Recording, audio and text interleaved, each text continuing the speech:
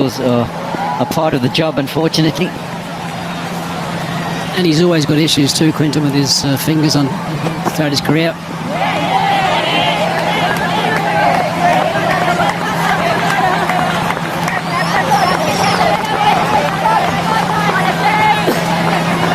You'll probably see a couple of times throughout the day today when he takes a delivery from one of the quicks. You'll see him wringing a hand, but I'm afraid it's just a bit of an occupational hazard for somebody who wants to stand behind and try and catch the ball that's held towards you at close to 150 k's per hour at times. You've always got to be careful shaking ex-international wicketkeepers' hands later on in their careers. They always look a little bit messy. Some shockers. That is a really good delivery. That's exactly what he wants. Getting the ball to start pretty straight, and then the shape kicks in. You can see Markram fully aware to treat it with as much respect as possible. There you go. The initial angle is in towards the stumps, and then it starts to move. Late movement. I think he might have also been a touch wider on the crease on that last delivery, just to try and get a bit of a better angle. But he's got that potential at a young age of 20 to be able to work with that. He's got Waka Yunus in his pocket to help him. Sounds looking good. Can't be bad, can it? I think he certainly just decided to cut down the pace a little bit today and forget about being that tearaway quick that we've heard about. We'll just try and get that shape right and get that wrist right. He's consistently nudging around the 138 k per hour mark. That's as fast as we are, just 140. Well, sorry, I want to say just 140. That's just 140 for him. Yeah, I think there's certain times in his career in Pakistan, if it's flat, the ball's not doing too much. It's going to just be the genuine speed that's going to have the impact. Whereas here at the Wanderers today, we've seen him shape the ball, and it's just more about hitting areas and being consistent. What a delivery that was. That is really special.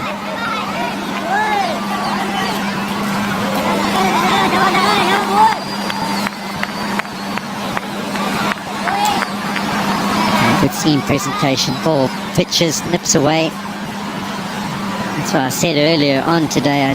We used to love bowling here at the Wanderers. Even on the flatter surfaces, it just seemed like there was something for you to work with. Carry was always good.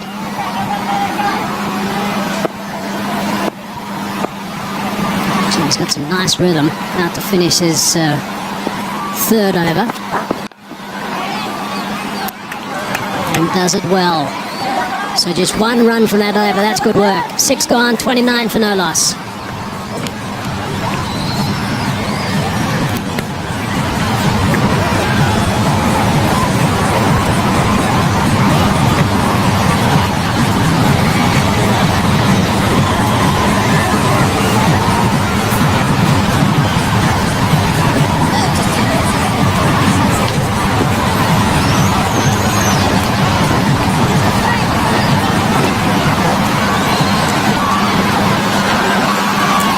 Not easy at the moment. 6 overs gone, 29 for no loss. Run rate at just a shade under the 5 mark. Markram is ahead of the game, if you like, from a run scoring point of view. He's already got 21 compared to Kock's 7. That's good stuff from Afridi. So these two bowlers for Pakistan are doing a fine job, enjoying their work on this surface right now after winning the toss and inviting South Africa to bat.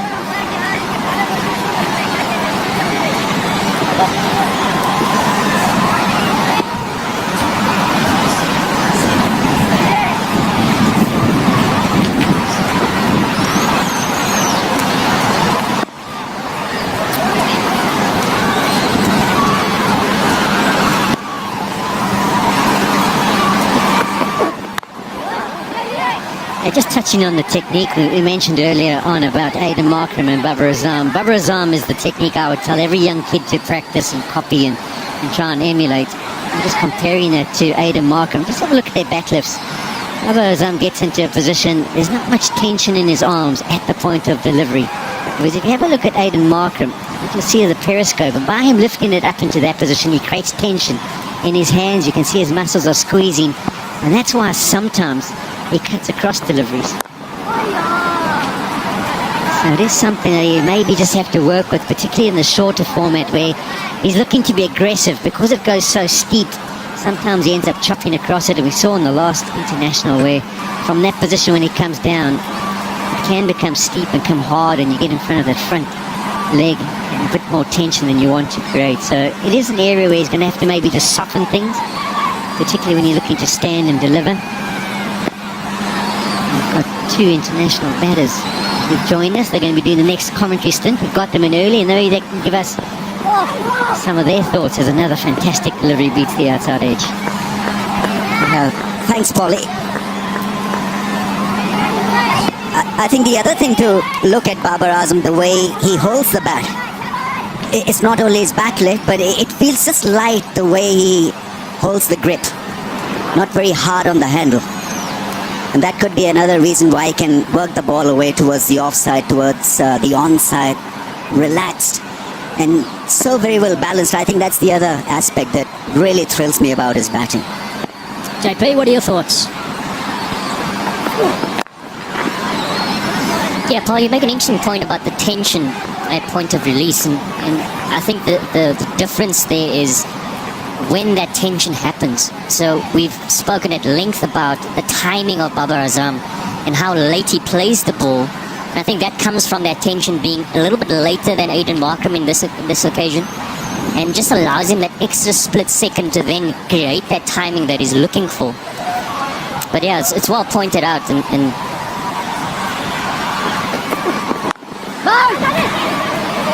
certainly the runs are drying up a little bit for Kock at the moment, which is not the way that he likes to go. That's really good work. It's a maiden, so 7 overs gone, 29 for no loss.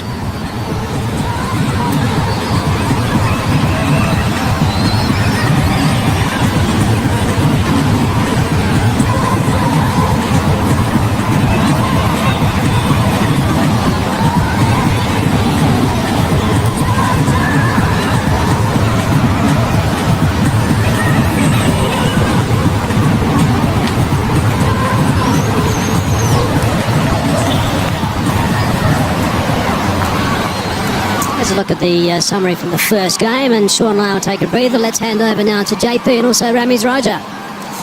Thanks, AZ. 29 without a wicket. 7 overs. South Africa have been good in patches. Pakistan are making a comeback of sorts. I think it's all about adjustment. Adjustment from fast bowlers. This is a placid track, so you've got to adjust your line and length, discipline. But that comparison of Babar versus Markram was quite remarkable, JP, because the other thing that Babar Azam does so well, he doesn't really lunge completely forward, so he allows himself that time to maybe square cut the ball as well from that position. That's smashed into the fence for 4. Not great timing, but it was great placement. yeah, rare loose delivery, and when runs are hard to come by on a surface that's assisting the seamers, you got to pounce on the opportunities, and Aiden Markram does just that. As you mentioned, they're not that quite the timing, but always value the shots in the high felt, and a welcome boundary to set the tone in this over. This pitch tailor-made for his style of batting. Wants to camp on the front foot. Wanted to hit the ball hard. I think he's got to adjust just a little bit, Markram, because he's got so much to offer. Aesthetically very pleasing, and plays the ball with a nice steady head, high elbow, and plays the ball down the ground as well. But every time he tries to smack it so hard. He's a good batter to watch off the back foot. He plays that back foot punch really well. And as I mentioned, at times in the front foot, the timing is not quite there.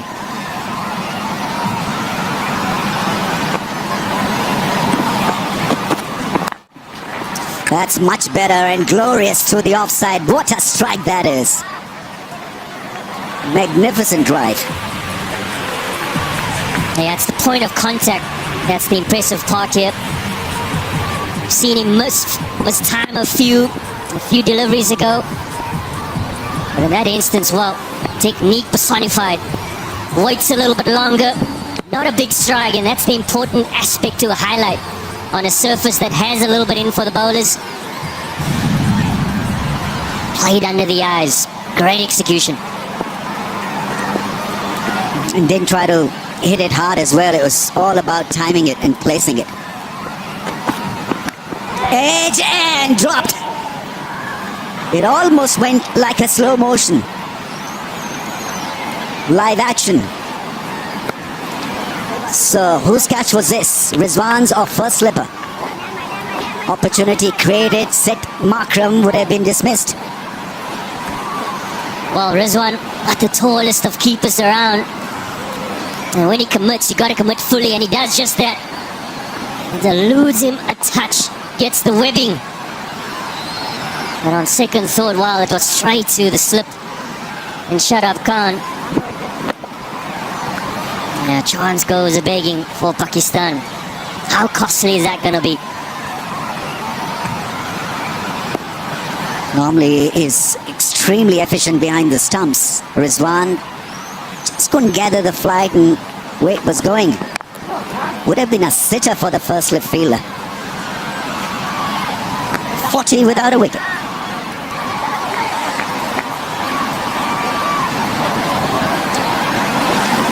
I just went for it. And so initially looking to just gather it and then had to fly in the air because he was always going to be away from the line of the ball. Healthy edge.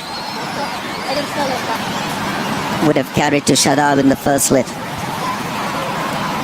Had it not been missed.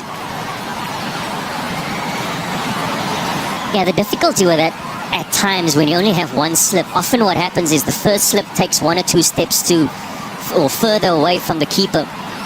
So he's not in a conventional first slip position. He's almost in a 1.5, possibly even 2, which allows the keeper that freedom to kind of dive. And as we saw in that instance, well, it was probably straight to Shut Up Khan.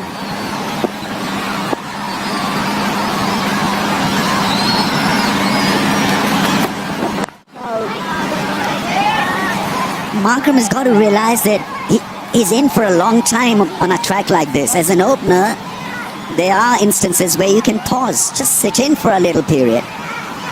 Because he's mounted a great challenge here. He's into the 30s.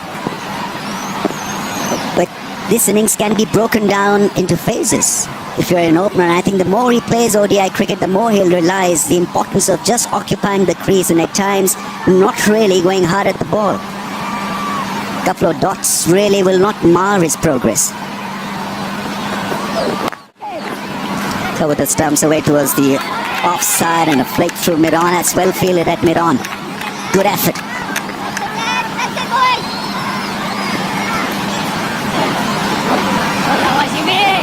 What he does well here is he gets into the channel of Shaheen Khan. He's trying to manipulate the field and he's got a good line in length, creating that offside opportunities. As you see there, he's getting into that channel. It shows the confidence that he's oozing and growing as the innings goes on.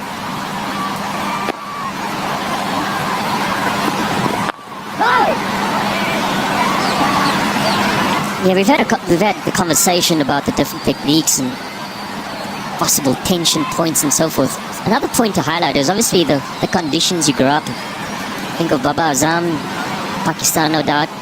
Placid wickets where you almost have to hit the ball as late as possible. Where you're in a high felt, you can get away with a lot of getting forward far enough and getting in the line of the ball, getting big strides in.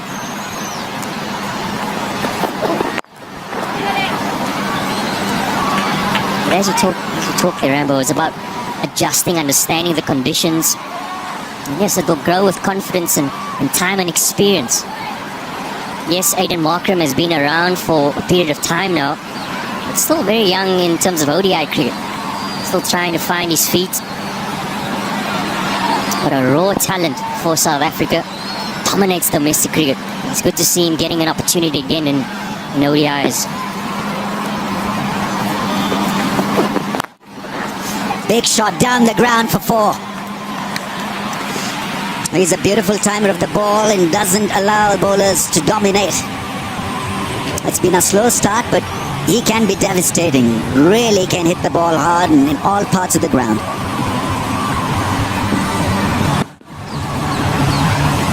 What saw his demise in the first ODI at Supersport Park. Looked towards the cow corner region. What's good about that, he kept his shape. Looks to go straight.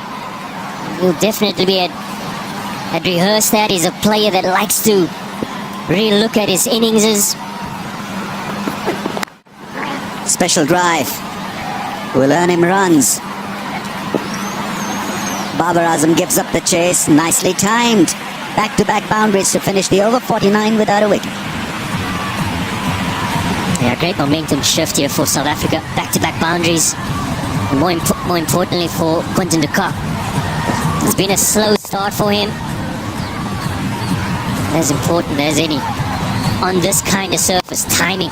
Getting into a good strong position when he does just that. Signature off drive for Quinton de Kock.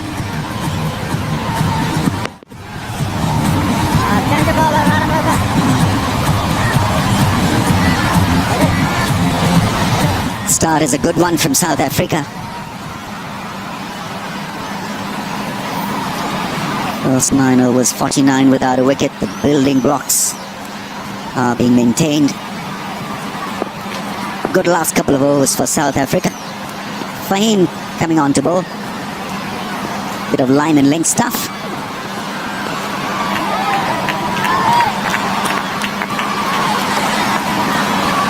His progress as an all-round cricketer has been very good in the last 12 months.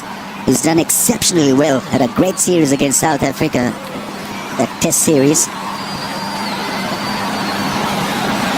Showed his brilliance with the bat and is economical. I think that is where Pakistan will want to back him, will want results from him just to calm down things with the ball.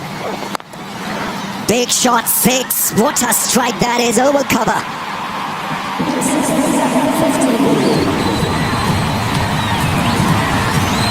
Well, we spoke about him imposing himself and growing in confidence as he spends more time at the crease.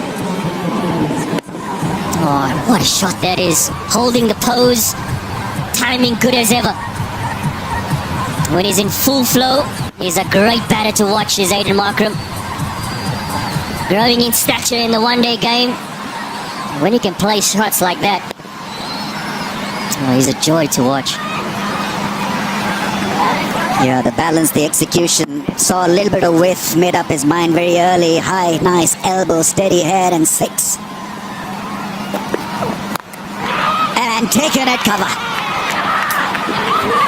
So the rhythm has been broken. Great innings. Doesn't find runs. They're trying to check the no ball.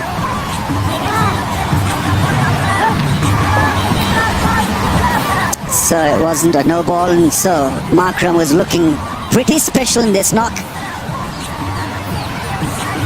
Goes off the crease after promising so much. Yeah, he'll be bitterly disappointed getting himself in. Unfortunately not getting into a position to really carry this innings through. It's been a powerful start for South Africa, gaining a little bit of momentum. In particular, Aiden Markram growing in confidence, growing in stature. Unfortunately, well, for him, he had different ideas in mind. Aiden Markram, he goes for 39. South Africa now, 55 for 1.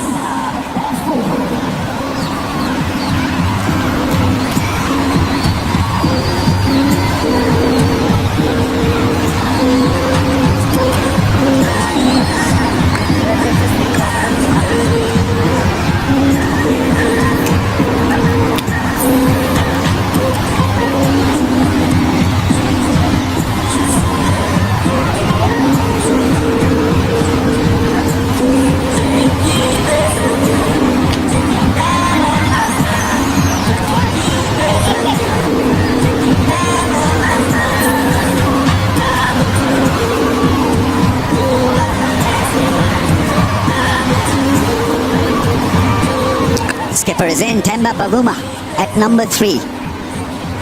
It's a reasonably good start by South Africa. Platform has been laid, and so all he has to do is to just continue milking the bowling here. It's a placid track.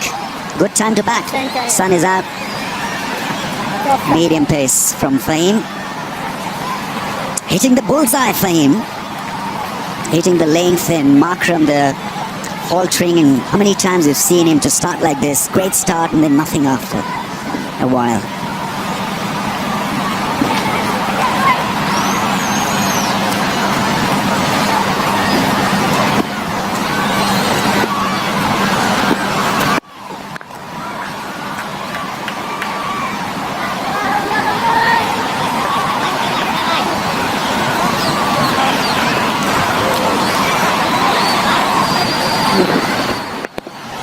Yeah, in many ways, you think of Fahim Ashraf, he's very consistent in his line and length, so as a batter you can possibly line him up. And we saw the previous delivery go for 6 over extra cover. And sometimes you can think, well, he's going to go there again, I'm just going to keep going. Unfortunately, well, it wasn't quite the delivery to try and go aerial again. I think it didn't get on top of it. It had just a little bit extra bounce, maybe extra nip. It was hit for a 6 before this delivery, Fahim. It's pretty unnecessary after smashing him for a glorious 6 over cover. Look at him, it's just forcing his way through quite unnecessarily. Got to pick the right balls, right length. Got cramped just a little bit, had no timing, taken at cover. He's off the mark. Bavuma with a slice. And after 10, 1 down for 56.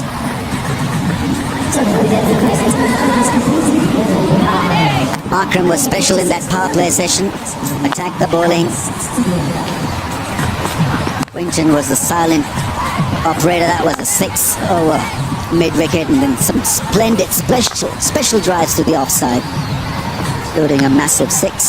It's dropped by the keeper. In the meantime, Kock hit one over the top in a cover drive to follow it up. 6 and out.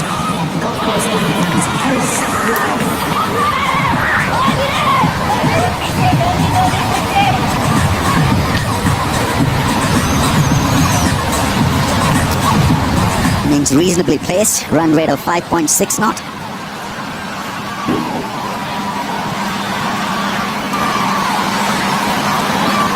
Ralph coming on to bowl, can be slippery as well. Quick through the air, not very tall. Skips the ball on any surface.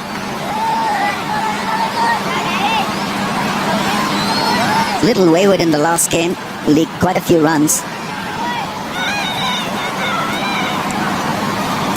A special asset for Pakistan in T20 cricket, not so much in ODIs.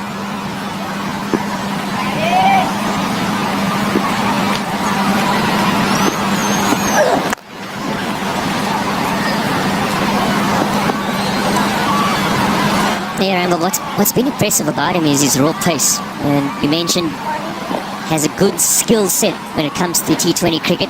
He's played in the Big Bash as well, as you've mentioned. Will grow in stature with that raw X-factor ability. Yes, once he gains experience in the ODI format, understanding his consistency in line and lengths, being able to use his variations and his skill set possibly towards the latter part of the innings. An exciting prospect for Pakistan, no doubt.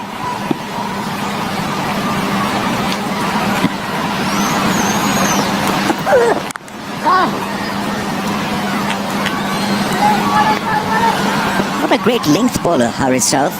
You see him do well when he pitches the ball, the Yorker length, or when he bowls a leg cutter, an off cutter, slow deliveries. Very good with his variations. But ask him to bowl length deliveries, ball after ball, he'll disappoint you. I think his role has got to be defined to him. First 2-3 overs, just look to go flat out because he's got pace, genuine pace.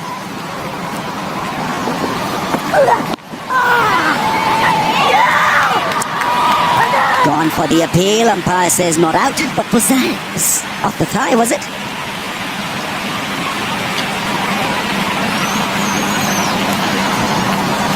The arrest timer is on. Pakistan probably are not going to opt for it.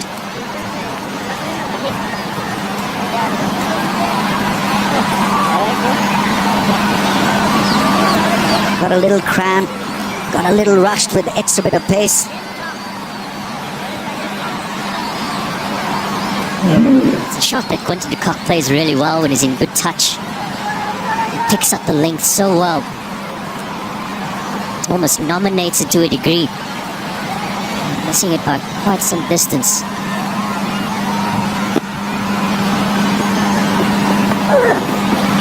Misses it again. Another sharpish delivery from Haris Rauf.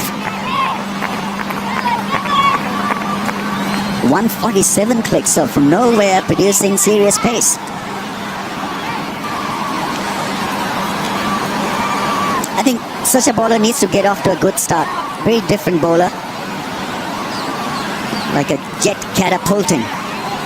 Short, explosive run-up. Beat him for pace. Barely beat him for pace.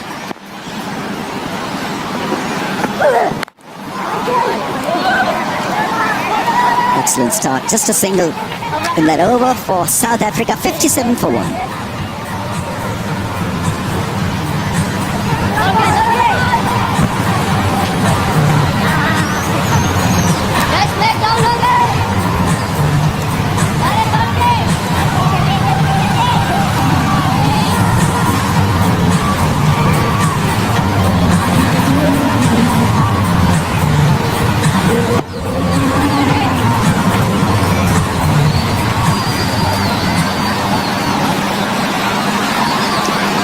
South Africa need the upper order to function well here in this do-or-die game for them.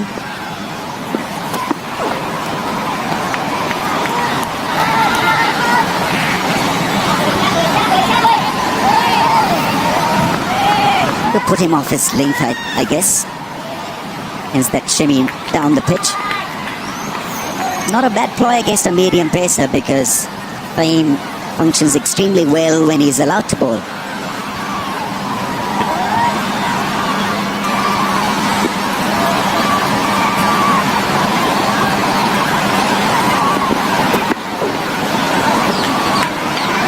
He's that type of bowler, as a batter, you can look to do that.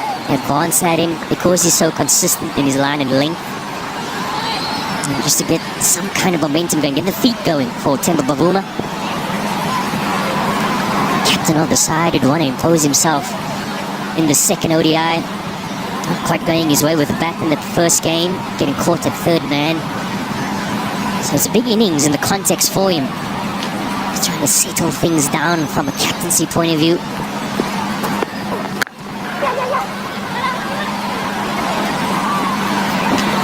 Have a chance of a run out maybe if that had been collected properly. Fakhar Zaman, the fielder, I think is a left-hander, so had to turn to his wrong side.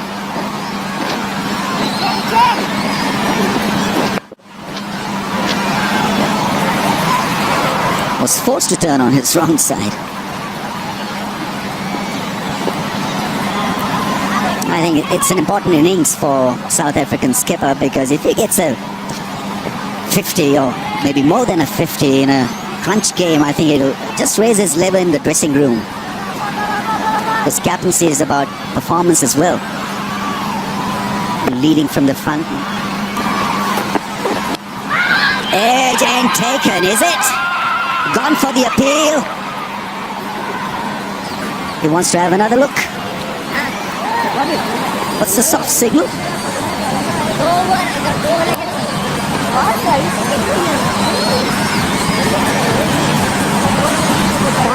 So right, Pakistan are reading it as played.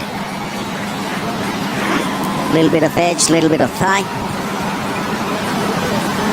Yeah, he felt quite confident, didn't he, Quinton Kock?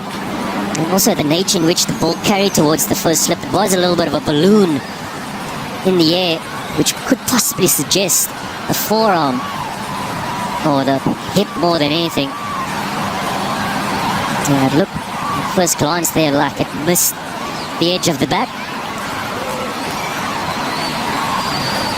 And there's confirmation from ultra edge.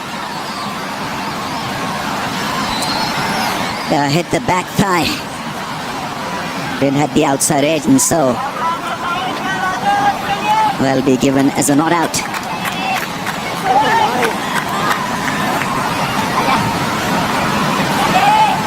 Another good delivery from Fahim. Cross seam delivery. I think on a pitch like this, you're better off at times experimenting with a cross seam ball, because it seems to jump at you just a little bit more than a seam up delivery.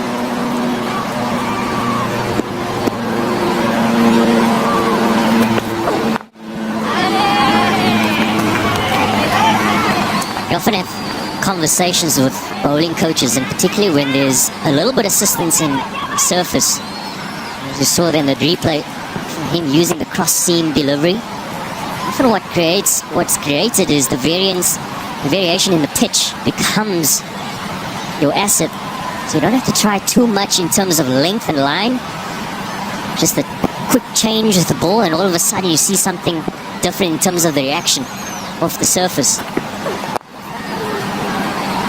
So steady over by Fahim, just the 2 runs from it. 59 for 1.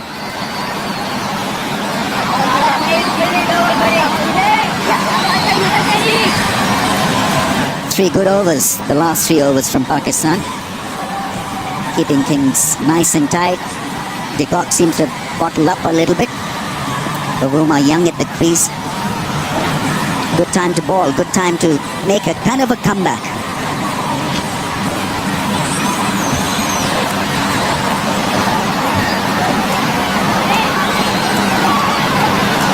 Rao 5 dots in his first over.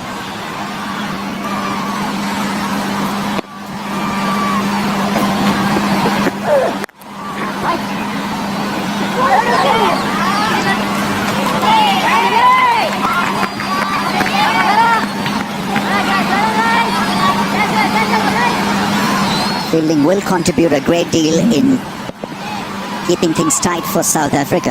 That was a very good effort. Full length dive. Imam-ul-Haq there, another left-hander position there.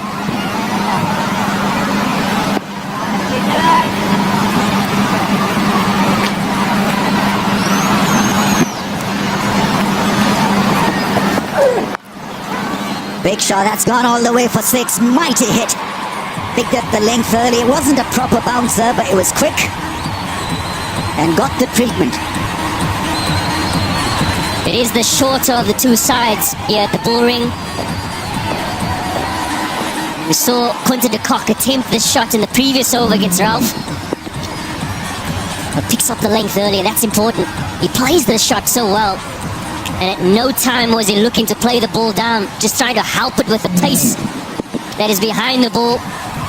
And when you're at the high felt for all money, you're always going to get that maximum. Great shot by Quinton de Kock. Yeah, 3 kind of dead overs, and then to produce a shot like this, obviously, he's looking for an aggressive hit.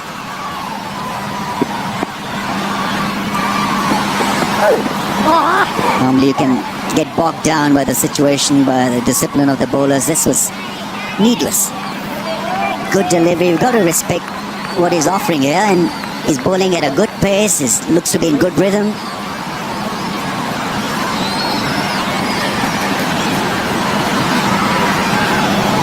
It's an area that South Africa struggled to touch in the first ODI. The ability to rotate strike, particularly towards that third man area. Baba Azam in particular was really good with that in that partnership with Al-Haq.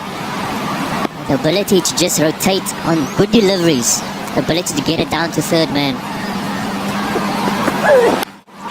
And over the slips for 4. Trying to force something out of nothing. Quinton de Kock, he wants to dominate. But I guess a couple of times the method has really not been great. Yeah, fortune for Quinton de Kock. We know that this is a real strength of his. The important thing to note is the pace behind the ball. That is Ralph. Averages are around 145. Any bit of bat on that's gonna fly over the slips.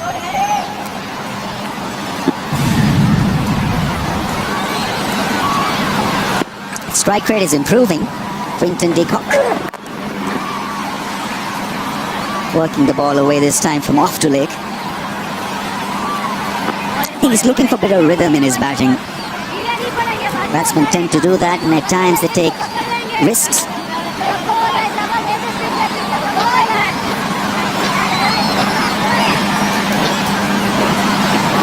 Yeah, you make an important point there, Ambo.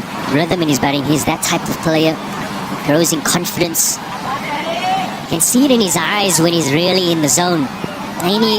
Doesn't matter where the bowler looks to bowl the ball, he has this ability to still find the boundary.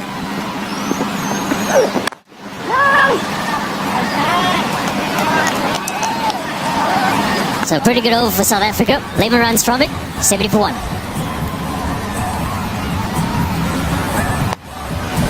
He becomes an important player for South Africa, Quinton de Kock, because he's got plenty of ODI hundreds. He knows how to seal the deal. He's done the hard work, set up a 27.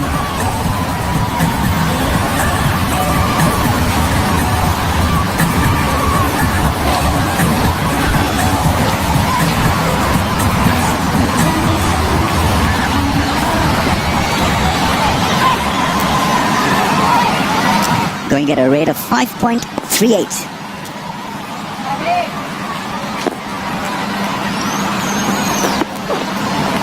Oh, nice delivery. Enough movement to keep the batsman a little quiet. That is what he's done so well. He was pretty pacey. He was around 140, 142, but his pace has come down.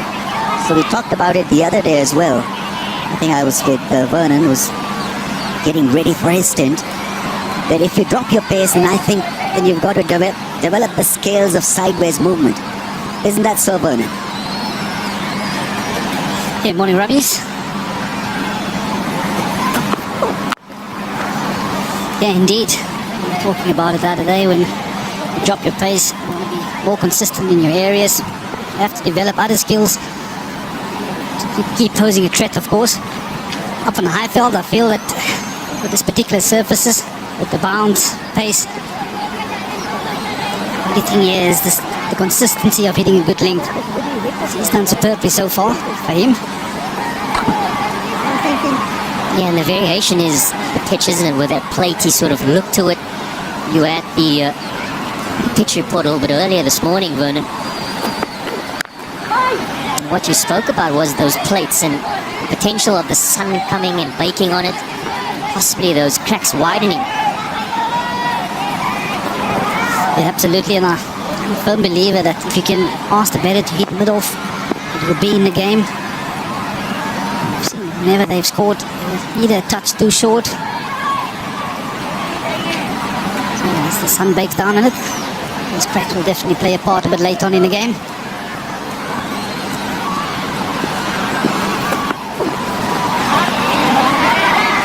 It's the length that goes for 6, actually, that one of Markram that he smashes out the ground. That's the length you want to be at. Perhaps not so much the line, because it allows the freedom of the armsman to go through. But it was good for him, despite being smashed out the ground, comes back and is of similar length again. Just a little bit further back, but straighter. And you get bounce here at the Wanderers. It helps you a lot.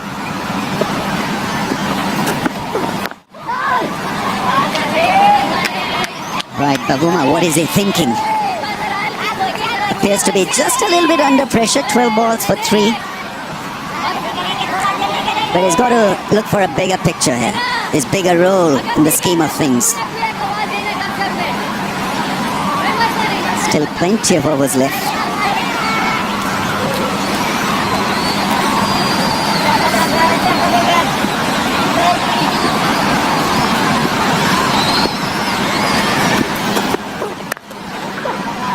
Runs hard, chance at mid-on. He beats him quite easily. So after 14, 72 for the loss of 1, Tommy Mbangwa and Vernon Felende to take a comment. Thanks, Temba. That's who's to come, Centurion from the other day. Rassie from the Dussen. Heinrich Klaasen needs to get in the runs today. Found it difficult to start and then didn't get going at all. Miller played well. Andile Phehlukwayo, now after some time, injury and not playing, managed to get some runs, and what he needs to work on is just a little better rotation. Looks to go for the boundaries, and Rabada at the end struck a few lusty blows. Was in the air, had to ride the bounce there, Bavuma. That's the bounce we're talking about at the Wanderers.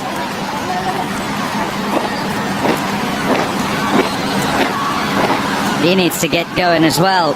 Bavuma 5 from 14. Might well be the thinking, Vernon, like your thoughts on this, that game 1, too many wickets lost up front, and so difficult to then catch up at the back end. And you end up with 273, and you've probably lost out in that phase where 4 quick wickets go down. About 30, 40, maybe 50 runs.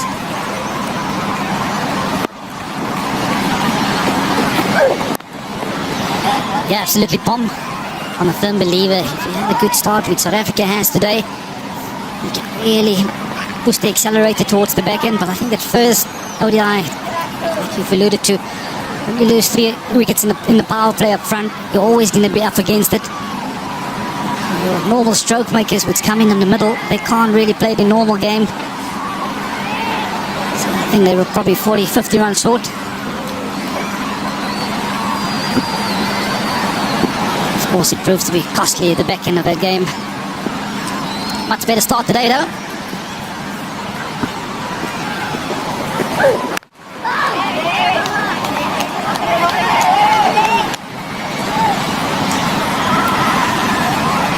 Ralph, easy pace.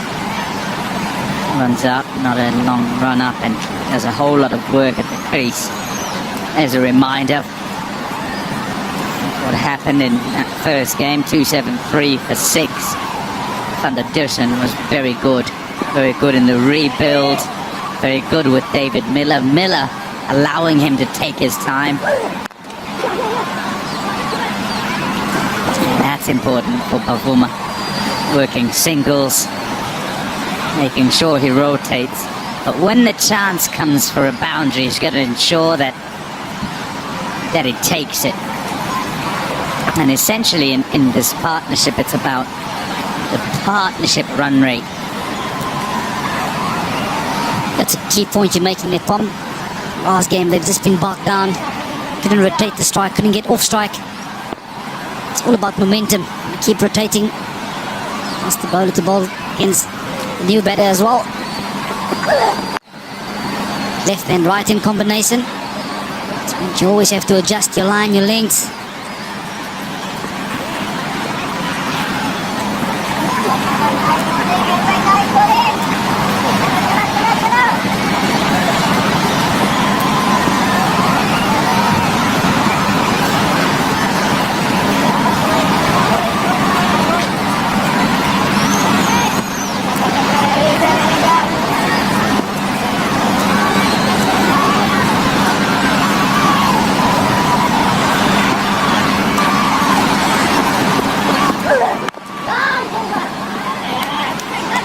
The over. 76 for 1.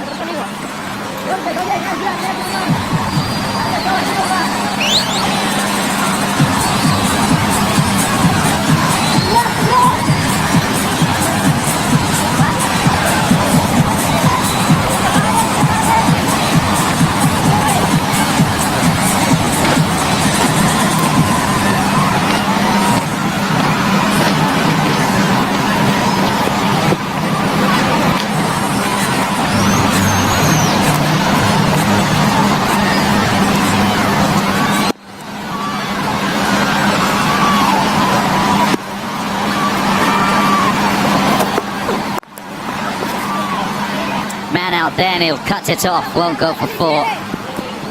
Also hitting to the longer side, that side he starts off 5 or 6 yards off the fence. Got to be asking them to try and clear that boundary rather than the other one. Come into play more at the back end. There's an in batsman, no doubt, will target the side of the big screen.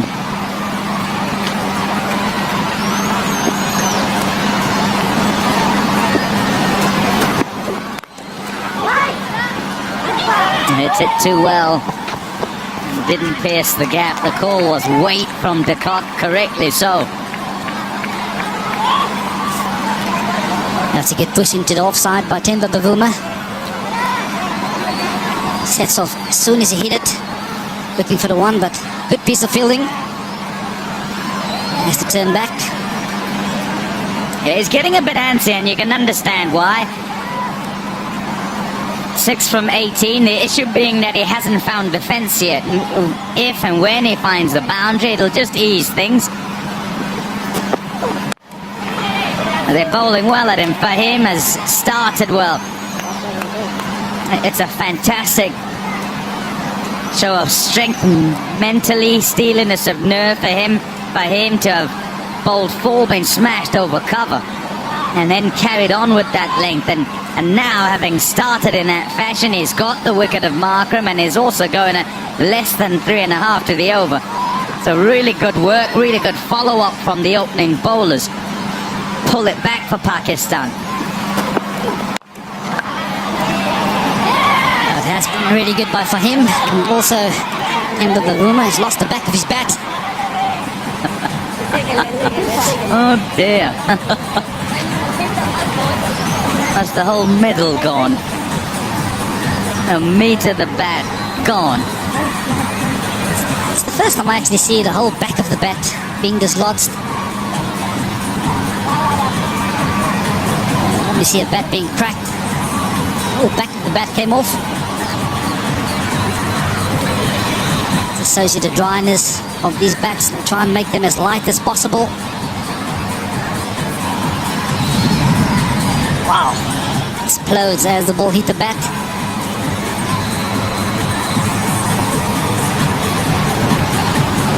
That's quite incredible, actually. Because it seems as if, you know, with the way that it breaks, it's as if they're joined pieces of wood rather than, you know, a single piece of willow. That happens sometimes in the handle, and fair enough, but right at the back of it, wow. We'll take a drink. You have one.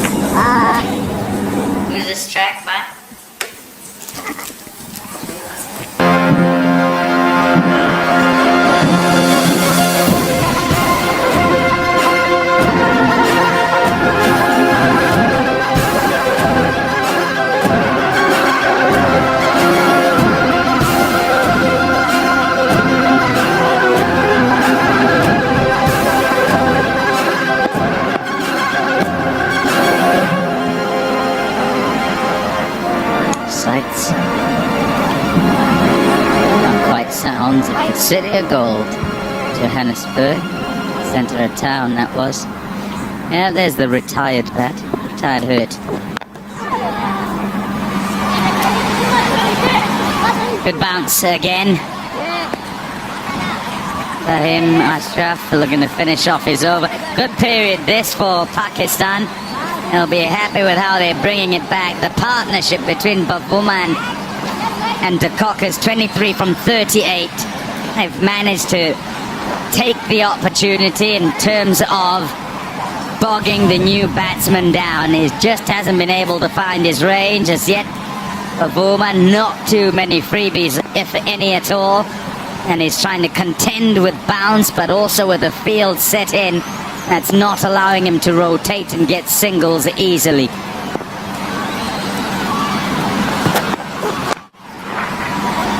Yeah, good bowling.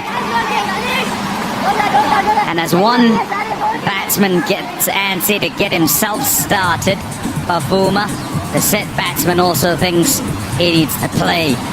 78 for 1.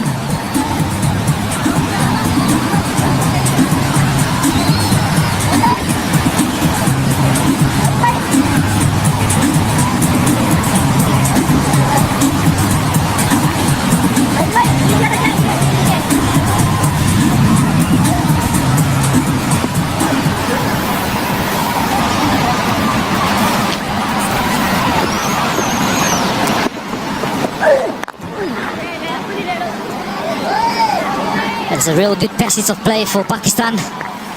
Strangling South Africa, not making it easy for them to rotate the strike.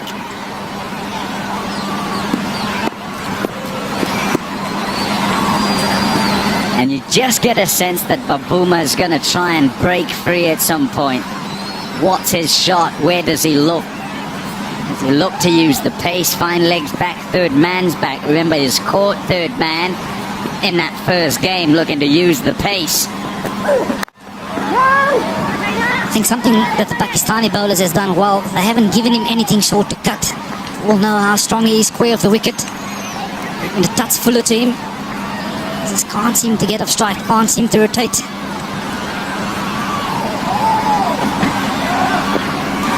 Like you point out for me, you can sense something is going to happen, something's going to give.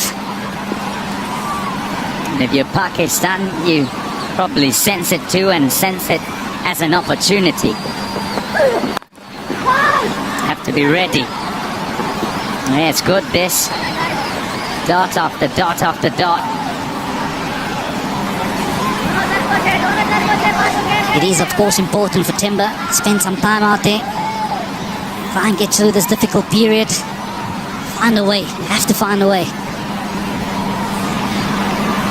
It's good captaincy as well by Barbara to keep the field in. The men who are out are fine leg and third man, so it's not easy to just drop and run.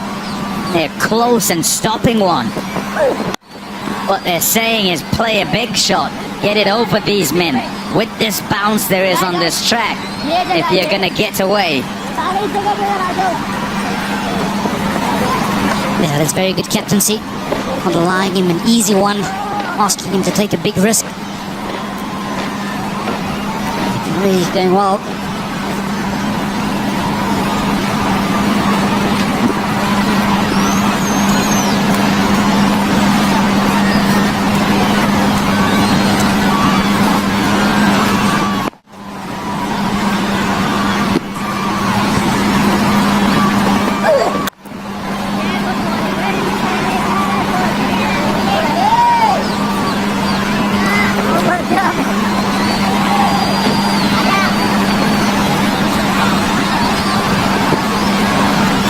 That's due to the good bowling of Pakistan.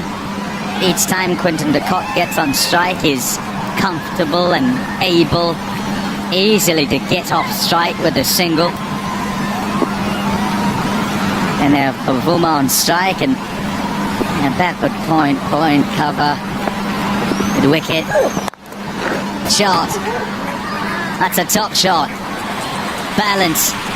So good, and he's timed it to perfection too. Hence the over. It'll relieve him, that, Bavuma. It's 84 for 1. Rav just gone a touch fuller on this occasion. Beautiful balance from Temba Bavuma. Played on drive. Always in control of the shot. Beautiful balance.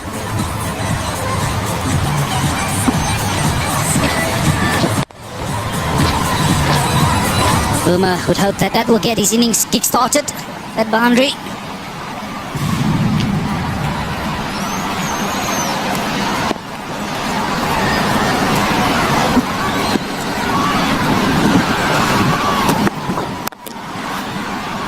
Banged away.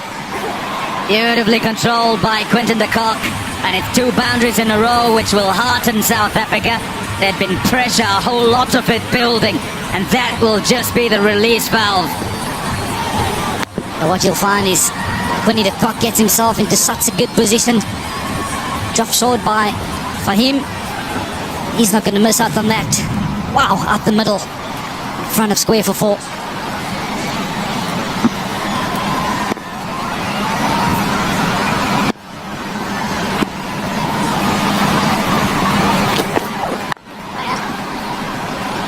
Single, waste no deliveries. He's got himself in, Quinton de Kock. For South Africa, that's very good.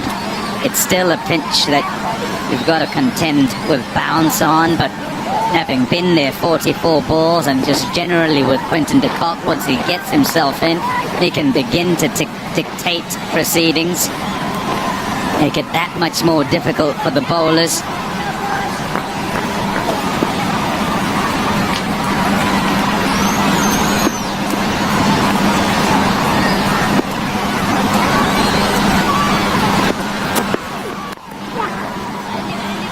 Temba Bavuma just walking to the line of Fahim.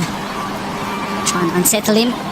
Needs to work this into the leg side for 1. I suppose the biggest thing is to get the pace of the wicket, the bounce of the wicket, to get used to it. Quinton de Kock got himself in. Found it real difficult at the start to score. He's starting to play a lot more freer now. He's got the pace and the bounce. Good skills that from Bavuma. The gap on the onside and having to work it. Failed it. You feel it missed out there, Quinton de Kock. It was there, it was wide. And looking to place it. And Imam in the way. This is a favourite scoring area for de Kock. He needed as well. That's good fielding from Imam. That's the frustration. Should have got that away, and particularly because the bowlers have bowled well in this period. Yeah, I was just saying with Bavuma having to work the ball on the onside, I think also added responsibility in that he's captain, and you're saying he has to find a way. I'm saying in the period as well that, look, he's going to try and get out of jail. How do you do it? Many will try and go for the boundary, sort of go for the boundary option, and it kind of just pushes the wolves away from the door a little bit. But as the skipper, he's got to bide his time. He's got to do what's going to work, that's going to keep the side in a decent position. Good riding of the bounce there.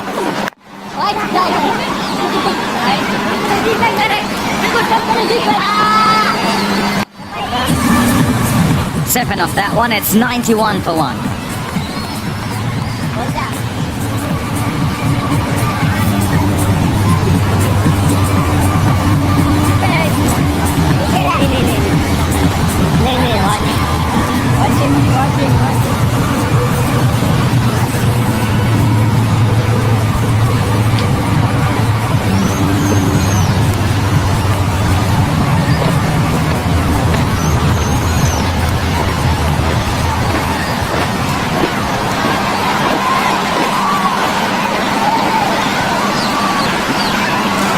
The projected scores, South Africa will hit 6 plus, get to the 300 mark.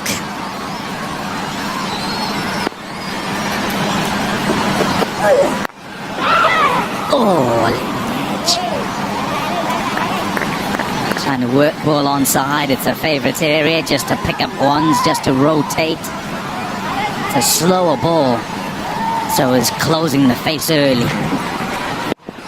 Now, this is good from Ralph.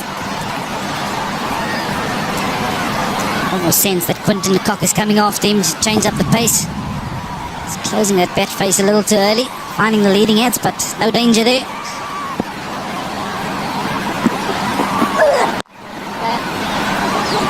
In the gap. Oh, excellent. Just brilliant from Bavuma to stop that getting to the fence.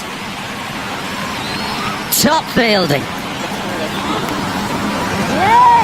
Quinton Kock really fancies the shot. Giving a little bit of whiff. This is outstanding, building out in the deep. Certainly saved his team 2 runs. This is brilliant. A little bit short. It's his shot at Quinton Kock.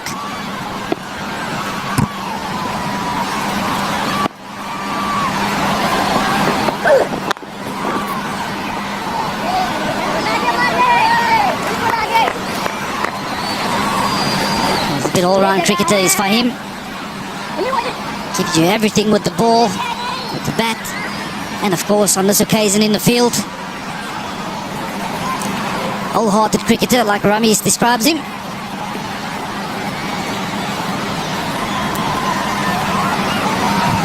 And the appreciation from the bowler, the captain. That sort of energy always rub off on the team.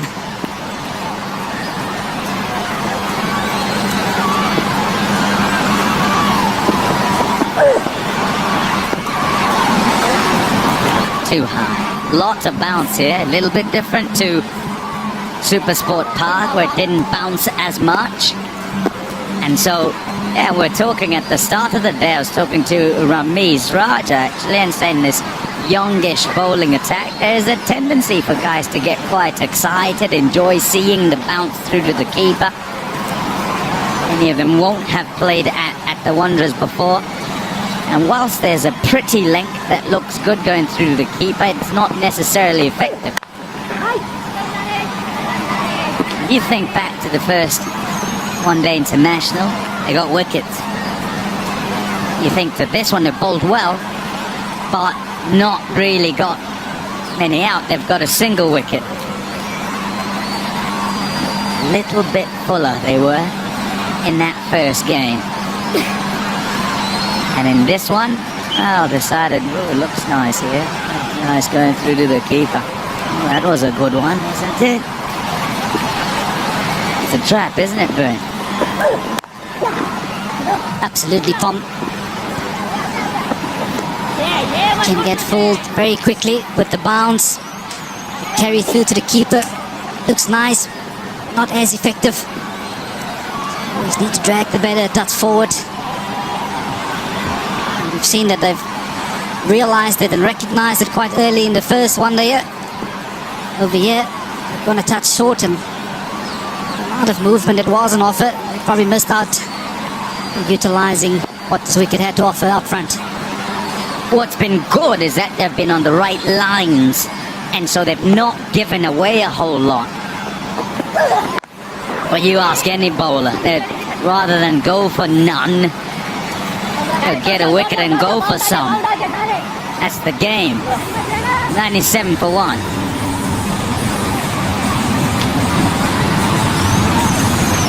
I think when you play up on the high felt, and we've made the point in the first ODI that you always want to be thinking wickets.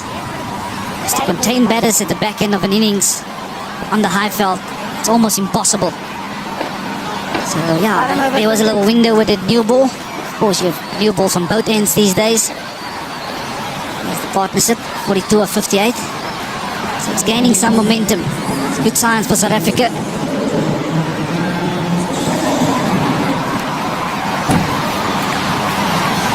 Spin. The leg breaks off Shadab Khan. Good record, good strike rate. 45 matches, 59 wickets. More than decent economy as well, 5.04.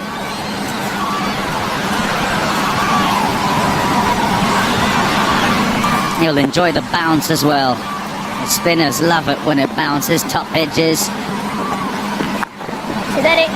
Shot. Reverse straight away. And away it goes for 4. Quinton de Kock brings up South Africa's 100. Yeah, Quinton de Kock is not going to let him settle in yet. Very first ball. Gone to the reverse sweep. Executed it brilliantly, hitting it behind square.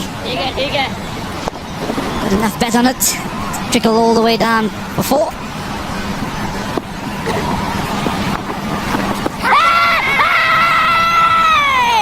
Not out, says Murray Rasmus. And they'll think about it. They'll have a chit-chat. Bowler, keeper, skipper.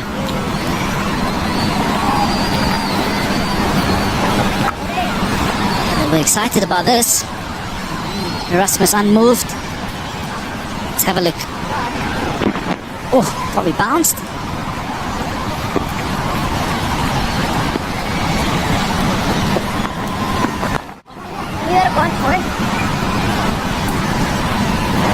Yeah, they like the bounce and the batsmen are playing the shots, but when they miss, they don't like it so much because it's going to bounce over the stumps.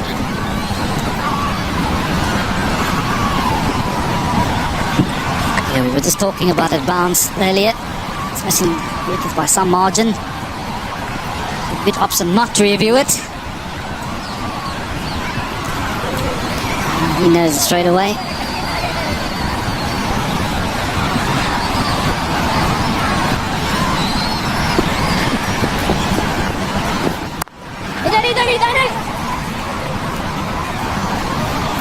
What a good spinner, good player of spin. Pardon me, Temba Bavuma. Deep in the crease that time and work one. Generally comfortable against them. Partnership picking up.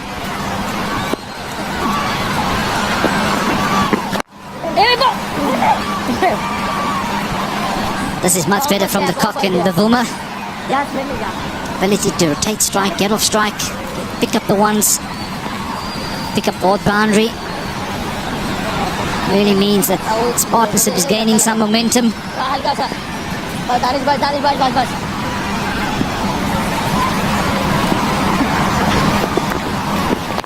Yeah, good bowling, good ball. Good end to the finish, good end to the over for Pakistan. 104 for 1.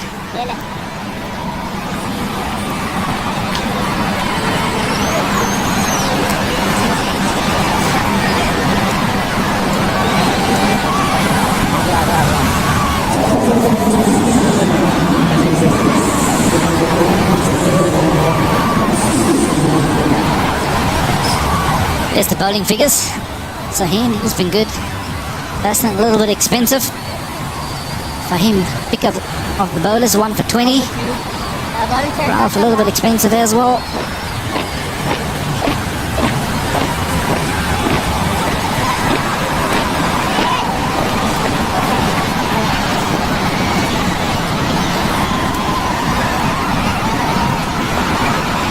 I 1 for 20. Good. I would like more in that wickets column because partnerships getting established here, and as they do, it means that South Africa will look to impose themselves a little earlier. Floor bowled. Jags back a long way, and he's lucky, Quinton de Kock, not to chop that on. Yeah, this has cut him in half. Coming from wide of the crease, angling back. Quinton de Kock shaping up to cut this. Ow! That's a good one. Good start to the spell for Hasnan.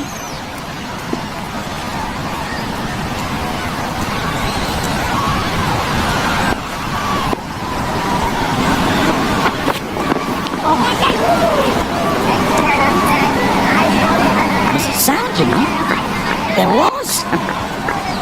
I'm not sure if you heard it, Hayes. Hayes and Mac next on comms. I heard a bomb.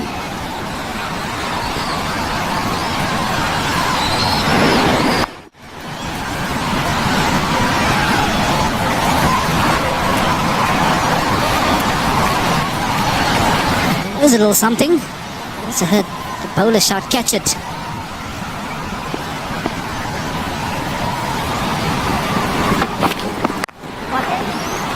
We're hearing things. Never mind. It's okay. Happens. I was about to say whatever it wasn't bad. The 50 partnership has come up between Quinton de Kock and Temba Bavuma. And yeah, let's hear from this partnership that's coming up upstairs here, Mac and Hayes. Something interested you particularly, Hazy? Yeah, I'm going to pose a question actually to our viewers. That broken bat with Temba Bavuma.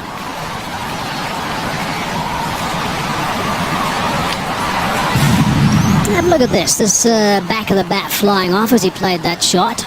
My question to the viewers is, it's a little tease, what would happen if the back of that bat went onto the stumps? Tiny work, backward a point on the offside. Temba scrambling back for 2. So what would happen had that bat, the back half of the bat, then continued on past Temba Bavuma and clattered into his stumps behind him? There's my question to the viewers. I'll give the answer shortly, but please in the meantime send your answers on a postcard. Said things happen when you get older, right? Yeah, there you go. Postcards these days, Hazy. Yeah, letters and postcards. Are we allowed to answer? Only if you're sending a postcard.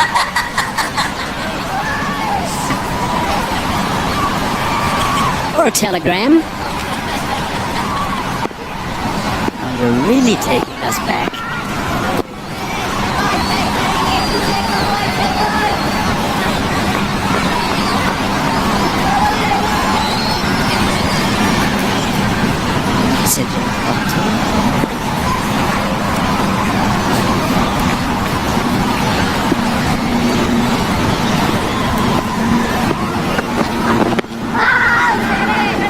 Missed out, and it hurt a little bit as well.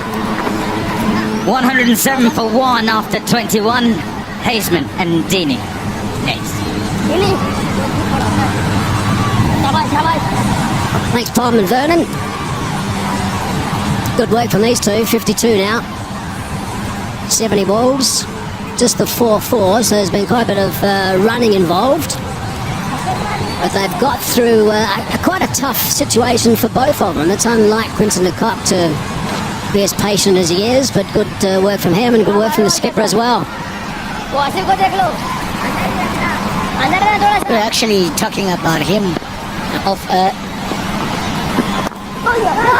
We're all saying that we all know that if he doesn't get it back on the ball, he starts slogging.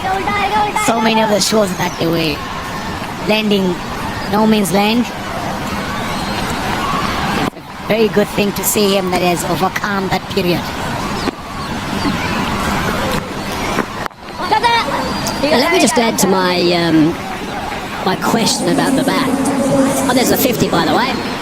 Right on to Quinton de Kock. It's certainly one that's more patient than we are used to seeing from him. But it's really important. He will know that. Of course, he had a bit of a break from the game. He's only played one domestic game before back into the national colours. Now he's in pink and he's got himself 50 off 60 balls. So certainly not slow by most people's standards.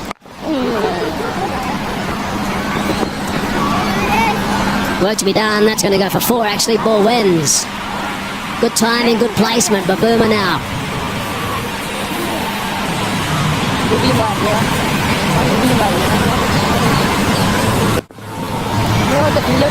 Beautiful to see Bavuma as well, using his feet, coming down to the pitch of the ball, get on top of it. Beautiful. That shows that he has arrived. He plays this particular ground, knows the pace, he knows the bounce, Oh, yeah, good ball. and as well he knows the tag. And he also had to battle through a bit of a tough time. He wasn't back up, guys, back up. Scoring runs quickly when he first arrived. But now he's okay, and now he's up and running. Partnership is worth 58. And it's important for the skipper to make serious contributions as well. So he will know how important it is to kick on. former skipper on strike. Hello, China. Not on his own, Hazy. Both of them, they played here before Quinton moving to Titans. They know this ground like anything else. From the Pakistan point of view, even the bowlers haven't given anything away at all. They're hitting the right areas. It was very good to see the seamers as well. And the score is 113 for 1. Seeing the seamers hitting the good area from the beginning, hitting that awkward man, carrying through to the wicket keeper. And now the wicket is almost like it's dried down a bit. So they need to adjust. A bit fuller. Still asking the same questions as the South Africa to play. It shows that they're not comfortable.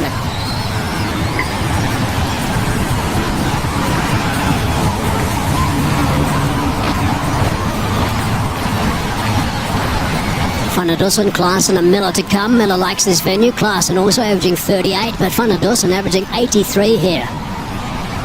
Fresh from his century, his first century for South Africa in the last game. Too far away from the stumps.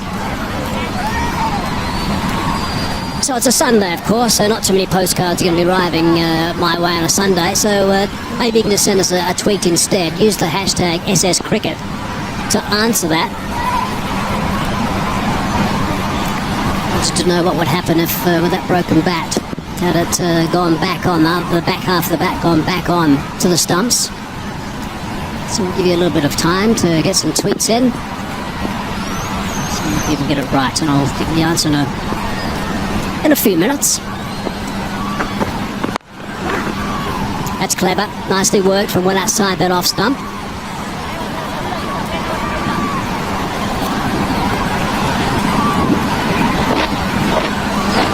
And what South Africa have done now is they've got themselves into a very strong position. 114 for 1. 2 balls into the 23rd over, so the platform is there. Run rate is at 5.1. Gee, that's low on the bat. Too much bounce. But what they have to do is make sure they step on it. They got the players to do that. Try and just ram things up a gear or two. That's cracked down the ground. That'll certainly help. That's 4 runs. Good shot, that is.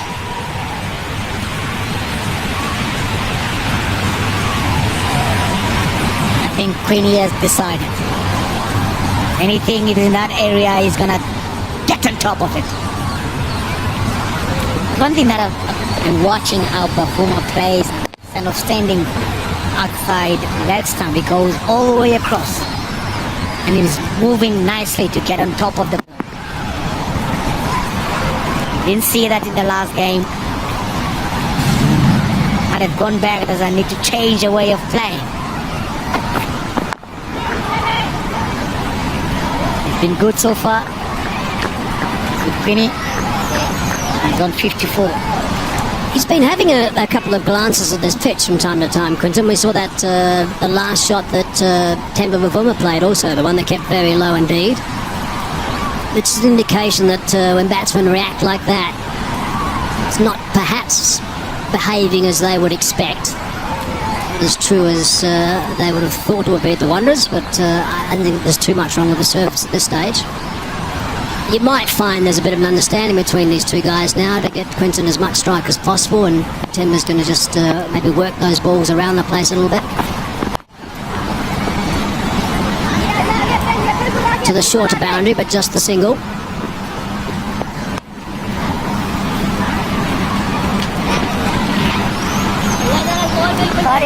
Sorry. What do you think we're going to target here? Just 280, close to 300. Give himself a little bit of something to bowl at. Well, I think they were low. There were some, I think 25, maybe 20, 25 runs low the other night at Supersport Park. They should have got that many more in my book. I would think they should be looking from this stage somewhere around about the 310 mark. Someone plays really well, 320. which means they need to go at 6.5, perhaps 7 from here. 23 overs gone now.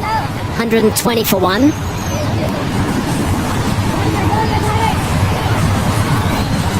If they go really well and go at 8-0 from here, which is possible when you got someone like Van der Dussen who's in good form, someone like Miller, we know that he can slam it all over the place and loves playing the pink days and has performed on the pink days before, then suddenly 8-0 takes him close to that 340 mark. That's what I'd like to see South Africa going on a surface like this today in these sort of conditions at altitude. And that's the one factor we haven't discussed too much. Quick turnaround from the skipper.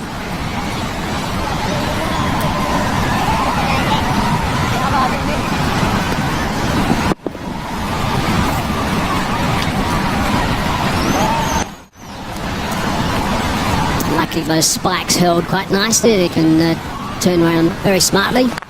At 5,000 feet above sea level at the Wonders. Air is thin, ball flies.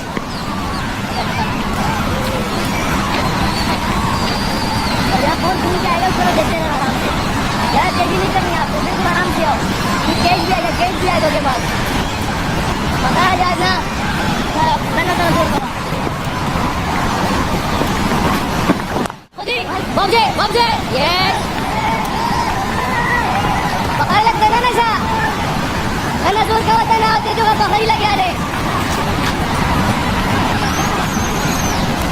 Rizwan is now trying to just G up his teammates. That's the voice you can hear through the stop mics. Bit of excitement from the bowler. Might have been a little bit of willow on that.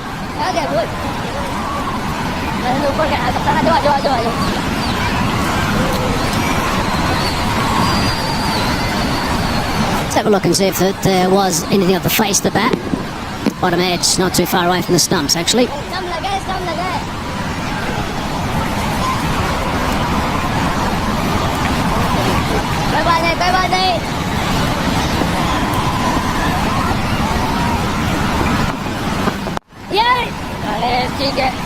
Again, the single working away to get to Kock back on strike.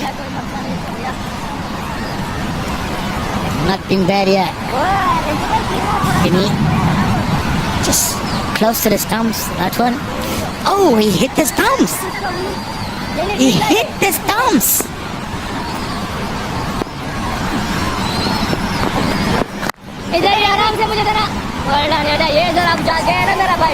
It's a very tight over. Just 3 runs from that in the end. 123 for 1.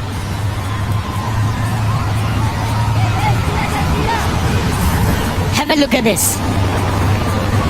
The bell didn't come off. Look at that. He hit the stumps. Just the bell didn't come off. Lucky Queenie. Look at that. Ball hit the stumps as it passes. You can see the light as well comes off.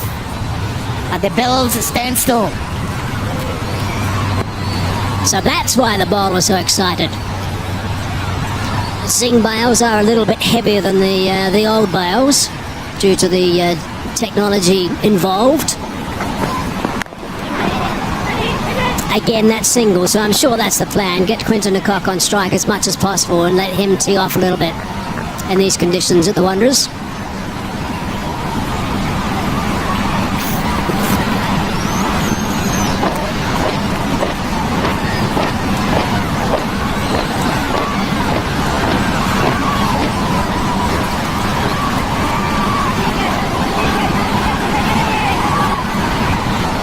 Probably they put the heavy bells for the wind. There's no wind here. So that's why they didn't fall. Well, you're fairly missed out there. Yep, Quinton and Kock is very annoyed. They really thought an opportunity to hit that in the stand, I think. Picked it up nice and early, sliding down the leg side at pace. Just wanted to pick it up and ride off the middle, but no, off that thigh pad, and just have a look at his reaction afterwards.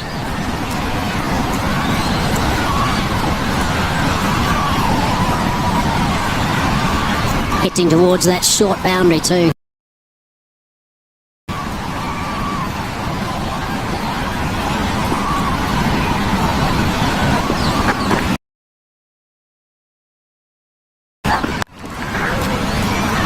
just beautifully fielded.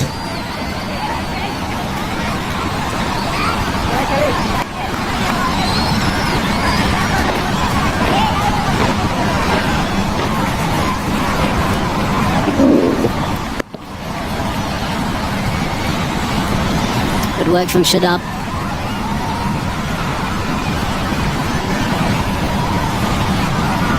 One thing I really admire about the Pakistan bowlers, they use short pitch ball as well. Quite often.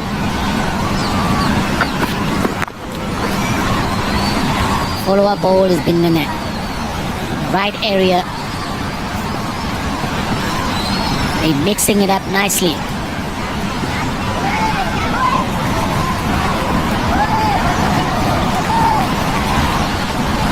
I think it's all been fairly controlled at the moment.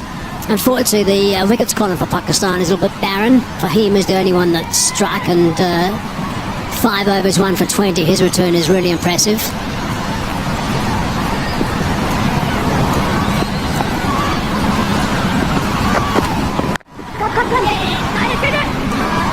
Again, that single, so they're just ticking things over nicely right now. They do need to just look the step on it. This is the stage where you've really got to try and capitalise a bit. This partnership is now 73, 93 deliveries. At the moment, it's Bavuma who's intent on giving the Kock the strike, I think, and try and get boundaries from the Kock. If that's not going to work, then obviously Bavuma's also got to try and join the party. He's a good enough player, clearly, to be able to smack some boundaries. Loves this venue, as Makaya was saying. Feels comfortable here.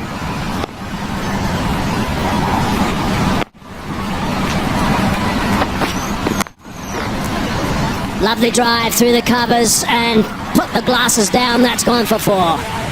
That's a nice way to finish the over. That makes a difference. 9 runs from that. 132 for 1.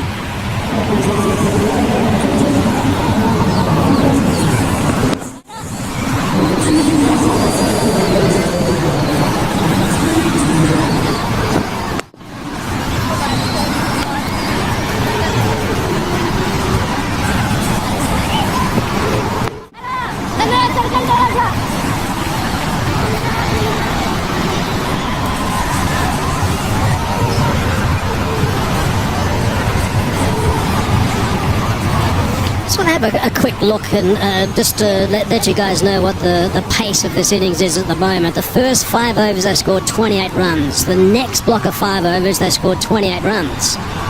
From 10 to 15 they scored 20.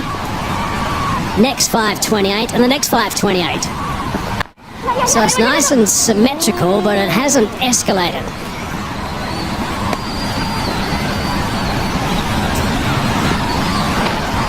And I would think other teams, I can think of a few other teams right now, be really stepping on things and climbing into the bowling, particularly when there's 9 wickets in hand and the surface is good. I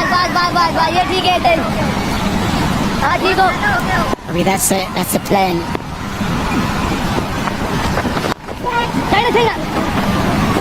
Halfway mark now, 25 overs have been bowled.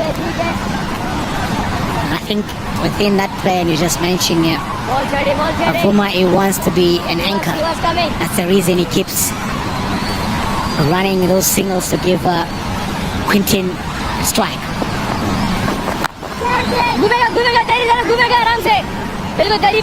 Just the single. I think the one-day game these days, Mackay takes 2 to tango. I think it's 2 guys who got to get after the bowling in these sort of situations.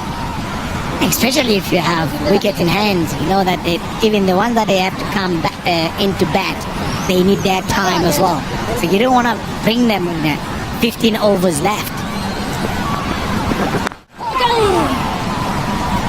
Good bowling. We don't have the likes of A.B. de Villiers. We can turn things around with anybody else. They need their time as well. Need only 2 balls to face and then he can start the engine. Overs left. And in this team, I mean, Phehlukwayo is batting at 7, which is probably 1 too high. He's probably more of an 8 than a 7, so you're missing out on a real genuine all-rounder who can turn a game at the number 7 slot. really out and out hitter. I mean, I guess Heinrich Klaasen, who missed out in the last game, is certainly one, and Kock is in the 60s now, and he's a valuable player, is David Miller. A little bit short, he's got hold of that. Couple of bounces and it's gone for 4. Nicely played. Got over 8 runs from that as far as South Africa's concerned. 140 for 1.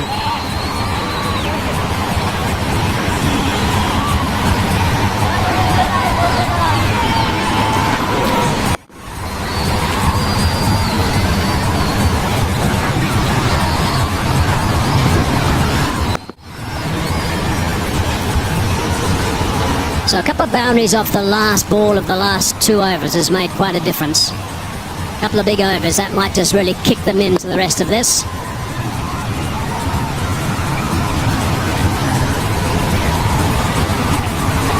Is that boundary from Bavuma? That could be the tango you're talking about. It takes 2 to tango. Bavuma decided if Quinton cannot get a boundary, he should start pushing it on as well. So that's why they don't want to have that 28, 5 overs that has been bowled. So they need to up the tempo.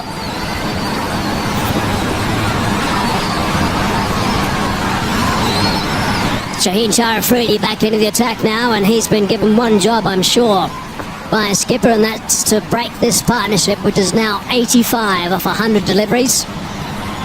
So it's going along at a nice rate. So Babar Azam would love to see the back of one of these 2 guys. Van der Dussen is someone who, when he does come out, he's not a blazer right from the word go. It will take a little bit of time to get going. But he is informed, clearly, and will be confident after that century a couple of days ago.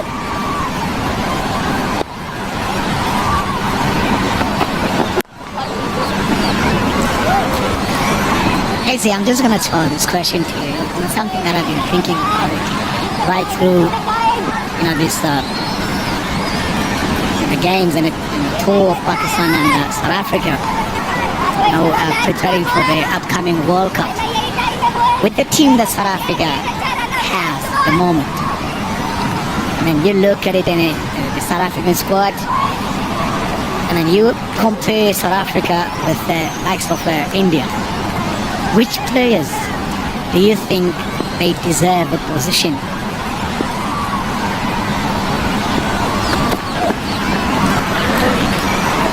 Good answer. That deserve a position, and then which players you think that they should have been dropped with the current squad that are playing, especially in the last game in this game? So let me get that right. So which players deserve their position in the South African side? Is that what you're saying? That's what I'm exactly. Because you've got the 11 that is playing. Yeah. But the rest that is currently not being part of the team. Should there be any changes? Is that what you're saying? That's the question I'm trying to put up front. Well, if I have a look at that squad again, I think straight away we will find out in the next game, because there's one more game to go after this, and of course should South Africa get up and win this one, which they clearly want to do to make it 1-1, then the guys with the blue lines are all off for the IPL.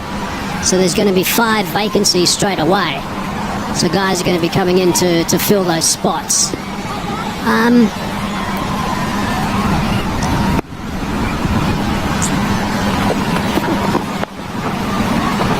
Nicely played, that's a nice shovel. That's gone for 4 runs. Halfway through the over. So 6 runs with 2 balls to go. I don't necessarily like the fact there's only 5 bowlers, Mackay. I've got to tell you that. I think that teams might just wait until one bowler has a bad day and then line him up, particularly if it happens to be bowling of the death. And someone like a couple of guys that do bowl the death and did in the last game might, one of them in particular, might be under a bit of pressure. That was my reason of opposing that question. But I'm struggling also to find someone who can do a batting role and also bowl at the same time. So I think this is probably the best lineup in respect to the one-day game. I mean, I guess the one change that could be tried and probably will be tried in the next game is Mulder in but he'll probably play with Phehlukwayo as well, but that might be a shootout between those two at full strength. Mulder being more of a batting all-rounder. Phehlukwayo is someone who's got more of a bowling all-rounder job to do. For the sake that he bowled 10 overs in the last game. See, and then the worry where, that lies into that, it is 148 for 1. The worry that I have, you've got the guys that are going to the IPL. You have the ones that they are watching it at home or in the bubble. And it really gives me a lot of thought regarding all that. What comes, to the South African minds and the coaches and the selection?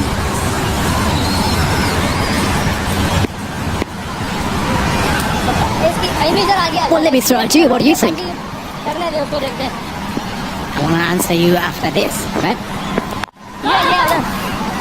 Firstly, I think the country comes first. If you have a touring team coming to your country, it doesn't matter, what you have outside, their country's schedule. I think they should play the strongest team until the tour has finished. Straight down the ground, hitting the umpire's foot. Rasmus will have a bit of a bruise tomorrow, maybe. It has always been Cricket South Africa's policy to allow the guys to go and play IPL. That has always been the policy. No, without a doubt, but not during, the countries that he has a series. They have always said that will be the case. So they would never step in the way of the guys playing IPL and have the opportunity to earn that income. I hear what you're saying, and I'm sure there's going to be plenty that would agree with that. I think Cricket South Africa have been quite clear about that. Big shot, big shot, big shot.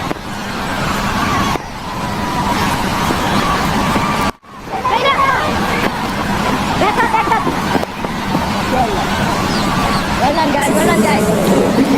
So then he goes to the if you pose the question with the bat, is it allowed that you can pose that to the public as well as what the public think?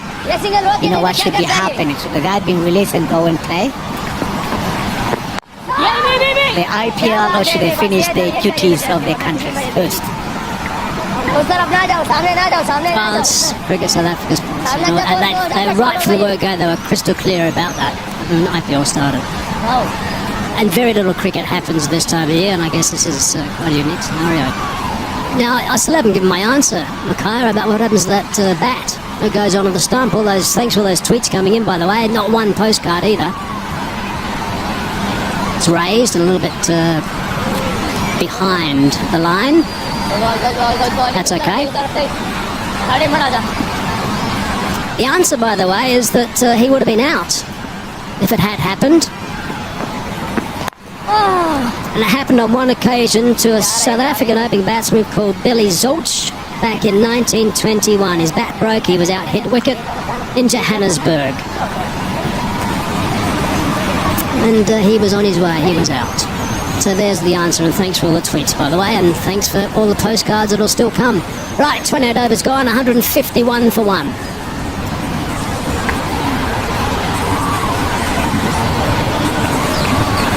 It's a good day of cricket, and let's all remember the cause. It's a pink day. It's for the breast cancer. Please. Right, a free again. Time for Mackay and myself to take a breather. We're going to hand over now to JP Doomy and also Sean Pollock. Good afternoon, guys. Yeah, thanks, Ace. Only just good afternoon, 4 minutes past 12, so that's very astute of you to have picked that up. South Africa in a strong position, 28 overs in, 151 for 1. Plenty of wickets in the shed. This partnership, 96 of 113.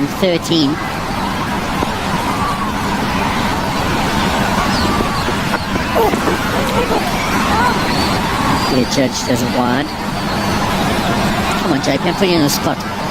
Predicted 6 and over, 283 from here, 8 and over, 327. What are you thinking? would be par at this stage after we've seen definitely a better surface than Supersport. From South African point of view, they're certainly looking at that 300 mark as a minimum, particularly with the start, as you mentioned.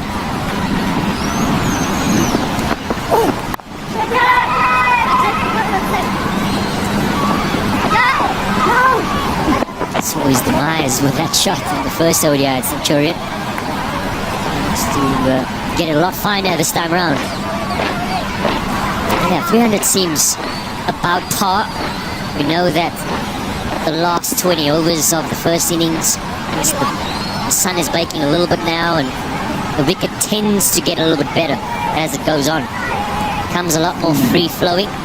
It's been a good partnership, 98 of 115 thus far, but it hasn't quite been a free-flowing partnership. So credit has to go to these two batters. That'll take it over the 100 mark. Walks inside and just helps it over deep mid-wicket. Premeditated, but played beautifully. Yeah, brings up the 100-run partnership. We spoke that hasn't been the most free-flowing, but the job is done, and that's the important part. They've rotated the strike well, 10 fours, the solitary 6. It's been a good foundation laid in this second ODI. Pink day. A big day in the context of the series, of the cause, breast cancer awareness. That's an outside edge, back-to-back boundary, slightly fortunate from the Kock. He wanted that to go through extra cover. He'll take the boundary. 4th century partnership between these two. Batted a lot together for the Lions. Where Quinton and Kock started, obviously moved to the Titans. Of 131 together.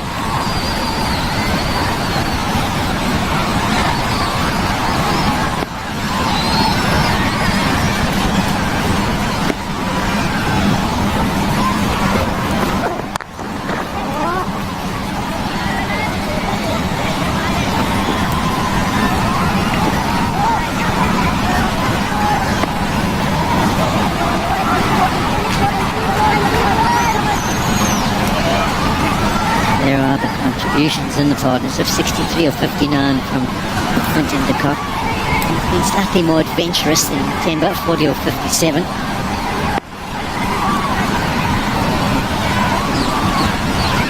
Often the case, left-hander, right-hander partnership can free things up for a team. Beautifully played. That one deserved 4, but doesn't get it. End of the 29th, 10 off at 161 for 1.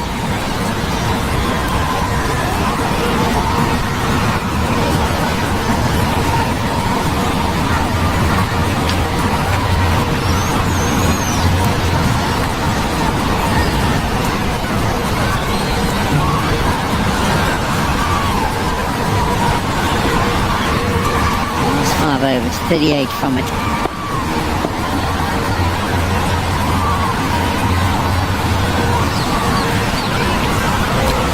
Could be the moment where South Africa decides to keep putting that foot down. Just lost the 1 wicket after basically 30 overs. Plenty of wickets in the hut, plenty of ability still to come.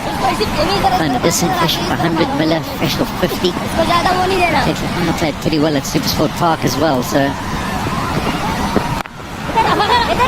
see the chance for South Africa just to try and accelerate things.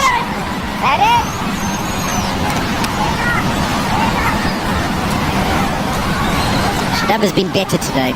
That is best at Supersport Park. Dragged down a few deliveries and was hammered away, but control's been a little bit better.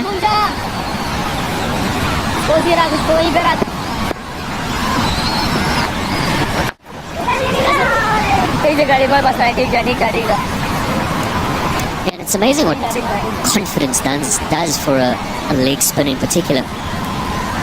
Going into Temba, Bavuma, the right-hander, doesn't have a good wicket in place. Second power play, so moving 5 in the ring. It's So your lengths are so important, particularly to Temba Bavuma, who likes to access that mid-wicket region. Picks up the length really well, gets onto that back foot. Isn't getting that length that he's looking for just yet. Well tried. Good bit of fielding, launching himself to his left-hand side.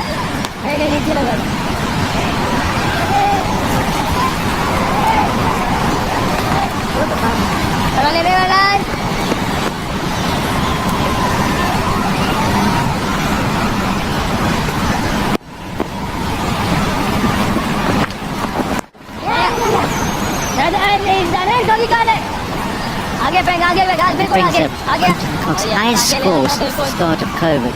28 innings in all different formats of cricket. So basically it's in a year. This is the best contribution he's made in all that time. It's been the best year for him. Struggled just a little bit.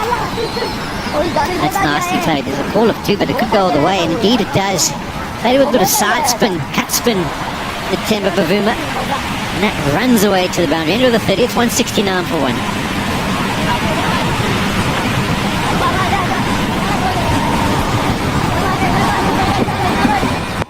You know, the Temba Bavuma is quick on his feet, and the ability to pick up length really well.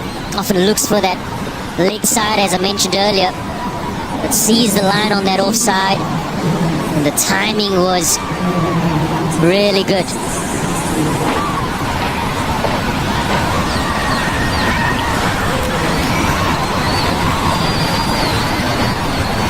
Bavuma's going along nicely now, 46 of 61. Often he comes in, particularly in the ODIs, and gets himself in, runs well between the wickets, gaining momentum. I feel that this is a great platform for him now to put on that accelerator. And from a team perspective, partnership going along beautifully as well, 114.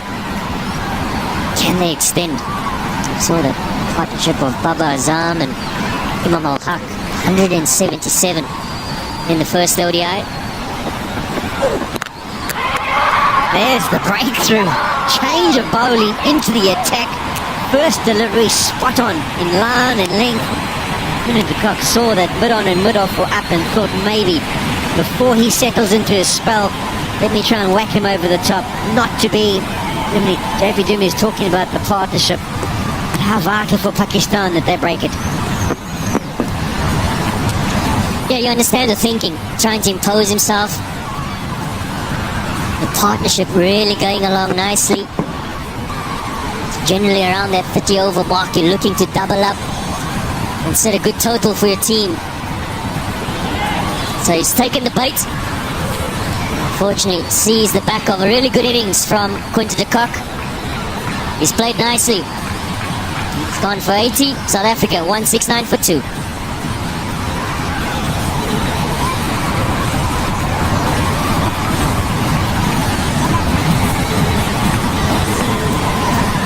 See Barazam, Pakistan captain, he's really chuffed at that breakthrough. Much like South Africa struggled in the last game. Sometimes as a captain you sit there thinking, oh gosh, what can I try? What's my options? How can I break this partnership? What can I do? Often goes down to trying to change your bowlers up and keep mixing things up, hoping to work the trick. Next man to the crease, fresh off a big 100. In his last game, his maiden one-day international 100.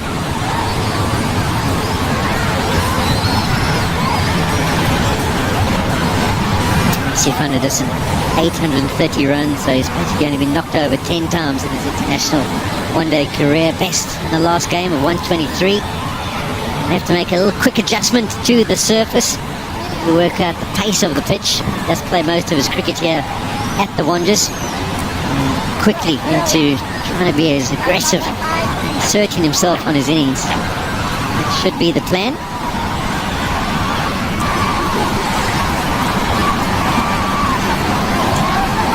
I don't think I've ever seen him come out to bat in short sleeve. Maybe they couldn't get him a pink long sleeve. Would you have felt superstitious about that? I always used to bat in long sleeve, definitely. getting the baseball look out there, Pop, or Polly. Sweatbands, pink sweatbands, thrown off the gun. Oh, that could be out. No, it bounces. Could have been back-to-back dismissals. I'm convinced that Rizwan was in the right position. He seems like he's a little bit too deep. I think there was a little edge involved. Could have actually been an edge involved in Quinton de Kock's dismissal as well. Just got inside edge onto the stumps. That would have been huge for Pakistan. What an impact Ralph is having. He comes back for his second spell. It's just grasped it. It was interesting to see after ball made contact, it was almost drifted through the air. It's almost like to see it happen quite a few times in places like England. I think he is a little bit too deep.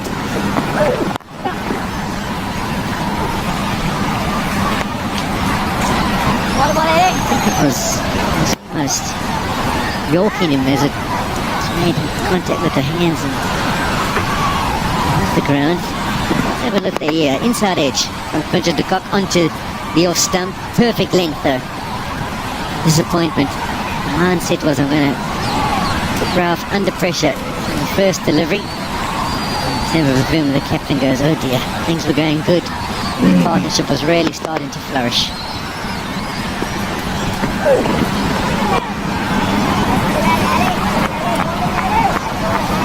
pitch changed in the last 4 deliveries. Tide's coming. Well, we saw this impact in the first ODI by Heinrich as well. Taking 4 for 20 in his last 5 overs. Really giving South Africa a chance to get back into the game. And here's Ralph, the man for Pakistan. Solid foundation set by South Africa.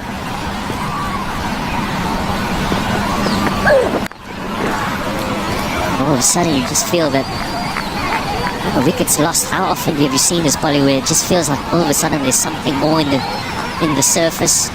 There's a new batter with the partnership over 100. You would have thought coming in, well, it looks like it's even out to touch, and all of a sudden you get that first ball. Also giving Rassie front of Dussen another go. They dropped him at Super Sport Clark. They're going to get a big 100. First delivery here. Calls for 2 straight away. Bit of a hesitation, but eventually comfortably back for Van der Dussen. So good over for Pakistan, a wicket and 3 runs from it, 172 for 2.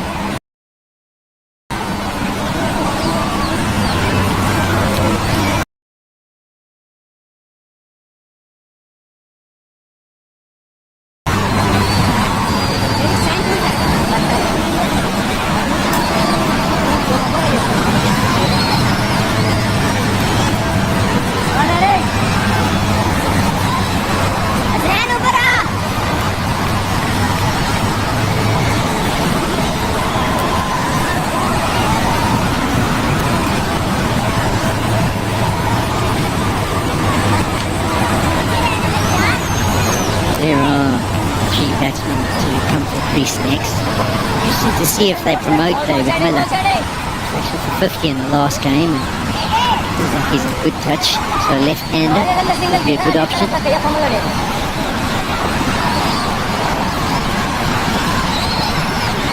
Pakistan having to keep their wicket now, decide to go a little bit more in their seams. Still to be a bit more aggressive. Slip in place.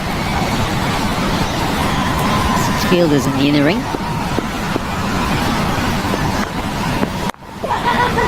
It's nicely played. It could make its way to the boundary. Yeah, brilliant. The timing was superb. As we mentioned, fresh off 100 in the last game and almost just carrying on from where he left off. Yeah, Shadab Khan looking to be a little bit more aggressive with 6 men in the ring. Trying to float it up above the eye line. Inviting the opportunity to drive through the line. But the length was there for Rassie van der Dussen. Just needed a slight push to find the boundary. I think what he got wrong there is maybe he was assessing the last right-handed ball to his Temba Bavuma. Rassie's a very tall man, gets a big stride in. Just slightly over pitch. Shot.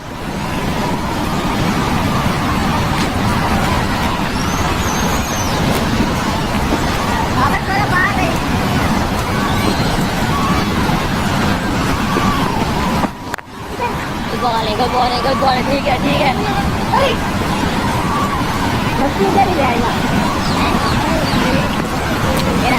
It's interesting to see how the surface plays in the second innings. Often you get that half-felt sun baking the pitch, and then with a roll at the half-time, good morning, steady. flatten it out and make it come on a little bit better. So they've got a good launching pad here. Good morning, steady. Good morning.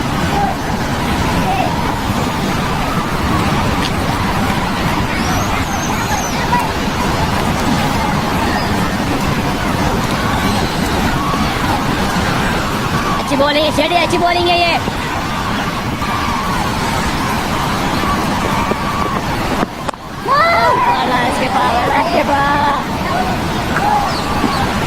His thoughts here. Bavuma just looking for the single. The verge of a milestone for the South African captain. Non-strike, you need to be aware, you need to be backing up. Two dot deliveries to end the over. 179 for 2. It's also an opportunity for the players to have a refreshment. Pretty warm out there, so they'll enjoy that. We can have a short break.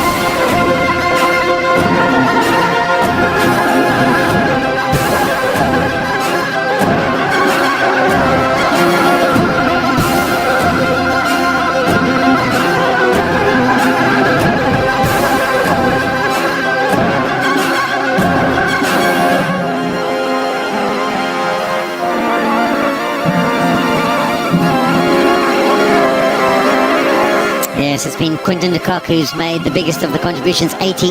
Markram was working really good, and then once again holding out. You can see the frustration for him. He's in good touch, and he wants to make sure that in the form he's in, he can cash in.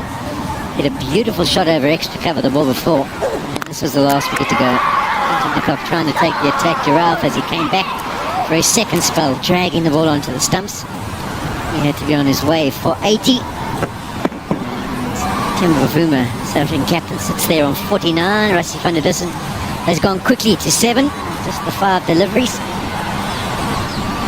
South Africa 79 to 18 more overs to go. Thinking that maybe 325 should be minimum of what they would expect.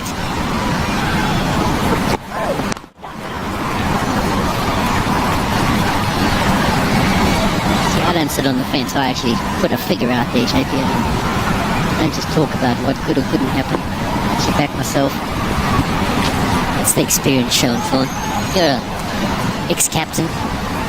Why wouldn't you? Well, you talk about that 325. That's 8 runs per over from this point. That's doable. On a surface that you feel is getting better with the sun baking down on it. That's a wonderful way to go to your first 50 as the South African captain. Slightly over-pitched, but the placement was superb. Well played, Temba Bavuma. Yeah, in the context of the series and where it sits, 1 down after the first game, just a 3-match series in the ODIs. Trying to stamp his authority as a captain as well. No better way to do it with bat in hand, batting at number 3. It's been a solid 50 by Temba Bavuma.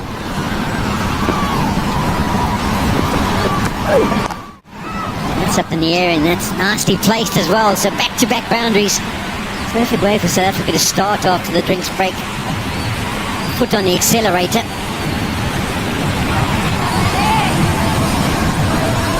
We often feel after a drinks break something's going to happen in the game. And often we've seen wickets lost. The captain, Temba Bavuma, he's had other ideas, needing to get to that milestone firstly, and then a pretty decent pull shot, finding the gap on the leg side. So great momentum in this over with 2 balls already, 3 balls rather.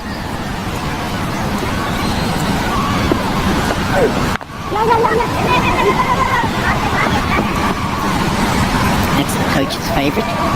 2 boundaries and then just knock it away for a single, run through. Second ODI 54, Temba Bavuma.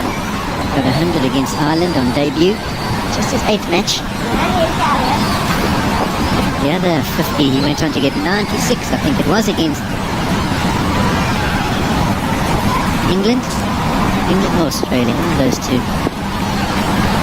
Good strike rate, good average, still early stages. But, it's been a good start for him.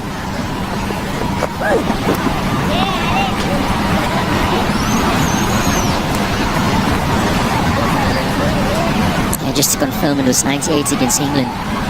When you think about the captaincy and his leadership role and how this would give him confidence going into particularly the fielding innings, it just allows you to settle down knowing that you've contributed in your code to set the platform at number 3. He's pretty pleased with where he's at the moment and also the team.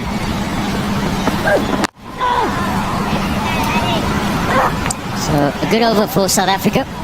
10 runs from it. 189 for 2.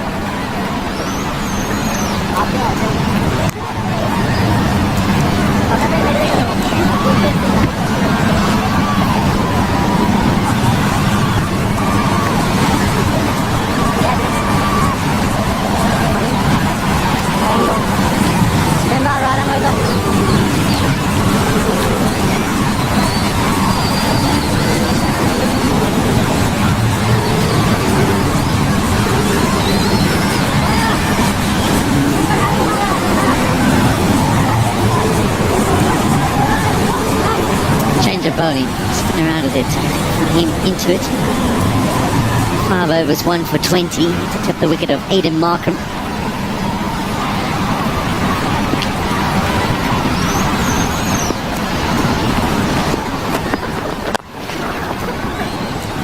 It's a shot that Temba's played really well today. Just the one that's too straight. Just been able to work it away to the leg side. Just the 50 moment. Heading into middle and leg stump. Exactly what you're after when you're close to a milestone. Something nice and easy to put away, appreciated by the men in the dressing room, and so it should be. Turns his bat around. New bat. Broke the first one early in the innings.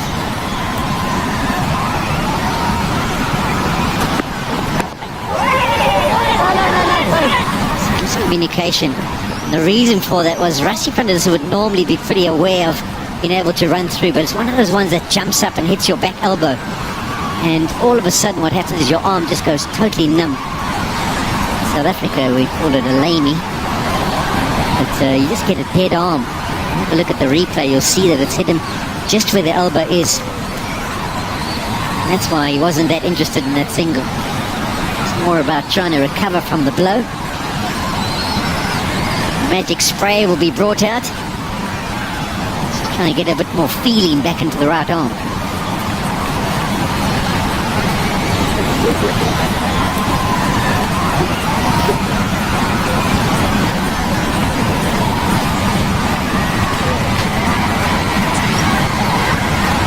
Asked to start, and then just before physio leaves, I'm sure the magical spray will go on. Misses the bat. It's him. And the thing about it is it's the last thing you expect. Expecting it to make contact with the bat. And it gets that dead feeling. Oof. Delivery at 135 kilometers per hour. It's going to hurt, and you're going to know about it when you wake up first thing in the morning. Yeah, if anything, Ashraf was probably the one guy that got anything out of the surface for good length. Saw him get some lateral movement in his first spell. Spoke at length in the morning session about the cracks and what the sun does to it. Often open up those cracks and just create that variable bounce. And with Fahim Ashraf, he likes to bowl that cross seam deliveries, and hits the crack, it can do different things. Yeah, that was the magic spray you often hear us refer to. What exactly is inside it, I'm not too sure.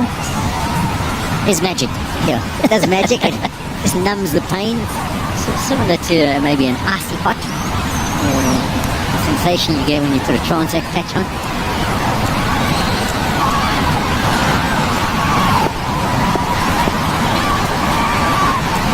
Now he's going to have to make him see what it feels like when he makes contact with the ball again. Let's see him take his right hand off quickly. Isn't too bad.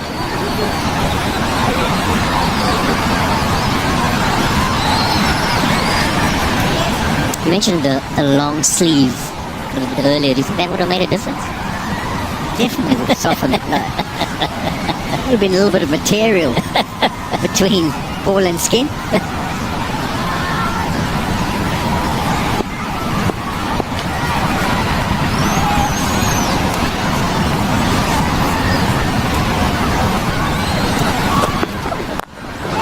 They've been trying to work out maybe what a total will be.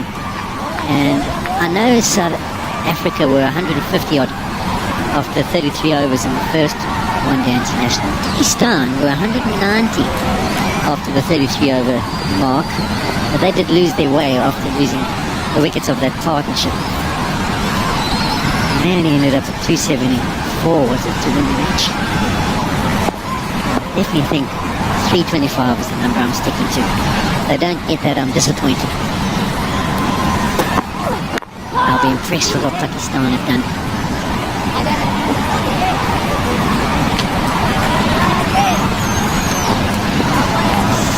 It's interesting, you talk about the targets that the team set, and particularly at the end of the innings. Where the game has possibly changed somewhat in the last 5 years is actually this period between 30 and 40 and how well teams set that last 10 overs up. Particularly with the third power play being after 40 overs. There's possibly that last 5 overs, 35 to 40. And that's the variable bounce that we talk about. It becomes so important in terms of finding that aggressive intent. 34 gone now, 190 for 2.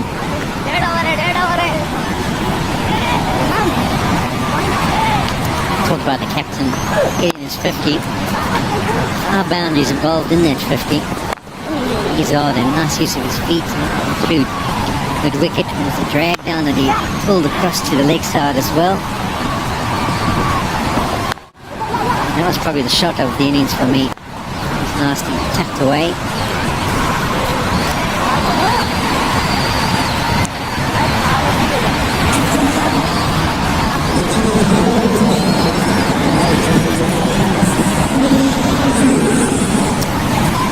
There's the score scoring area. Pretty lethal through that mid-wicket area. It's side he tends to favour. ठीक है It's going to change of bowling. First time for तार ज़्यादा सीधा नहीं है Aziz.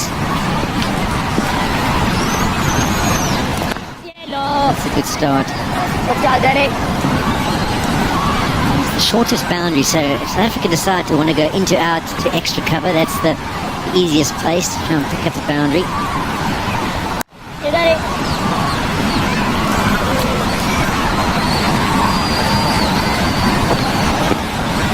Often players that play that shot pretty well don't only rely on the length, they try and create it as well. They use their feet. There's not a lot of turn in the surface currently. So with the foundation that has been set, I spoke about the last 5 overs. इधर ही good In ball this 10 overs period being so crucial, particularly with only the 4 players being allowed outside the circle, can they try and dominate in this period? Aziz being the 6th bowler,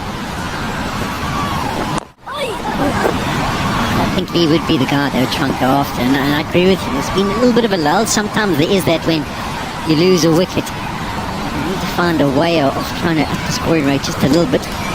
Still 8 wickets in hand. Trying to hit the hard off the back foot. Gets the reverse sweep out and does it brilliantly.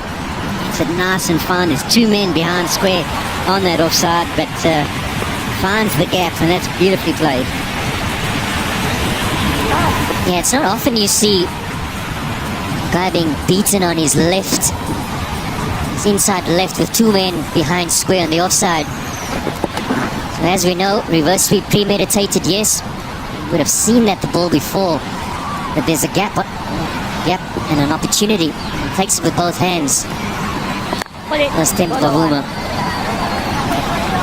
It's the end of the 35th now. 196 for 2.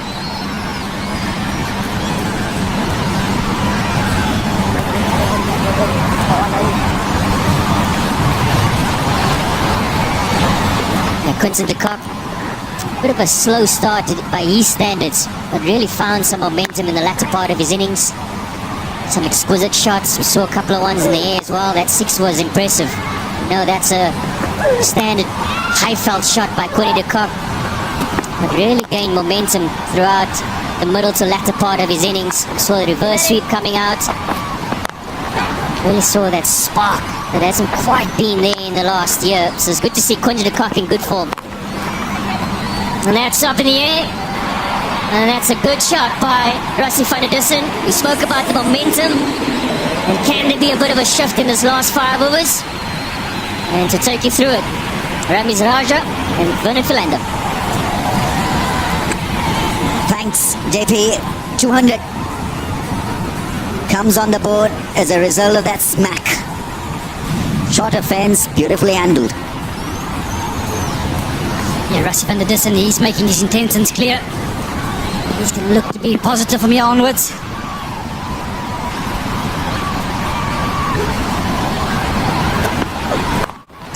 Another big shot, catch it as a call. Falls short of the 2 invading fielders. Well, the charge is definitely on. The position is one for South Africa to dominate. Yeah, absolutely. They've set themselves a good platform. See Rassie van der Dussen just targeting that short boundary. Sets himself again. Gets him high up on the bat. Like you say, Rummies, they've set themselves a real good platform here.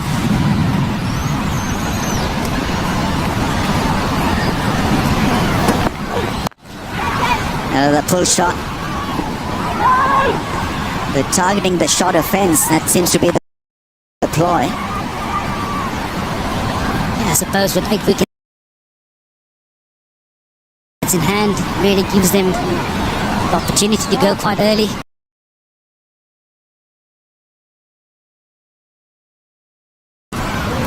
Leave all the eggs in one basket for the last.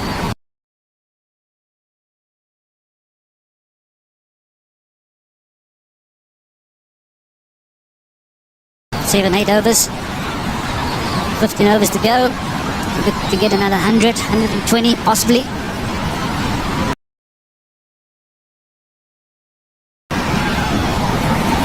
Another very impressive bowling spell from Fahim. 6.3, 1 for 21. He's been miserly, very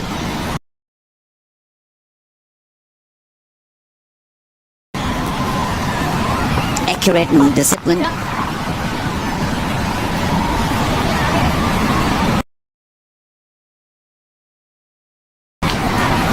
Has been real good for him. Talk about length, about dropping his pace, wanting to be more consistent. It's paying off.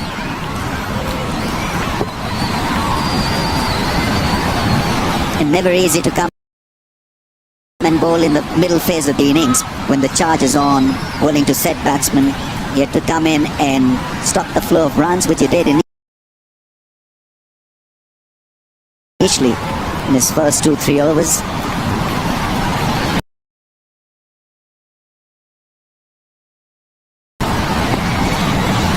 There's the pace of the pitch and where to bowl immediately.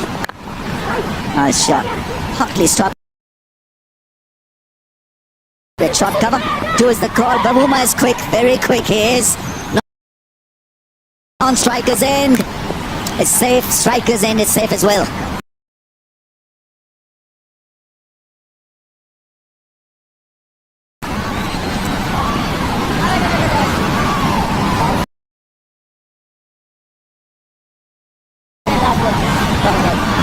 That's a beautiful shot by Bavuma.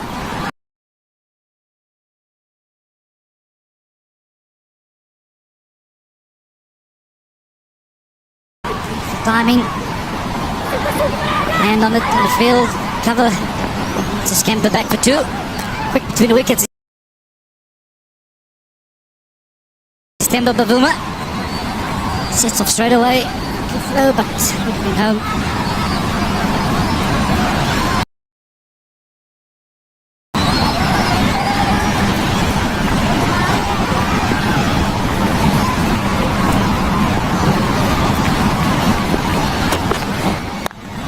Slow ball once again, finds the fielder on the fence, on the offside. 12 runs from the over, good one for Rassie. 208 for 2.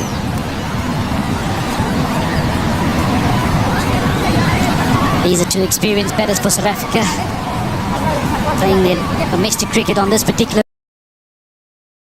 venue. They will know how to go about things. It's the partnerships for South Africa. 55 to the top between the Kock and Markram. Big one between the Kock and Bavuma, 114. We give them this good platform.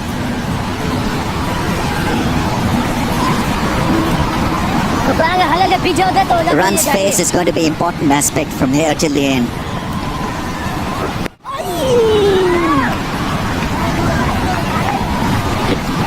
Be a little risky introducing spin at this stage of the game, but Pakistan quite comfortable introducing a left-arm angle to Bavuma, who's an excellent player of spin bowling. That one keeping just a little bit low.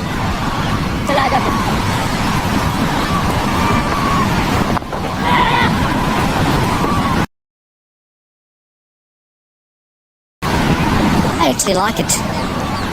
Something new. Sure, South Africa could probably be planning to face seam this particular juncture of the game. All of a sudden, going to face a little left arm spinner. Big shot is coming. Big shot is coming, according to Rizwan.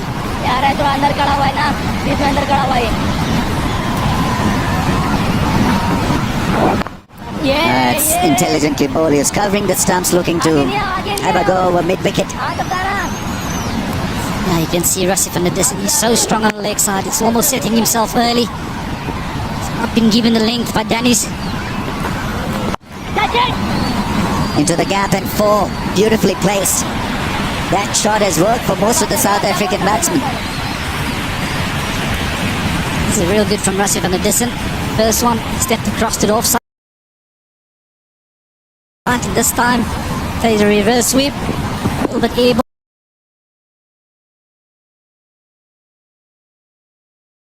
But no real danger.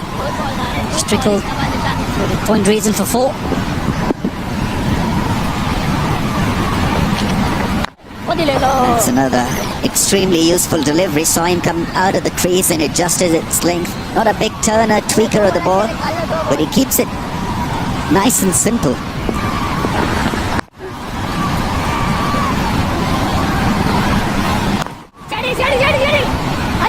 Be aware of Shadab. He's an excellent fielder, probably Pakistan's best. 2-13 for 2.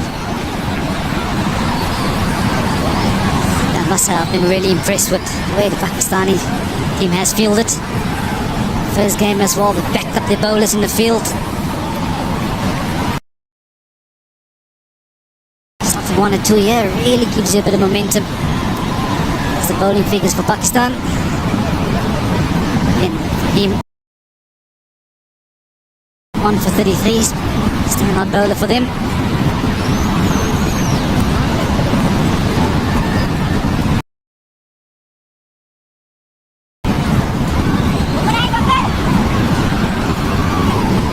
Fahim has adjusted the length beautifully. He's bowled quite a few slow balls and seam-up deliveries to go with some off-cutters, leg cutters. Summed up the conditions extremely well in early.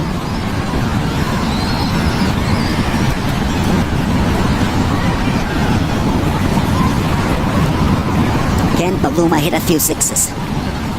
Well settled on 69.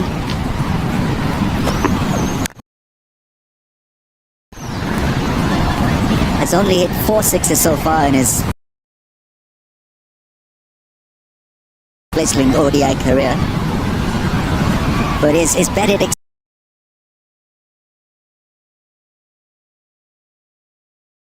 extremely well. It was an important role that he played.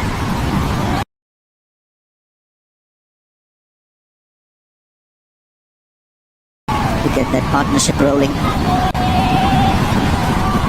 He's not known for his 6 hitting abilities. Suppose when you play on the high felt, he'll definitely back himself. Nudge off the ball, tasting of strike.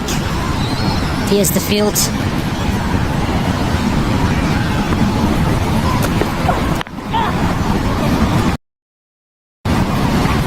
Somehow being able to hit the bat hard for him is not basic, it's not express. Mid 130s, early 130s. Yet he's somehow got the ball to travel it at a good height, at a good pace.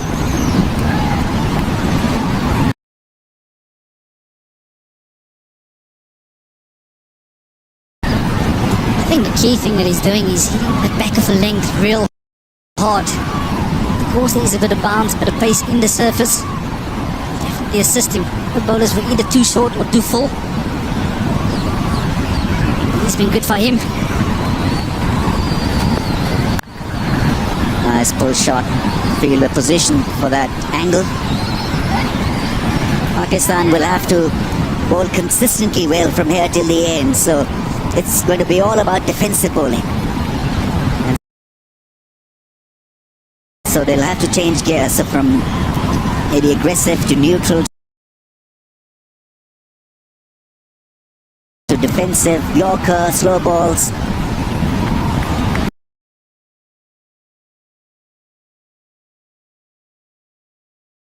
I think I mentioned it earlier, Ramesh, you always have to think attacking. The mindset will always have to be get batters out. That's the only way you're going to stop flow of runs on the high felt. I bet it's just a bat. They're going to hurt you. Travels very quickly to that fielder once again.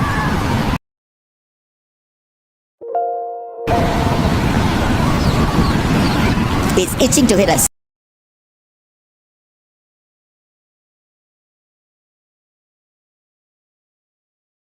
Travels very quickly. 6 over mid-wicket. Asif Ali was the fielder.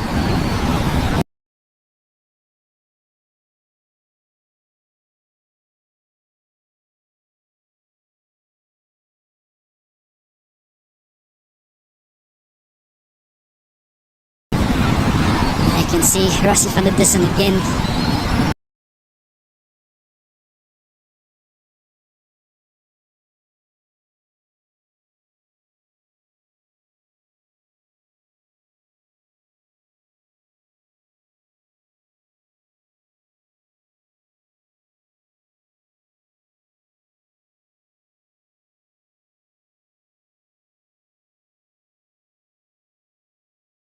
region. So well that he's beaten the guy on the sweep defense.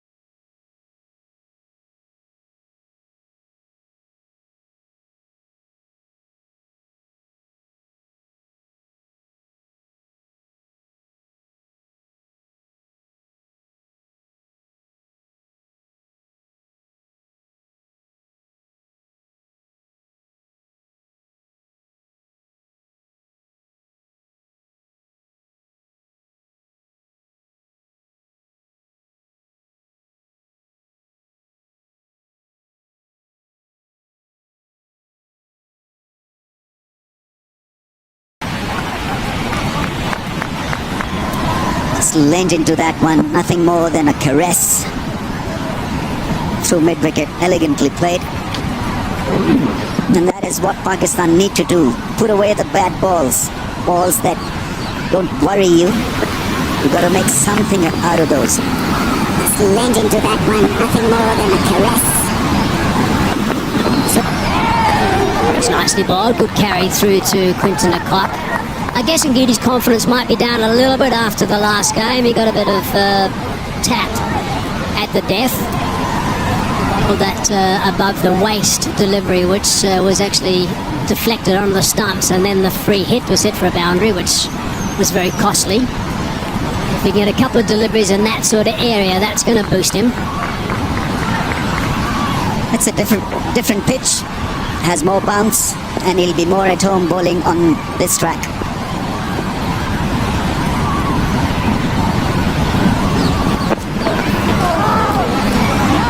I think initially you've got to look after that off-stump line. So a couple of well lefts will not harm you a great deal. It's about assessing the pitch situation, the conditions, and looking for a big visit to the crease. It can't be a short stint for Imam-ul-Haq because he's the man in form. He's the guy that's got to steer things at the very top, and Barbara's on the skipper is, if he plays well. Can he play better than he did the other day? I guess he can. I mean, it'll be a magnificent knock if he does, because that was sensational. A little bit of an edge, but not carrying through to Quinton and Kock, because he tried to leave that. They need someone to be nice and solid at the top. Scramble seam, in two minds there, getting the toe end of the bat on the bounce to the keeper. One thing you've got to do is to, when you're leaving the ball, you've got to be steady. Absolutely committed to the cause. Make sure that then you leave the ball without any hesitation.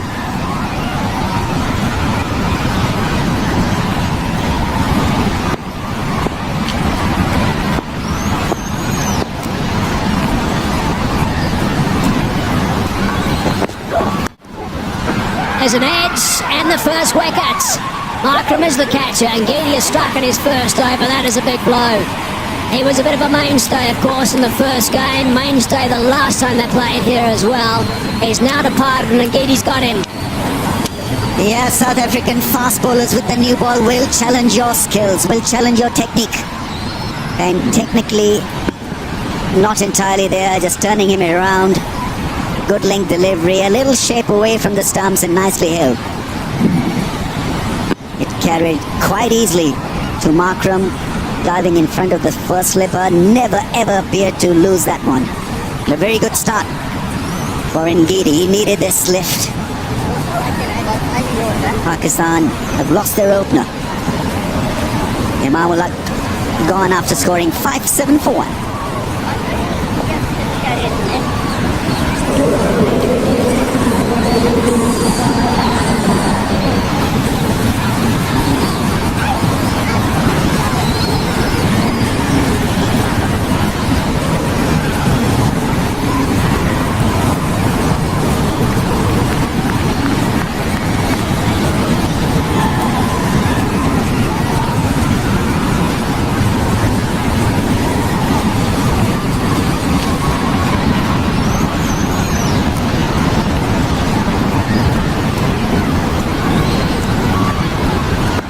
Azam arrived at the crease early in the first game as well. His numbers are quite extraordinary, averaging 57 in the one-day game. He's played in a lot of matches. Still averaging that high rate. He's a sensational cricketer. But he's there early. That's the important thing as far as South Africa is concerned. Yeah, not a great shot from Imam-ul-Haq. Feeling a little uncomfortable with that back of length stuff. Hit once on the gloves, quite hard by Rabada, and on this occasion living dangerously earlier. Oh, big shot from Rabada. That came back nicely. Tailed back towards the stumps.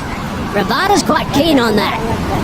He's asking, I think, if there was perhaps any connection with the willow first. I got a feeling it was on the boot first before anything else.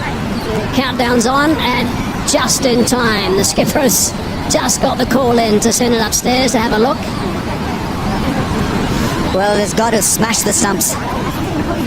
Otherwise, it'll be an umpire's call.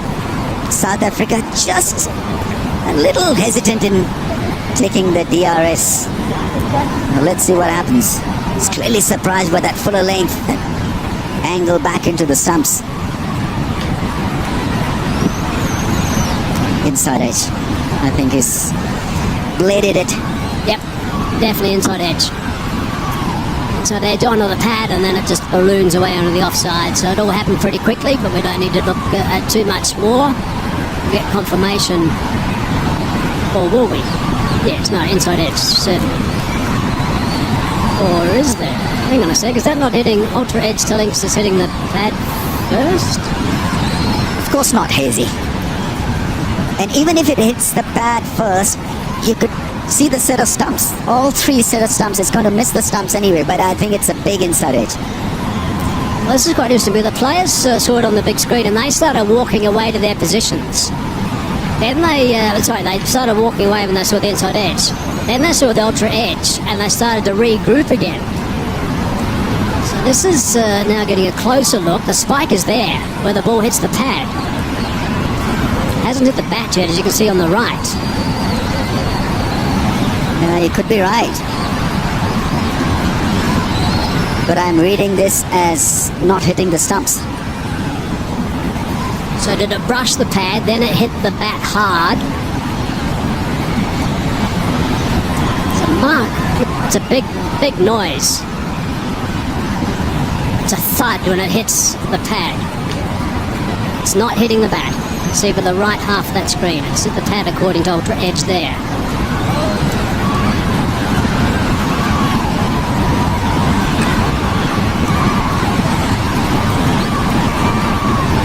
I think ultra edge has got to be sorted out first, and then they'd probably look at the direction of the ball, whether it was going to hit the stumps or not. That's why a little delay.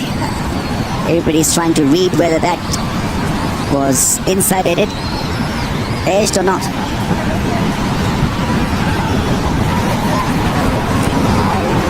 Red as an ultra edge, and they'll all move back to their positions. A little surprised by that call, some of the South African fielders.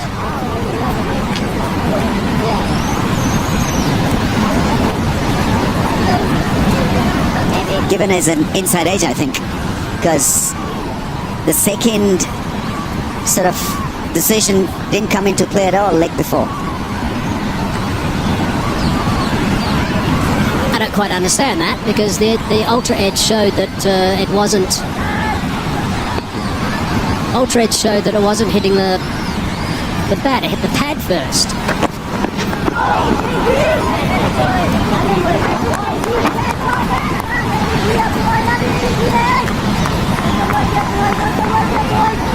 So have a look at ultra edge. Look at the right hand half of that screen. That's the lines there. It's a big thud. The lines there. It's hit the pad.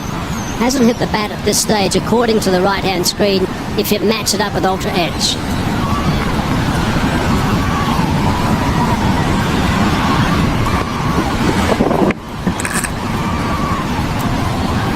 I mean, live action, not slow motion, tells a different story. I mean, you know, it appeared as if it hit the inside edge of the bat first. But from a side-on angle, it appeared to have hit the bat first and then the bat. But have a look at this one. The inside edge onto the pad. Unless it's just grazed past the pad. Just grazed past the pad and then onto the bat and then back onto the pad. But I mean, ultra edge is telling a completely different story. I'm finding it difficult how a decision was made so quickly. I guess we'll get an explanation about that. But I enjoyed this delivery nevertheless. It's fuller length, coming back from middle to leg.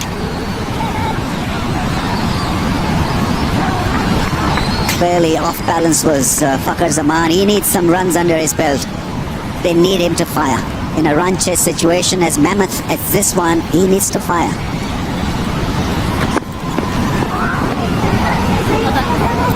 End of the over, 3 gone, 7 for 1. We'll continue that chat in the next over.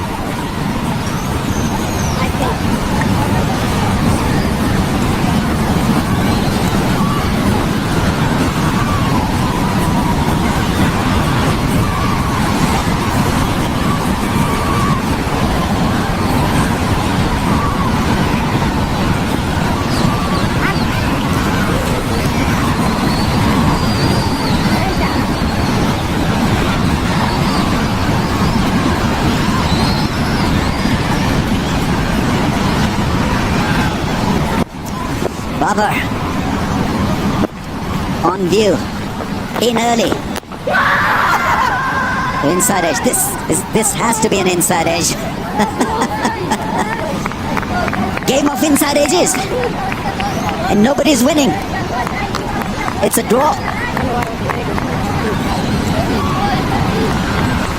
Agent Holdstock, the TV umpire, is saying, "Oh no, not again, guys! Come on."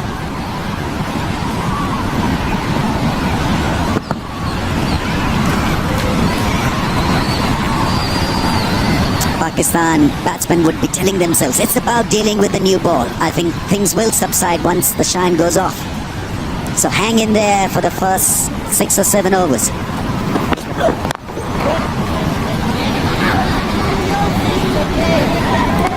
But then the situation transforms when Babar is on strike. I mean, the drive, it got nothing in terms of runs, but it had everything in terms of class. Really is quite remarkable how simple he has broken this game down. Look at these movements. Yeah, minimum of effort, and just the extension of the arms, and the balance is just flawless. You'd never see him play for the back foot. That's what amazes me. You get some of these faster bowlers who bowl the short deliveries up around his rib cage and whatever. He just sways back, allows that to go through. Later on the innings, he'll take them on, but initially he just lunges forward a bit and just plays it under his eyes with time.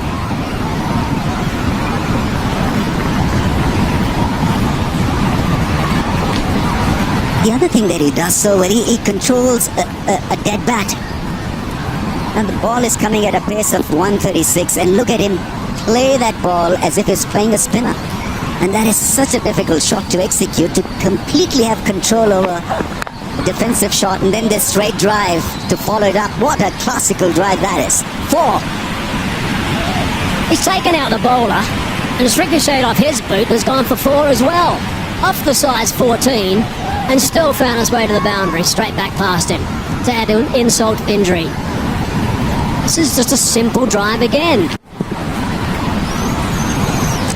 Like it happens when you're bowling to a top quality batsman, top class batsman.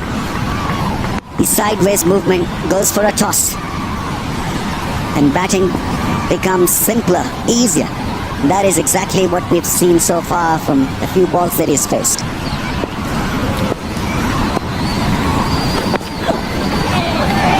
My assessment, by the way, of that LBW shout we saw from Rabada in that last over, we had the ultra edge. I think what Adrian Holdstock has done is I think he's called it not out with an inside edge onto the pad. I think he's ruled on what he saw visually, and this is just my own opinion. I've heard nothing from anywhere, the umpires or whatever. I think he's just ruled it from what he saw visually and basically sort of ignored what ultra edge showed. I think that's how he called it. And that's how we called it first up when we first saw the very first replay before Ultra Edge arrived. Again, nice and straight. Again, very simple, and he's going to retain the strike. So 5 runs off that over. 12 for 1.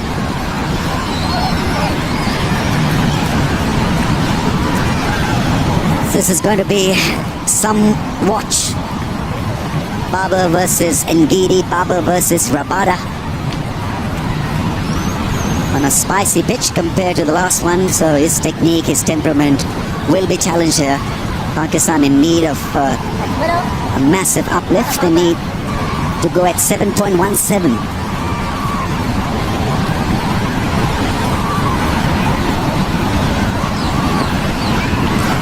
Bird's eye view. We have got some spectators wearing pink. Green with envy. So South Africa have got these 2 quicks, big tall quicks, Ngidi and Rabada. And we'll look to try and inflict some damage right at the top, up against the like of the Pakistan skipper who's on strike at the moment. Was it looking to pull that one? Just looked a little bit off on that occasion, Babar Azam.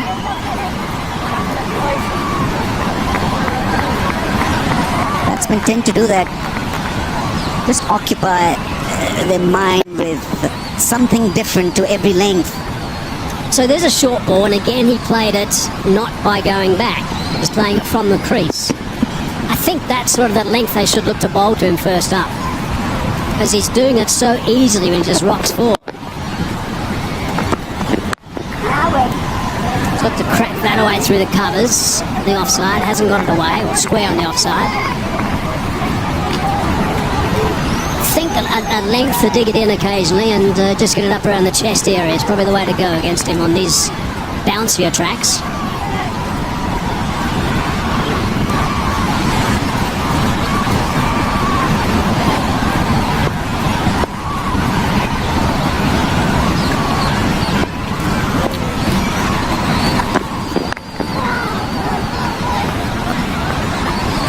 Very clean.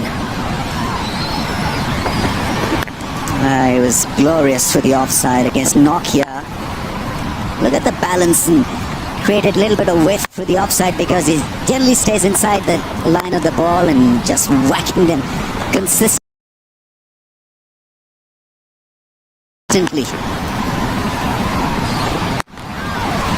That was one of the finest hundreds you will ever see. Really was amazing to watch. Pulled that straight to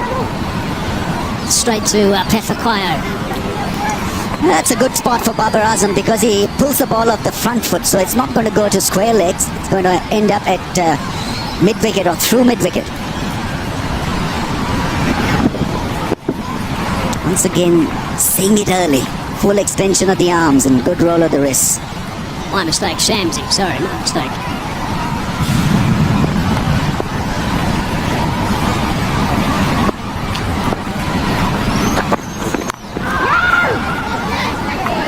And you touched on it also, Rambo. He's throwing away the coaching manual to a certain extent as well. I mean, as a kid, you're always taught to play nice and side on.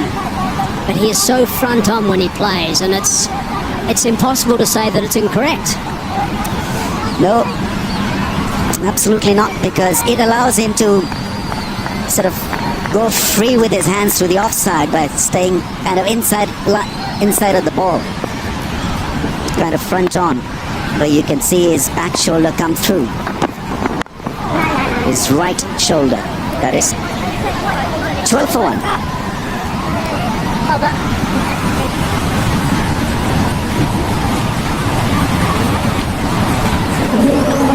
So Pakistan in search of solidity at this stage, I guess. 12 for 1. Required rate has jumped up to 7.33, but at this stage I think it'll be about dealing with the new ball.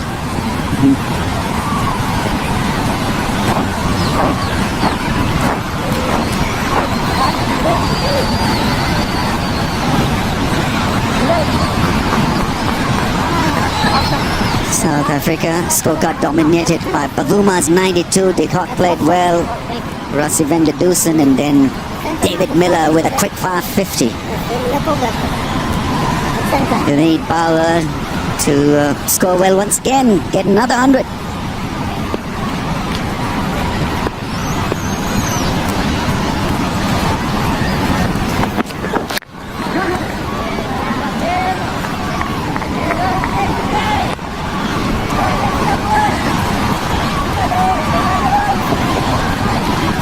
One of the things that Temba Bavuma is going to have to handle today, as he did the other game, is that South Africa's only got 5 bowlers.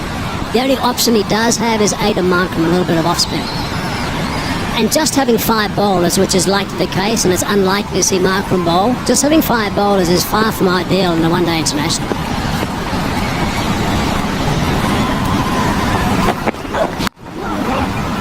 Nicely played, just in front of square on the offside, the shorter boundary, and that's gone for 4.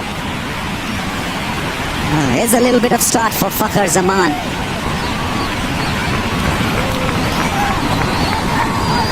A couple of boundaries will settle the nerve, the knots in the tummy as well. On the front foot and slicing it, as always, as he does, using a lot of bottom hand. The reason I'd say that it's far from ideal to have 5 bowlers only there's bound to be a bowler who's not going to have a great day.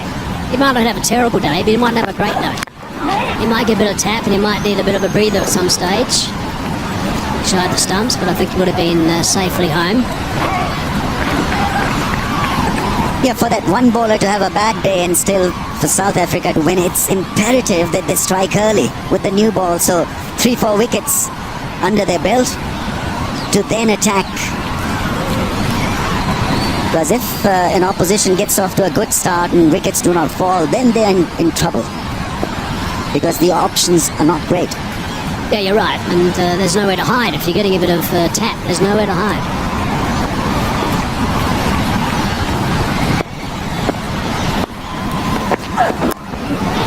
Leg side, and that's easily just worked away off the face of the bat, really, for 4.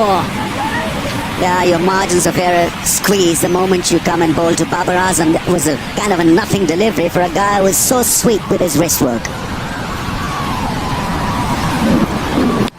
A real wide one down the leg side.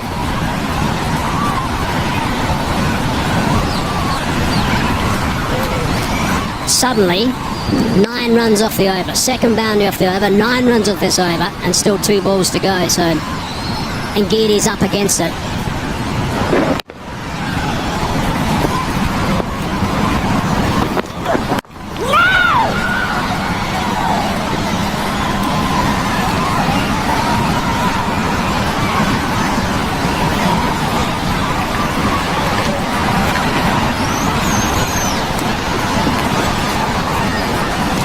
Pressure on Ngidi now to finish. Very good delivery of that last one. He's got to make sure this one's nice and tight so that this over doesn't get out of control.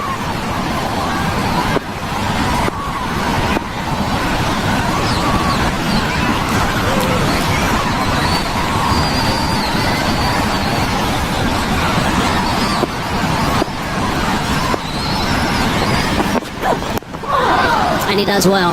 Good stuff from Ngidi. Going to scamper 1, it'll be a leg bite. So it's around 10 off the over, 22 for 1, 6 gone.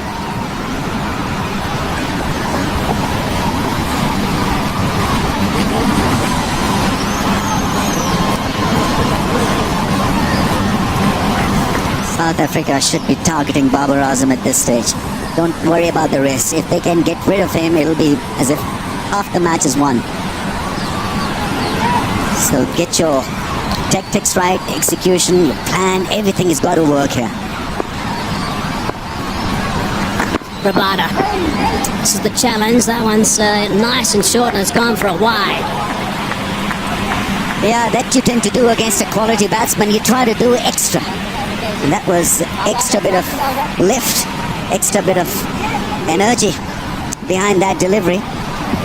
Sail over Babar and the keeper. So again, there's an indifferent start to the over. So the rest of this over, and there's still 6 balls to go, have got to be top notch to keep things on track against Babar Azam. Whipped away on the offside for 4. The over climbs bigger. Does it so easily, almost at will, as if he's toying with the bowling. We're talking about Rabada, who's a top notcher. And have a look at this shot, just staying inside at the line of that one once again, and free flow of the arms coming through the ball. Beautifully held his position and found the gap. And it's the time he's got too, Ramiz. He's got so much time. That's the difference between the really good players. Never seen to be too hurried.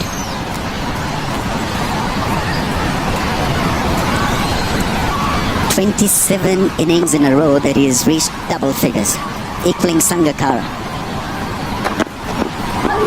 Just Javed Miadar, 29 ahead of him. Oh, that was just over the top of the off stump. Luckily, it's the Wanderers. Misjudged that line, I think.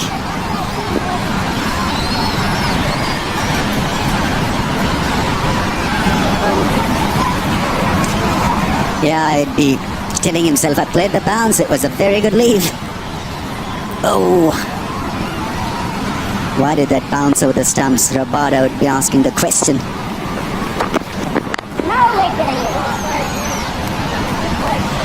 So once these guys have a breather, Rabada probably will be the first to have a breather. Maybe Ngidi after the previous over. It's going to be Nortje is going to be in the attack. Now, this is how he bowled in the middle, and this is where he's at his best, Nortje, in the first one-dayer. He picked up 4 wickets at this time because he bowled this channel the whole time. He bowled quickly, his length was spot on, and he gave the batsman absolutely nothing. Everything was quick, there was no change of pace. He is a firepower bowler, Nortje. Oh, almost a terrific catch. Spectacular effort. That was hit extremely hard. Miller there had a chance. They were disappointed with their performance in the field. South Africa, that would have been a magnificent catch had it been taken. In fact, here we're disappointed by that. Yeah, it was a hard hit. Extremely well hit.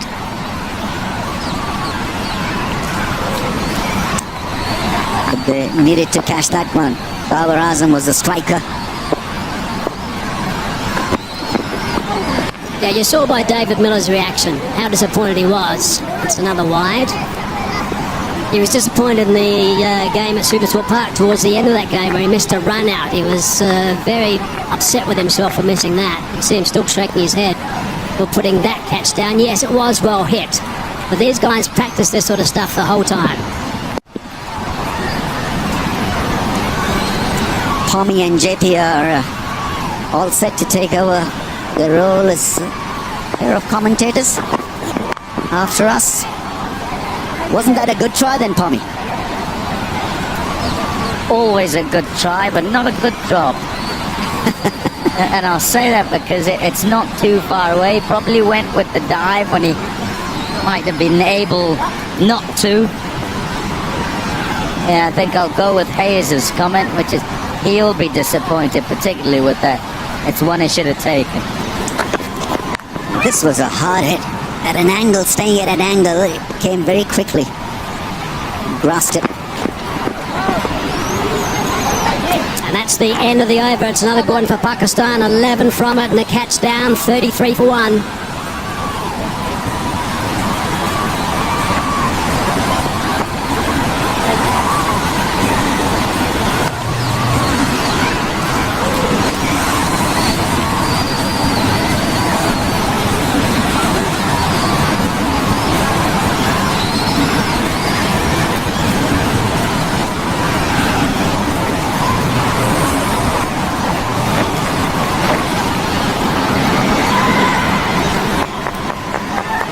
After 7 overs, it's all pretty tight. Over to JP and Pommy. Thanks, Hayes.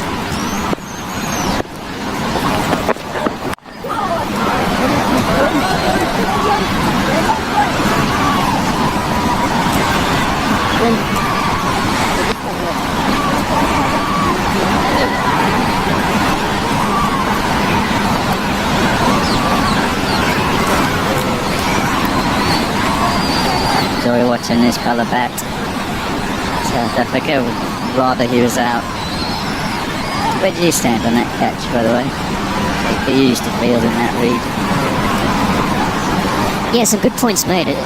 It is what was hit very well, but like Hazy mentioned, it's something we practice at length.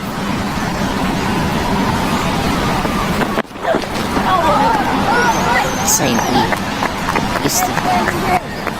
Used to practice at length. Certainly set yourself high standards, and David Miller being one of them. Without a doubt, one of the best fielders in the world. You mentioned he'd be very disappointed, along with many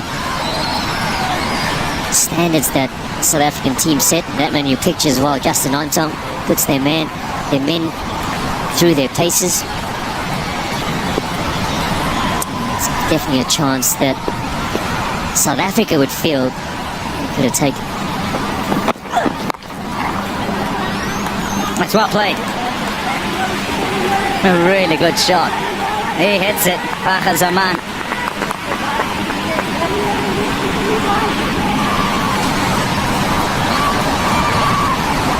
It's a shot at the Wanderers that can really give you good value for shots if you pick up the length really well. We know that there's good bounce on the surface, and with it being in the afternoon already, feel it's the best time to bat. Lungi Ngidi, well, he's been good with his lengths thus far, just a touch short. Quickly onto that.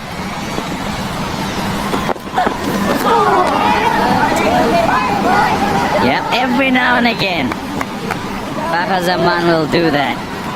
He'll also connect every now and again, and when he does, it goes miles. Doesn't mind doing this, doesn't mind going at the bowlers. Looking to try and impose himself. Different ballpark that time though, because that's bounced over his shot, over the bat. Premeditate.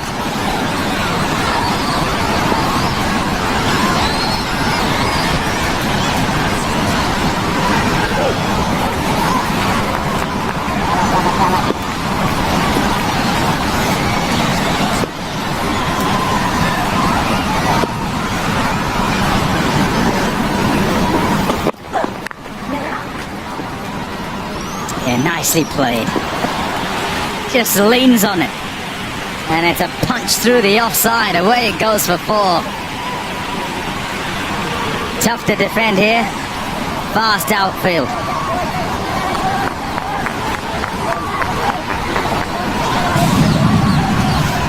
You feel Pakistan would have learnt a lot from South Africa in the way they went about that first 15 overs. And particularly when playing on the front foot, you don't have to get a big stride in to really maximize the delivery. You just need to lean, get up high on top of it. A little bit of bat, and there's a great possibility of it racing away on this lush outfield.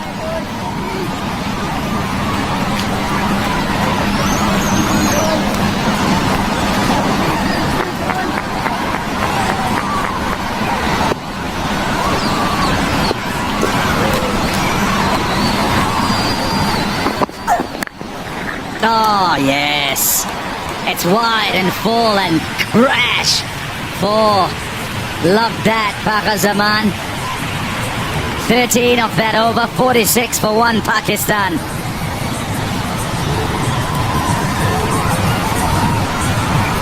Change of angle for Lungi Ngidi. Coming around the wicket, looking to target the stumps. And his natural angle is to take the ball away from the left-hander. But Er's in line. And the quality of Zaman, he's not going to miss out on that. What an exquisite shot through the covers.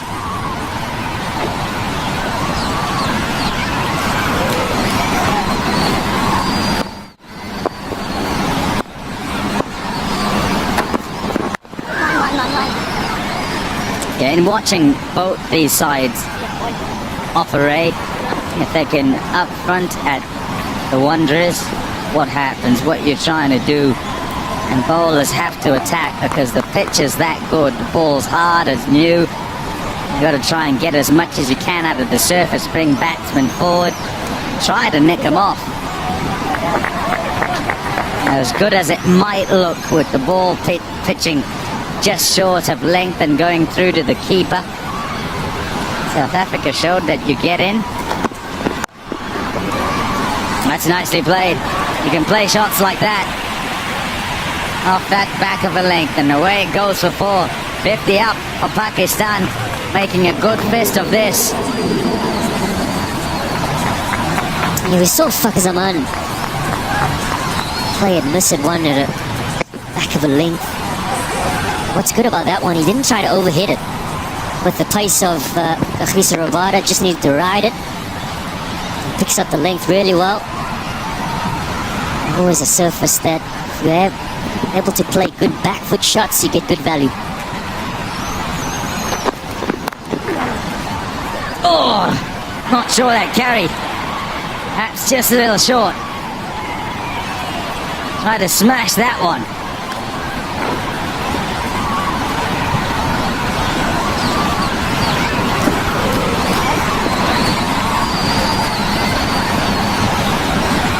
Sticking with that back of the length is Kagiso Rabada. It looked like it just caught a bit of grass before his hands of Rassie Dussen.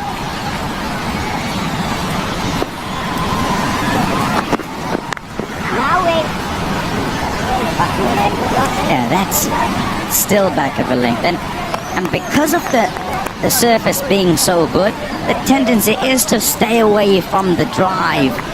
You know, generally when you open up, you don't want to be bowling any drives for anybody. But you've got to try and get as full as is possible and utilize this bounce from there. And many will think, oh, I can just hit through the ball here. They have that length. And if and when they try from that length, any little bit of nibble with the ball new, then your slips are in play. You look at how the Pakistan seamers went. They too, in that good length area, you see, yes, 57%, but it's more back of that length rather than towards where you have what's written as the slot. So you want them to be at the front of that, at the 6 meter mark, trying to get the batsman to come forward. Well, that'd be wide.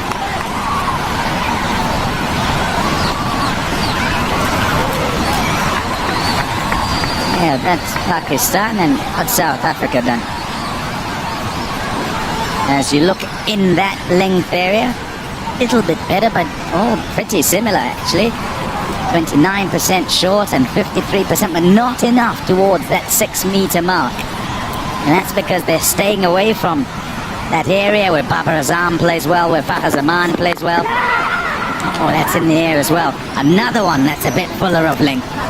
It is the business area. 53 for one.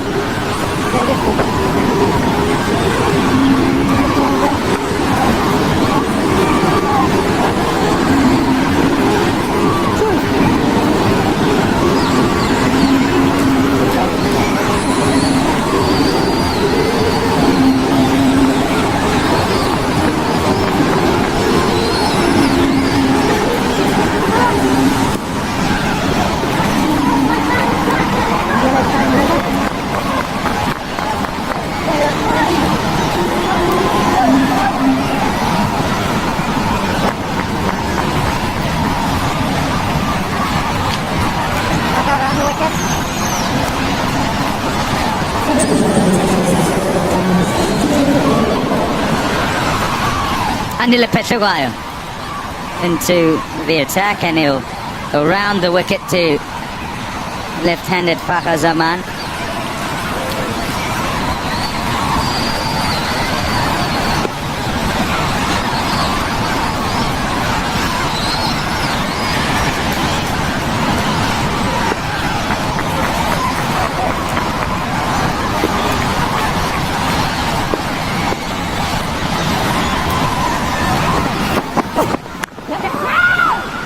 Good goal now. They're all pretty quick in the covers there. Miller, Markram.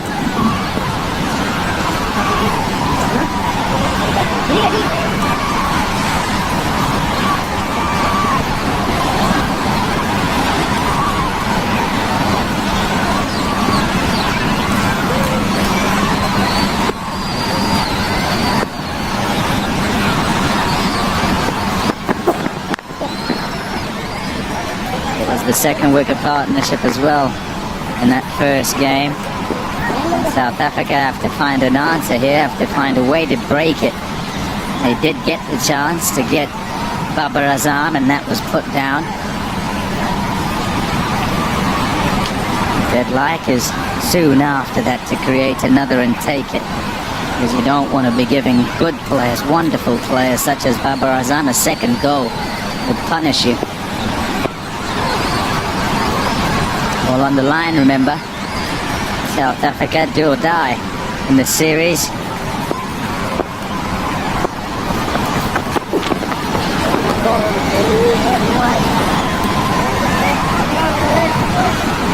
Yeah, you talk about the second wicket partnership, and what's been impressive thus far is that they're going at around a ball, 48 to 48 balls. And go back to the first ODI. It took a bit of time to get themselves in. Compared to South Africa, they bowled well in that first power play. But this is going to be a passage of play now that's really going to test South Africa. Shot. too wide and too short, and Babar Azam's not going to miss out on that. 4 runs. Yeah, brings up the 50-run partnership for these two as well. In quick time, just 49 deliveries. There's a little bit of a shimmy here by Baba Azam getting into the channel on that offside with his back foot. Andile Phehlukwayo just errs a bit further with that movement of Baba Azam, which opens up that offside for him. More. 4 more. Just throwing the hands because of the width.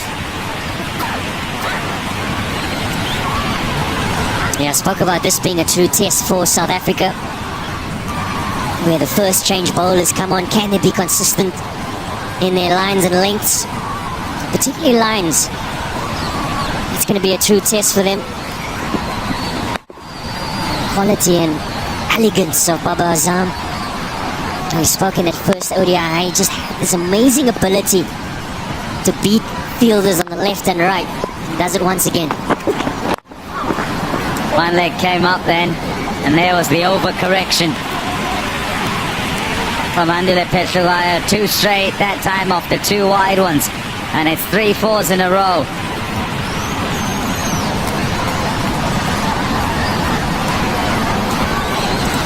That's the difficulty when you're changing a field for subpar bowling.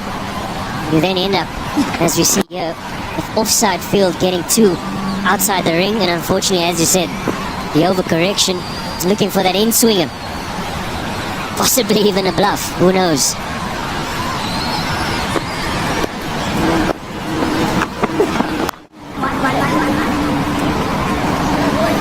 Needed that. Pakistan 15 off.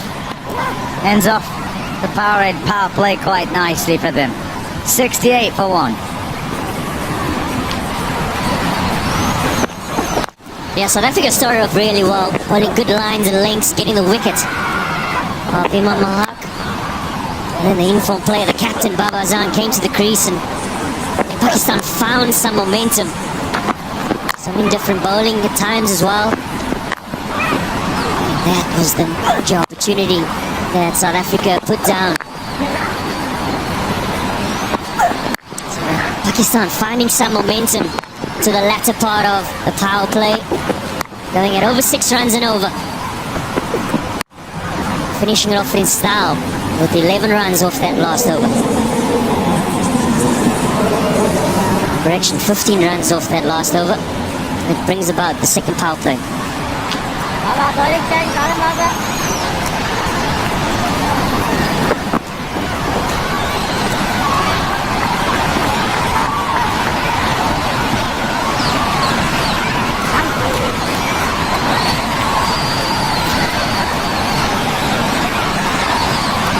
Heinrich Nortje, 4 for, had an impact at the back end of the game in Pretoria, Centurion.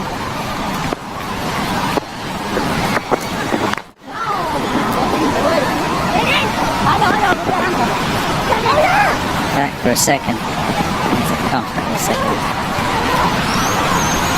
Not happy. He's got an earful. Tabraiz, Shamsi, they all just short of the teapot, and all of them turning, looking at him.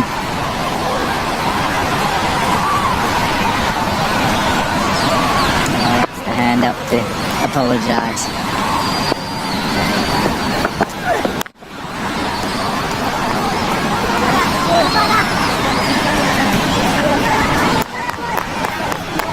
Quick, Heinrich Nortje.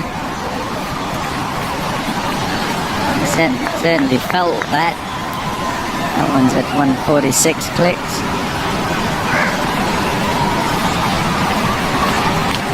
So have to have their wits about them, as does he though. Heinrich Nortje, bowling to a good player here who'll be quite happy to use his pace to get him off to the fence.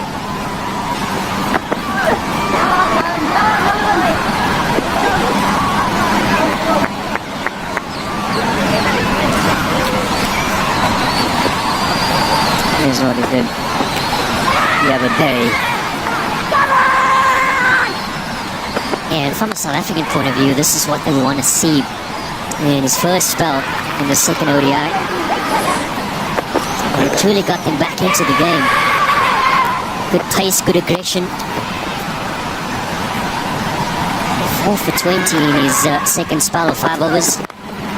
Straight up in the air, skipper under it.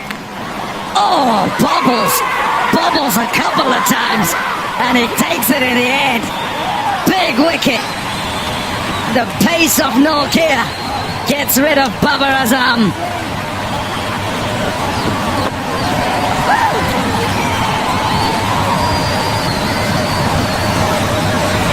Well, there'll certainly be a silent relief in the South African camp.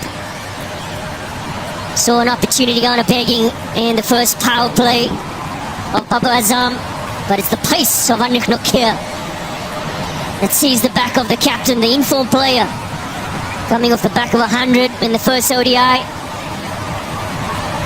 Oh, my goodness. My goodness. Doesn't matter how you get them, as long as they're taken. Yep, it's gonna say caught Bavuma. But it's a big wicket nevertheless, in the context of the series, in the context of the game. The impact player, Babarazam, he has to go. He goes for 31, it's 70 for 2.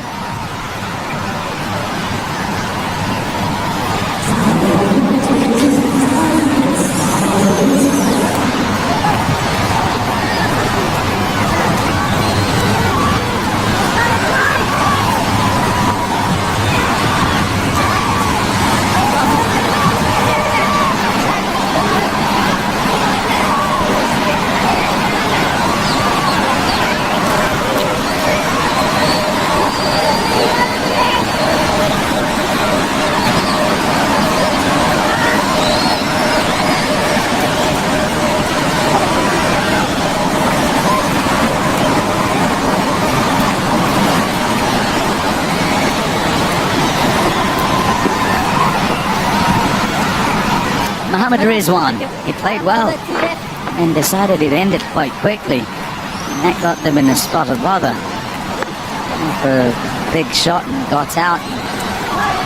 Lots of mouths for Pakistanis.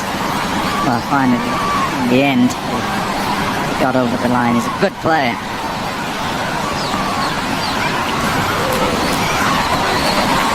Impact. They found a modus operandi that worked, and so decided that's where he'll go. Back of a length and short. Yep, with his pace. Be wide. Good stop for Quinton, but he's taken a blow for his troubles. And his mates are gonna laugh at him.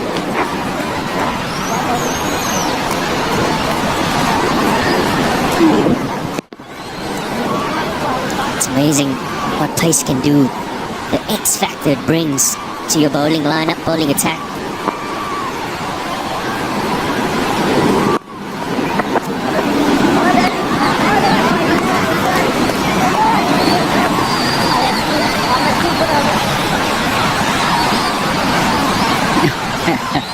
Well, your heart beats faster, a whole lot faster when that bobble happens.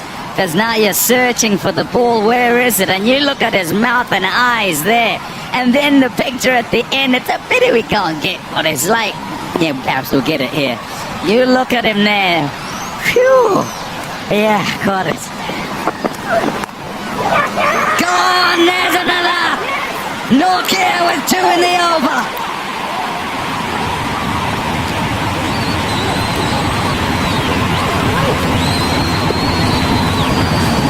Well, I mentioned this is going to be a true test for South Africa and how they can try and turn the game on its head. The partnership was building, and up steps Heinrich, the impact player, and he gets 2 in and over. Raw pace, and finds the edge, and a really good catch. They're not simple ones in the slips, particularly here at the high felt, they fly. And they come at a good height. But a good catch in the end from Heinrich Klaasen. Normally has the gloves on. So he'll have a good understanding of what it's like catching balls behind the stumps. Elation for South Africa. There it is, express pace. That's what that can do for your side. Mohammad Rizwan, he goes without scoring, 71 for 3.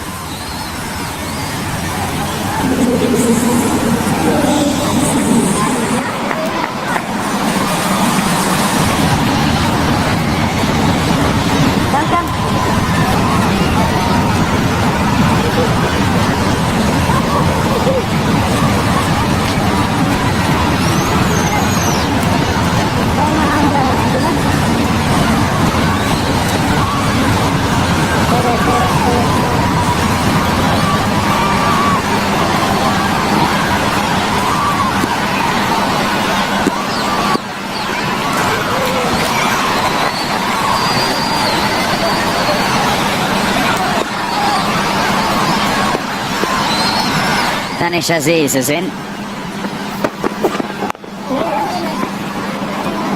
And Phehlukwayo will bowl the second over.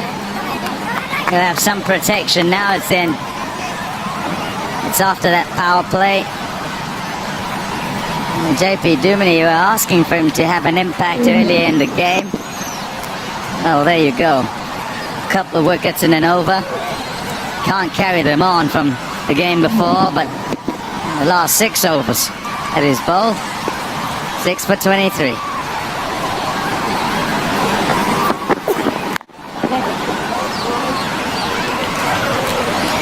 And with the wickets taken, South Africa have to make sure that they apply the squeeze. If no wickets are falling, then no runs being scored. Not at any good rate anyway, because this has been a good start for Pakistan.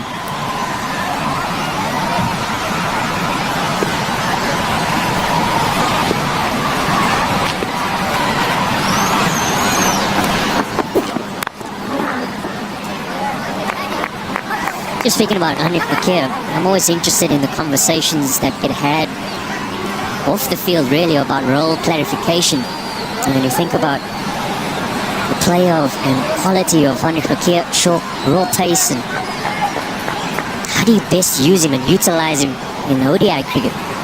And I think they've found a formula now where just come in and bang it short, possibly even come around the wicket if need be, trying to be an impact player.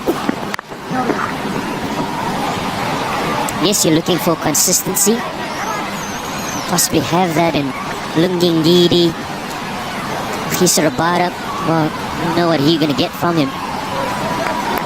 How can you best utilize him outside that power play? And he's done exceptionally well. It's also always about bowlers and their skills and knowing when they can use what and how.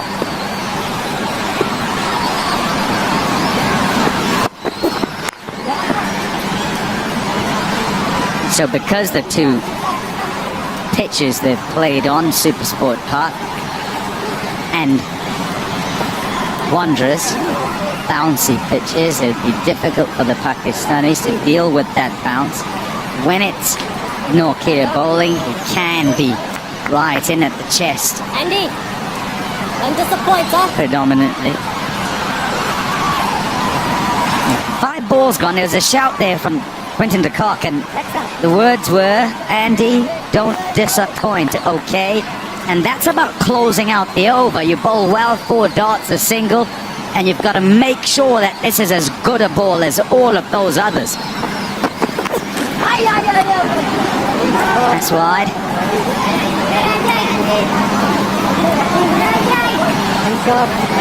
I won't mind that. The car, after that instruction, is hit the pitch there, looking to make sure that it hits the pitch. Finish strong. So important.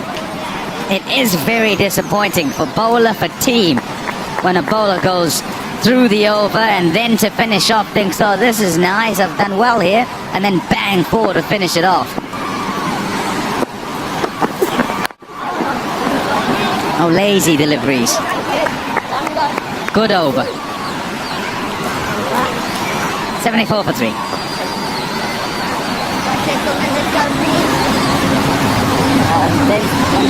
And that's where Quinton Kock is really good, identifying those moments, speaking to his bowlers. Just sharpens you somewhat in terms of your focus. He has the freedom to do that now, Quinton Kock. He's not necessarily thinking about the captaincy, but focusing on what's happening on that point in time. There's confirmation of the batting scorecard to come. Asif Shadab for him.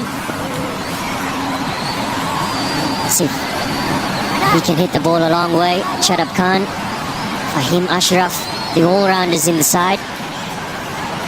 The big scalp of Baba Azam is what South Africa were really pleased about.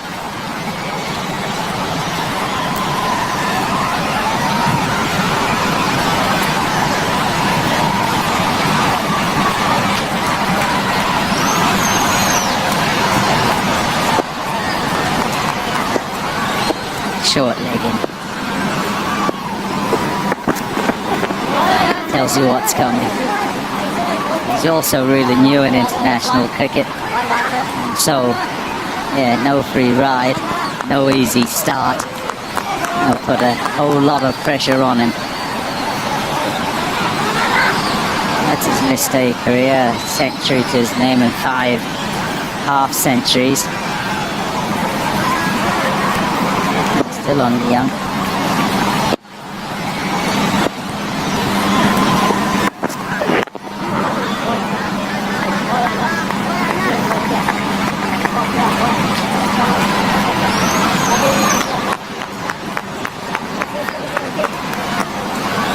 Talking about the field positions for Dennis Aziz, obviously a newcomer to ODI cricket, facing the short stuff of Heinrich. I like this in-out field where you don't have a cover in the ring. He's actually out on the fence, just protecting that fuller delivery, if any. So you have the opportunity, yes, to go short, but then the surprise delivery, if you're going full, you do have that protection on the offside. And even that uppercut that goes on the offside as well. I'm a big fan of this field where the guys in the ring are on the one, but you have that protection on the off and leg side. Important to also, when you talk in out, that those who are in, it's not a case of trying to save runs per se. Short legs there for a catch, slips there for a catch, and the man at backward point as well. All that being about the bounce and the pace that he gets, Nortje. They're attacking Danish Aziz here.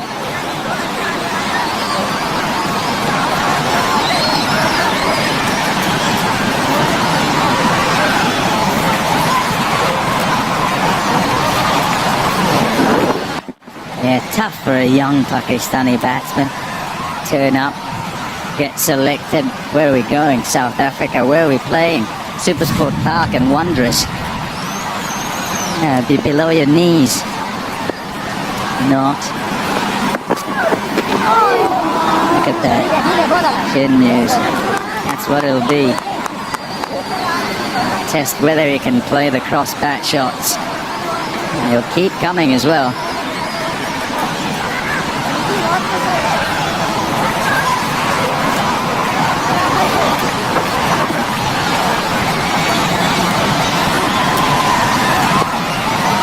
You talk about technique and you see him take a big step with his back foot towards the stumps. That suggests he knows that it's coming upstairs. He's had the tendency to sort of just hang back a touch on that back foot. The field's being moved, fine leg a little finer, 2 steps, as was the case. Deep backward square. Might be a full one, eh? Yep, looking for the Yorker. 74 for 3. Yeah, this is what happened in game 1. Went short at him, tried to ride it. Having to adjust to how high the ball bounces here in South Africa, and he just couldn't get over that. But too big on him, takes the glove on the way through.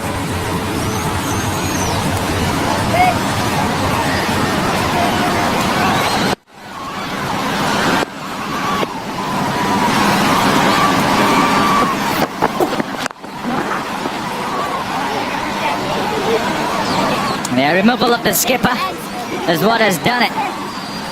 The Pakistan innings has come to a grinding halt.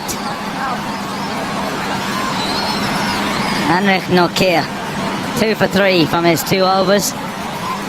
And it's over to Pahar Zaman. What's he going to do? How's he going to go now? Does he just keep going at it? He's 26 from 27.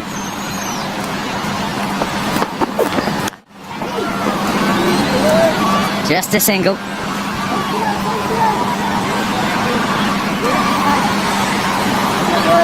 As Raja was speaking about the impact of seeing the back of Baba Azam. He mentioned just from a South African point of view, they can focus on him and try and get his wicket. What an impact that's going to have for Pakistan. And you can read the body language already in that change room. Needing to rebuild. Just shows you what an impact he has on the team. Not only in his batting, in his leadership. Growing confidence with seeing him out in the middle.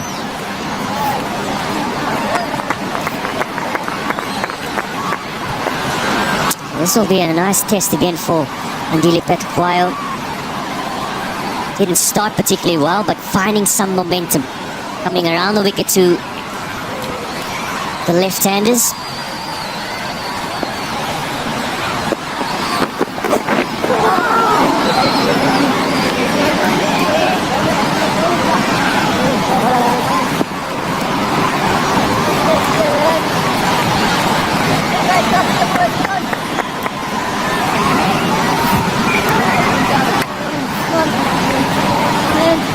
Look at that last 5 ODI innings, just supporting what you're saying, JP. 103, 125, 77, 19, 31. Talking about double figures, and Shamsi gave us the double figures, and Najab had named that 29 as a sequence. Wide. Babar Azam's on 27, second as a sequence. Consecutive double figures, just in terms of his consistency. And so what happens is that there's a general expectancy from his side when he goes out to bat, when he gets into 20s and 30s, they expect that he'll go on, and generally he does. But when it doesn't happen, there is a big impact on the side.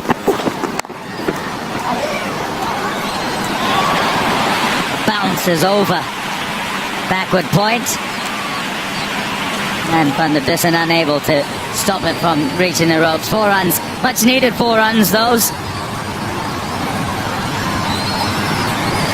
Yeah, think of the last delivery from Andile Phehlukwayo down the leg side. Bit of an autocorrect, and unfortunately goes wide on the offside, which frees up the shot for Danish Aziz. You see here the Wanderers' back foot shots. Well, they're the easier of the two for sure. It's 14 gone. Score is 80 for 3. As we see refreshments coming out on the field. Keshav Maharaj, the 12th man for South Africa. We're going to take a short break.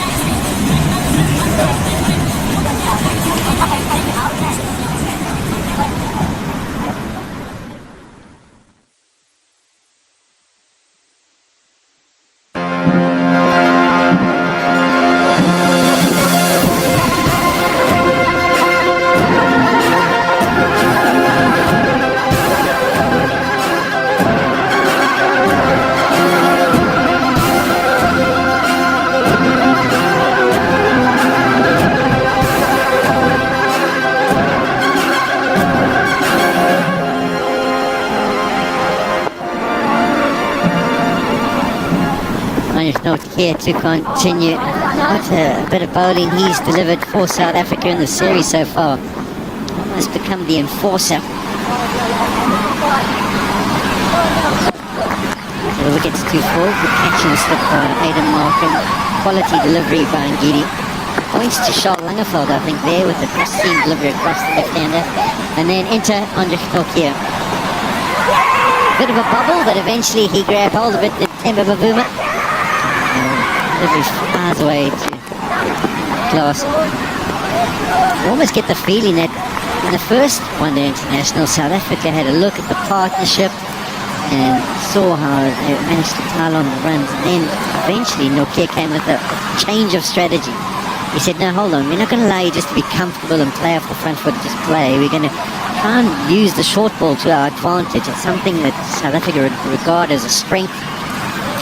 And he implemented there and picked up 4 wickets very quickly. Almost got South Africa back into the match, almost got them over the line. And today he decides he's going to use a similar kind of strategy. And in many ways, Babar Azam probably could have just waited a few more deliveries. He took him on early in his spell, maybe didn't get the pace of the surface, was definitely rushed with that short pitch delivery. And once you get Babar Azam out as a South African team, you feel like you should be able to go and win the game. It's going to be really difficult for Pakistan now. You're talking about that, it's been a trade for South Africa since he started. Every time he's got a ball in his hands, he can have a feel. There's a wicket in every single ball that he brings. I mean, I like this plan. You've got no cover in place. Taken the extra cover out and you've got him at short leg. And often it's just the extra pace. He looked really comfortable at some of the short pitch deliveries that have been bowled at him so far throughout the series, but it was, you see the extra pace from Heinrich Nortje, 140 odd plus. Oh, that one looks like it's made contact with the helmet. Might have to have a concussion test, but the bonus for Pakistan is it's gone away to the boundaries. In fact, he's given it its run, so it was off the gloves. Quality delivery again, making pace. That's quick. That's quick. For the sake that he bit him with pace. He had no time to go under. Looks like he got them both. I might have just glanced the glove, but there's definitely a mark on the helmet. And that's exactly where you want to be, dead on the right heart. Yeah, off the glove, onto the helmet. Short leg was thinking he was going to be in business. Edge this time, brilliant from Nortje, absolutely brilliant. He's ruffled the feathers and then followed it up with another delivery going across the left-handed Aziz. And he's found the outside edge, and what a wonderful spell this has been. 3 for 8 in his 3 overs. He really is becoming the X factor in these middle overs for South Africa. Man, Polly, we're watching a good game. Yeah, good bowling by Nortje. He hasn't changed anything. All he did is just change the length. And he gets the wicket. He's been bowling good. Not just. Very fast indeed. So Aziz has to go for 985 for 4.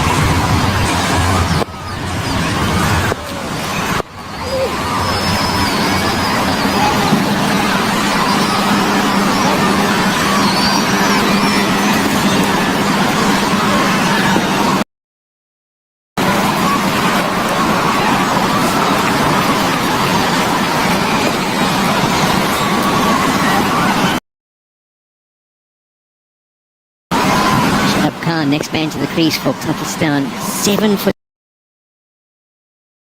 28 in his last 8 international overs. On the top here.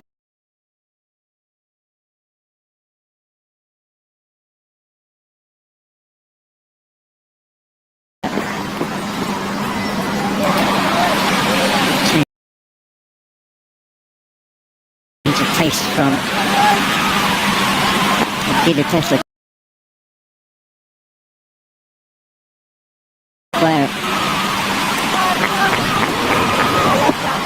Talk about those 7 wickets. These were the ones to go down.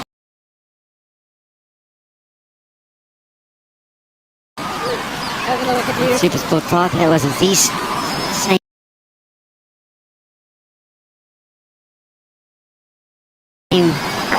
manner, banged in short, just going across him, squares up in the crease, outside edge. And that's a brilliant bit of fast bowling.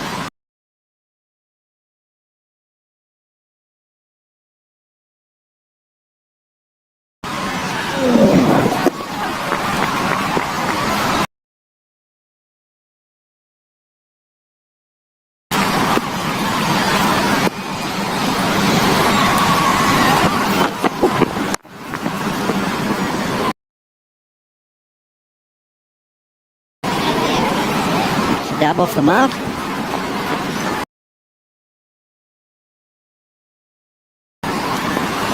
Well, he got my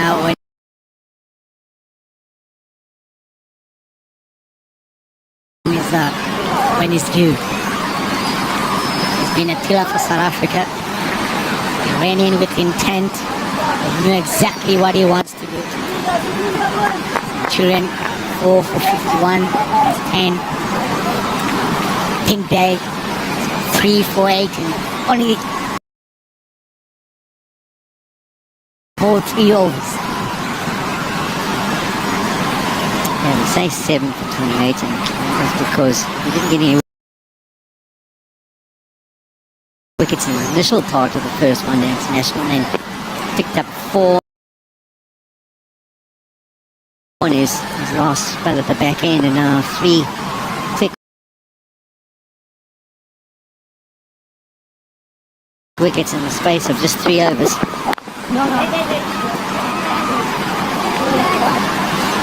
was 0 for 31 in his first spell at Super Sport Park, but since then he's worked out that he's got to use his strengths, his pace, his ability to extract some good bounce out of these South African pitches. And it's worked a trick for his team.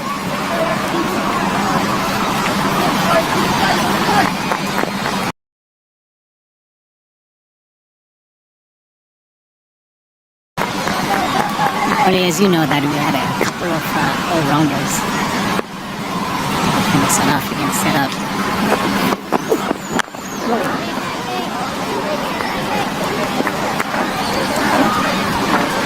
Let's actually have a look at that last over. Speeds, I mean, that's really good areas. Wonderful carry through. He was fuller with that delivery. Realises that's not the right option.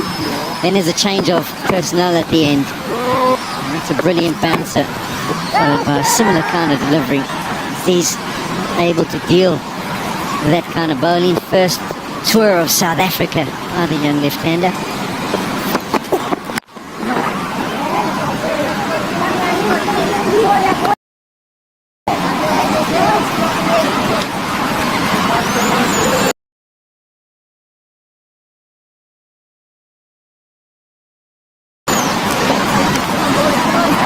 Coming back with my question, we can mention a couple of them, the likes of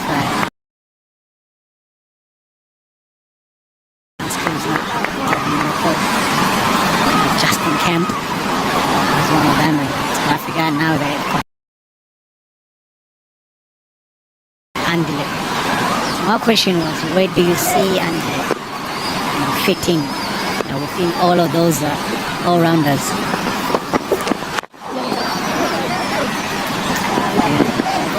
I'll come back to that in the next over as this one's finished. With 16 done, 88 for 4 of Pakistan. I think, all those guys, Lance, for example, probably would have made his his way as a bowling all-rounder and then developed into a fantastic striker at the back end and then almost being promoted in the batting. Albi Morkel would have also probably burst on to the scene more from a bowling side and developed his batting. But I think Andile is still in the process of trying to develop his batting. He's been relied on for the 10 overs.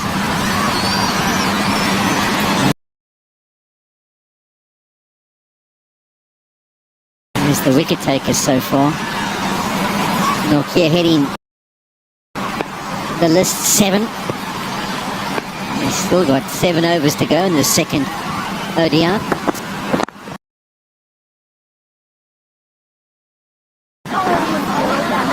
I think also the key is what you've got to understand is why is he so effective? Why can he run in and bowl those lengths? Well, we've got a good comparison here.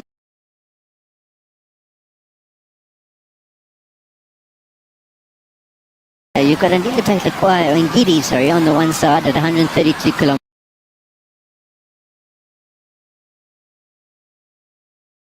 per hour, and then you've got Nortje released at the same point, same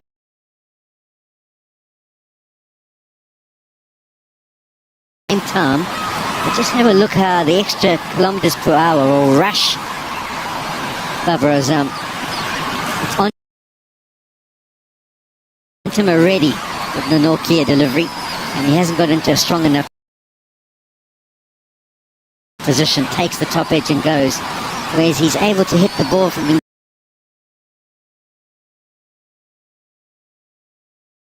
Ngidi well in front of himself because it's only 132 kilometers per hour.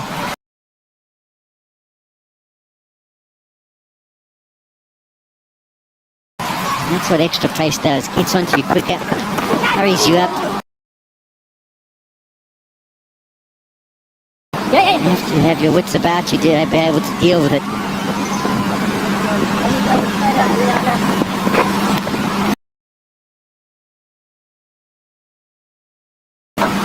Natol's pace makes it different. Even to the best of the best. Batting point of view. Yeah, because he is one of the best. I mean, he's ranked number 2 in the world. But it's also the big difference between 140 to 150 is a massive step up. And you think of even 150 to 160, your likes of your Brett Lees, your Shoaib Akhtar. I mean, that's next level. Ashwin Tate and that's APG Villiers.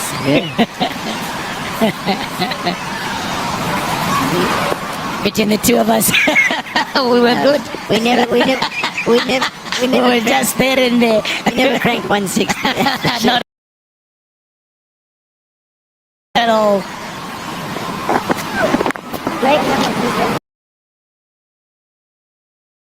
That was myself and Polly in our time. We didn't even call it. We hit the good areas, they play a wrong line. Get wickets.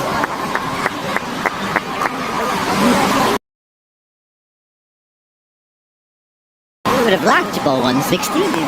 Don't get us wrong.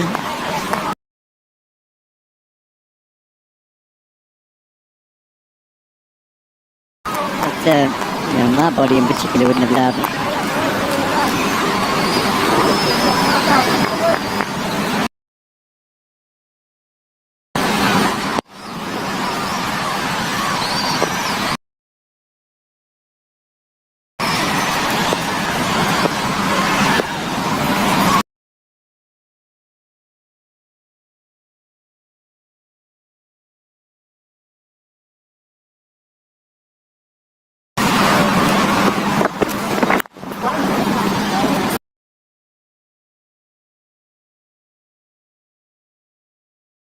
Nasty tired by Shadab, looking for the second, but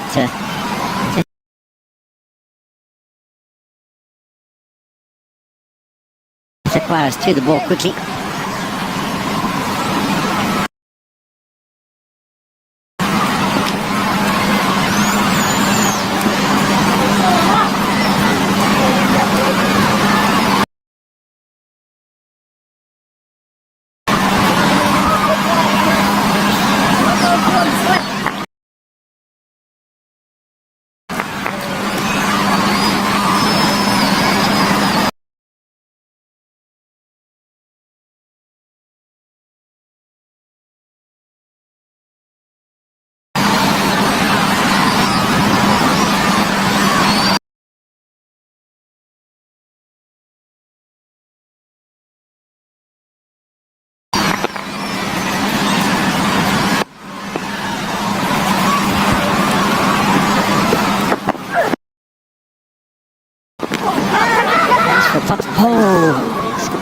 with the shot and it hits him on his arm, I feel.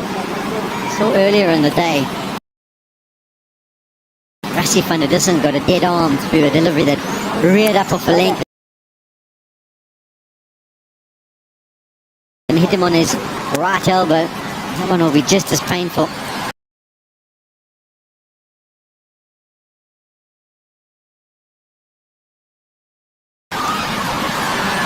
And he'll go to sleep tonight and sort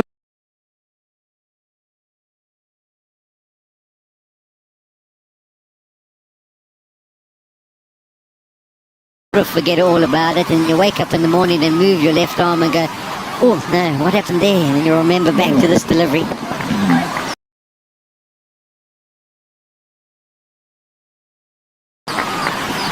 143 kilometers per hour.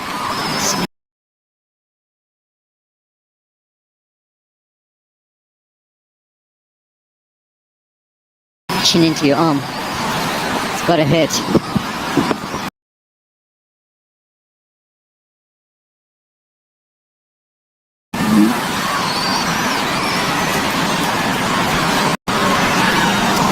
South African bowlers have been good.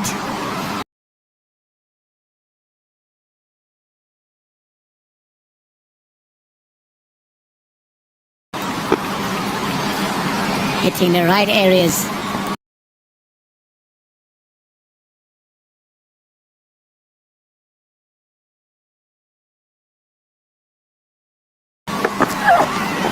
Asking a lot of questions.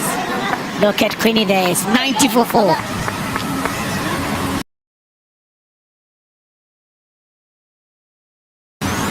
Yeah, like you say, they've been good, and I just feel that you can sort of see a plan.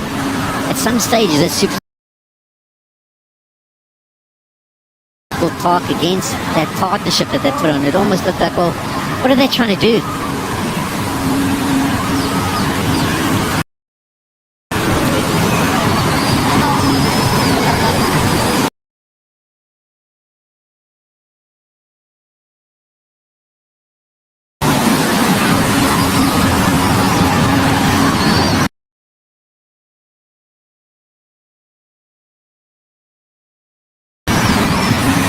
Center bowler.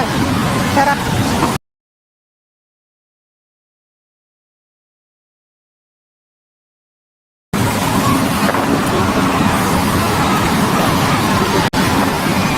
That's just because we're in the commentary box. So they're putting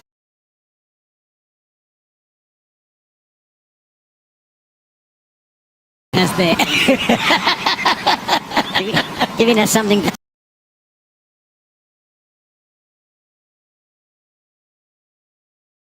talk about. And I'm looking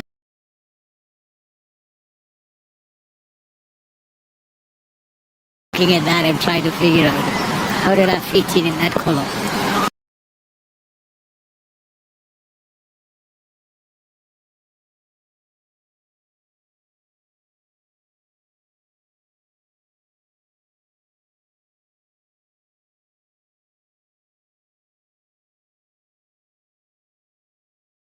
For him, it's been impressive. Decent average, just the 49 games. And a strike rate of basically 95, 400s.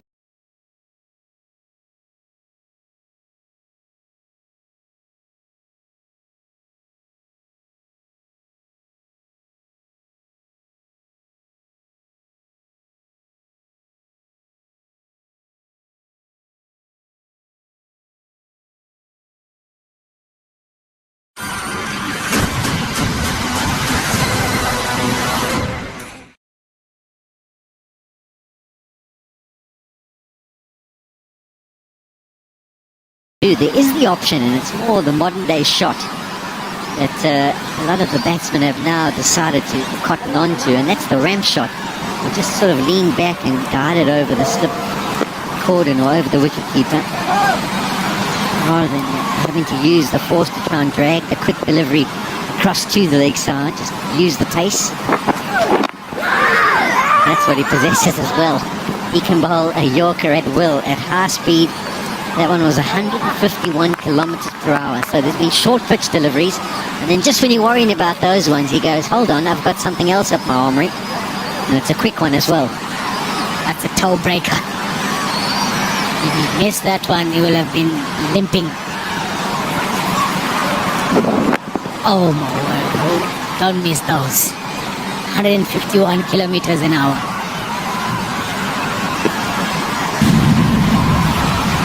It did hit on a toe.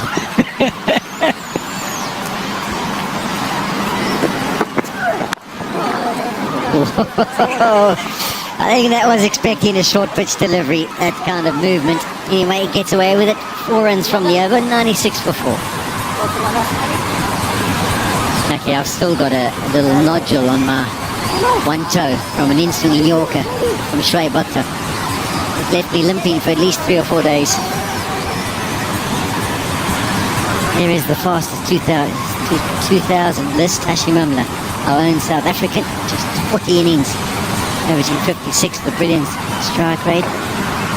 Bus, Peterson, Trot, from yesteryear, Viv Richards, she hoped, Shikadawan, Barazam.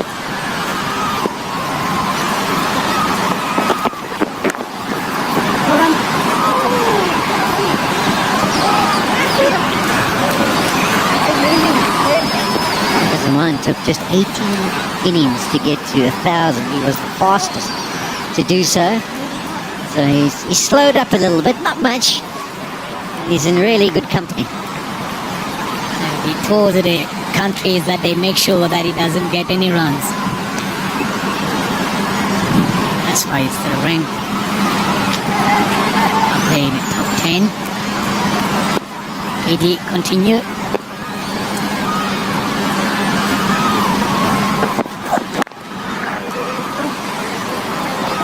Did you think at some stage he's going to have to get a get on? He's only striking at 70. And his team well behind the 8 ball, requiring 8 and over. The original rate was under 7. He lost the 4 wickets. They need a period of consolidation, yes.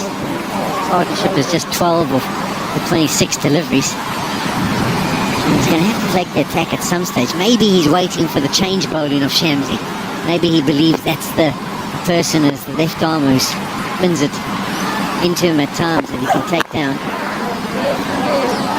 If he has to wait for that long because Rabada is warming up on the other end, then he has to wait for long. If he is looking to do that from the spinners when they come back, then it will be too late. Because she as well, Shamsi warming up. Almost 20th over now. And he's still at 97. Yeah, your point's valid. You don't want to leave him too late because 20 overs is almost done. For Shamsi to have to bowl 10 of the 30 means that it's very long spells. That one, I don't think there was an edge involved. It just looked like it from our commentary box with the movement that went away, and it was a quality delivery. Quinton smiling, so I would suggest it wasn't an edge because if he had put it down, I don't think he'd be smiling. But there's the cross seam position again, trying to get the ball just to maneuver away. And that was nasty ball. As it pitches, you can see how the seam gets up into an upright position, which means that it'll swing afterwards. So it's scrambled there, and then as it pitches, it just straightens. And that's why there's movement late. Almost does for Quinton. It's beautiful to watch a ball doing that. And then he tells him, watch it, watch it.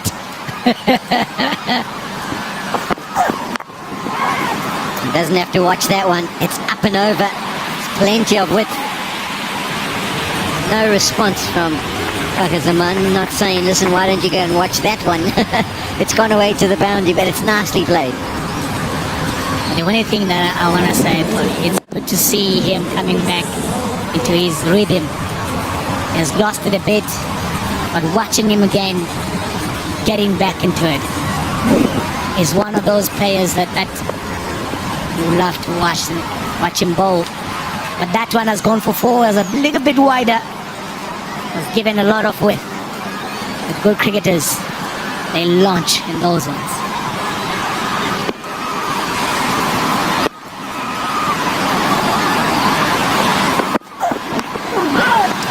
fiddle's fine, so just be the single. Not too sure if it's off the bat or the hip. Rasmus says that it's a leg by. 20 overs done, 102 for 4.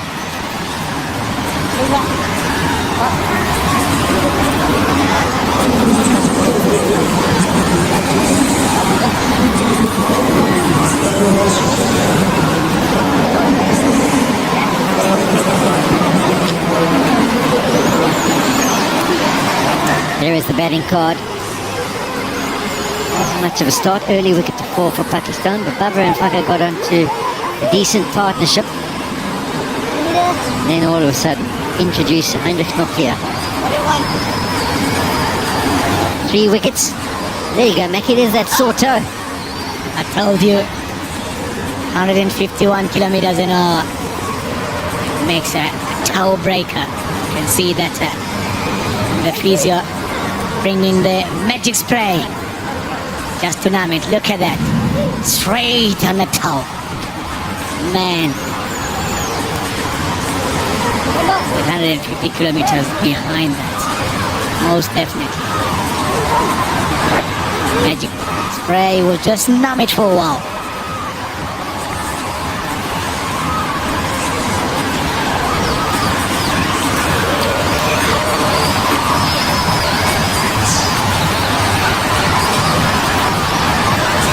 Any of you who've missed the 4 Pakistan wickets to go down, that was the man who did most of the damage. Initially, the initial wicket, good delivery. Was Ngidi signaling to the dressing room. That was the delivery I was after. But that was probably the huge moment. After what we saw at Supersport Park, Bavuma Azam, the 100 he managed to compile. He is the big player. He's number 2 in the world. And that short pitch delivery did for him. Another quick, fast delivery outside the off stump. Finds the outside edge. Heinrich Klaasen. The last one to go. At least for the second time in a similar fashion. Pace, bounce, movement across him. Here picked up his third.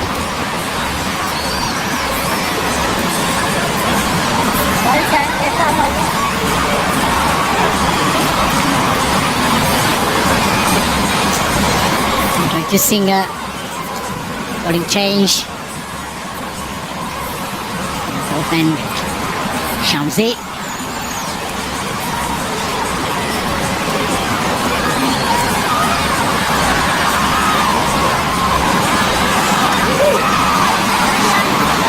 There's his facts and figures, his average of 40. I want to improve on it, but we do feel like he's growing in confidence. It was a bit of a stop-started ODI career. He was often the second fiddle to Imran here.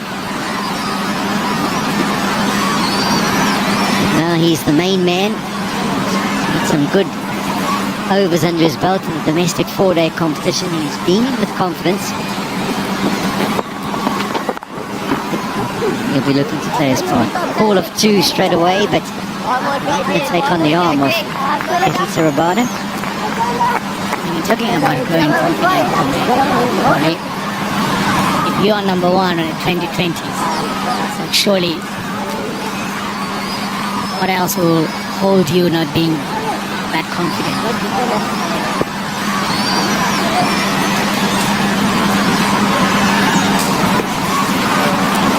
The good thing is he just knows he's going to get his position in the side where he's almost fighting for a spot. Sometimes when the surface was turning, he'll play the extra spinner. But now, they back him. He's the main man.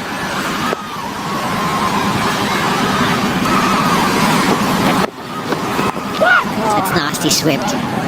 With the field setting restrictions and only allowed the 4 men outside the inner ring, often it's that man behind square that Shamsi tends to sacrifice. He's got his boundary riders in front of square, long on, and 2 on the offside. And if you can get down to a position and sweep him behind square, you will get the benefit of a boundary or 2. You play the shot as Shadab does here, pure perfection.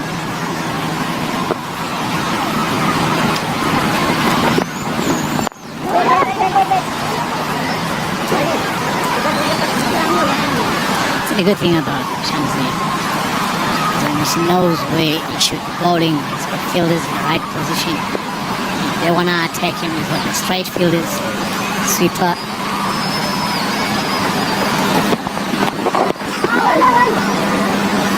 That's the reason when you say that he has to sacrifice what the man was behind him. All of a sudden he has to change the line. Keshav will be thinking about that sweep shot again. Because 2 deliveries now have gone down the leg side. Can't get the other ones away. 3 dot deliveries.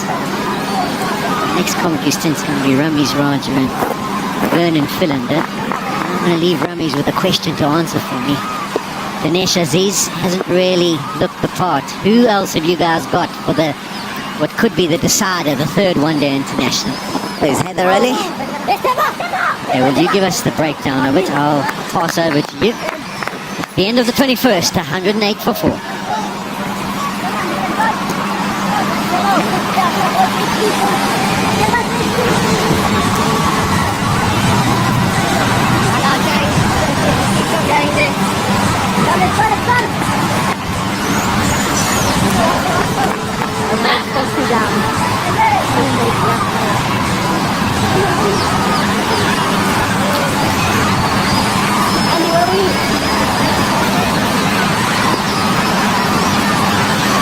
So when the innings is forced into a rebuilding phase, how do you operate?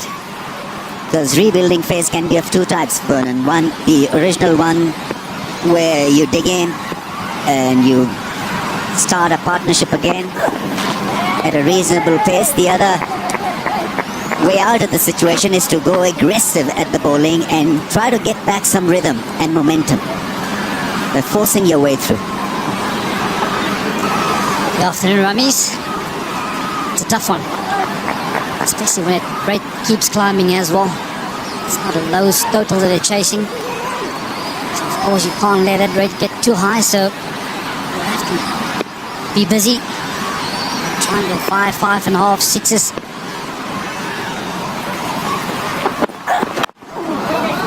So to really stay in the contest. It was an exceptional spell by Anrich Nortje. Always thought of it as the contest. Nortje versus Babar Azam, because Babar Azam at full throttle is a match winner and Nortje at full throttle is a match destroyer for Pakistan. And so that was the critical point. And South Africa won that phase and now sit quite pretty in this contest. They have the upper hand.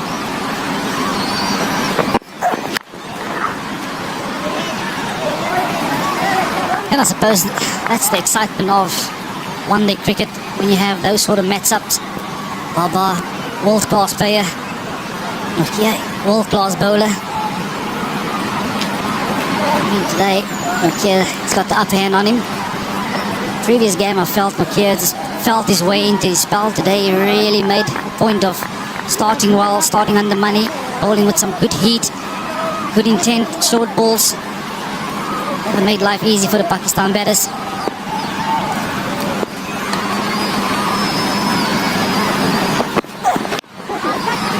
That's gone past. Flying keeper for 4. 4 leg byes. Ngidi losing his direction.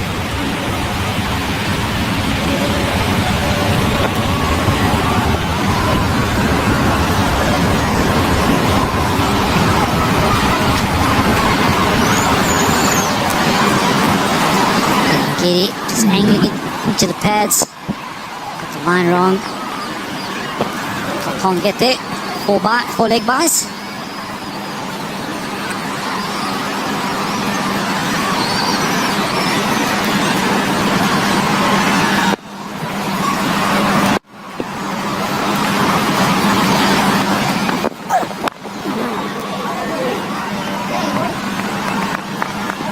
This was billed as the contest within a contest. Babar Azam versus Nortje. There was serious pace and serious class. First ODI at Centurion, Babar Azam was all over him like a rash. Really did playing well through the offside. Great balance, great technique. It's a complete innings. Saw the entire range and He was instrumental in that one chase win for Pakistan, match-winning 100.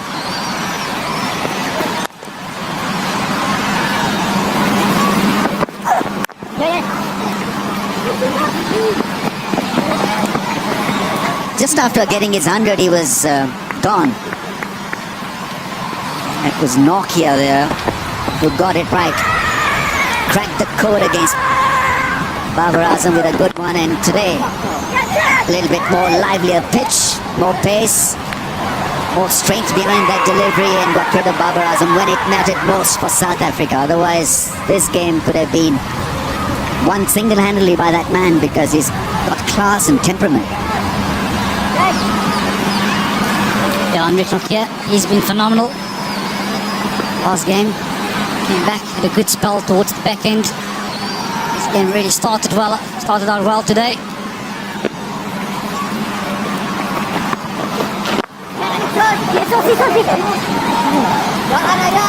In many ways, South Africa would have identified Bavuma being a big threat for them. Wanted to get rid of him early.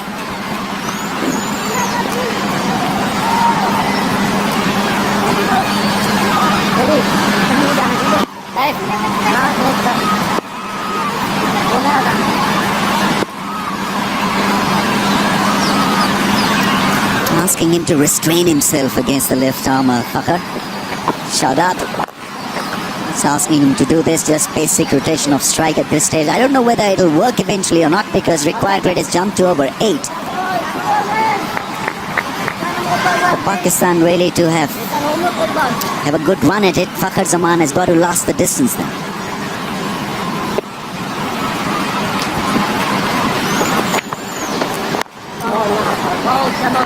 Yeah, he will be key for Pakistan if they are to get anywhere close or over the line. As alluded to earlier, run rate required is sitting at 8.3 at the moment. You just need to say to yourself, what are you comfortable chasing in the last sort of 10 overs?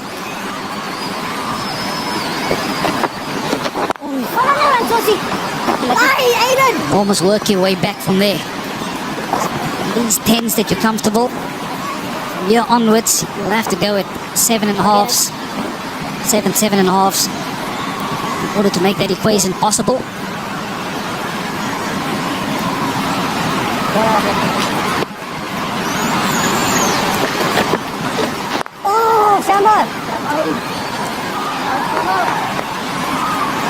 South Africa at similar stage were 119 for 1, Pakistan 116 for 4, so not a lot of difference. Yes, there's difference in the wickets fallen.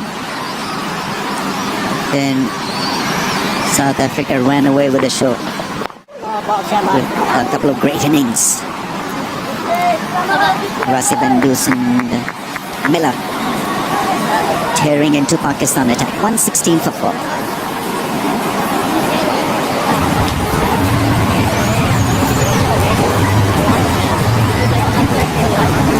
Passes to 2,000 runs in ODIs. Fakhar Zaman is in the list. 49 innings, strike rate of 94, 400s. His one-day career started off brilliantly, in fact. And of late, there's been a pause. He's not been as consistent as Pakistan wants him to be.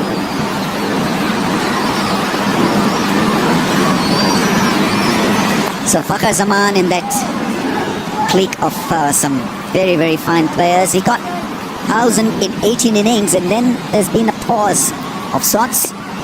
49 innings to his 2,000.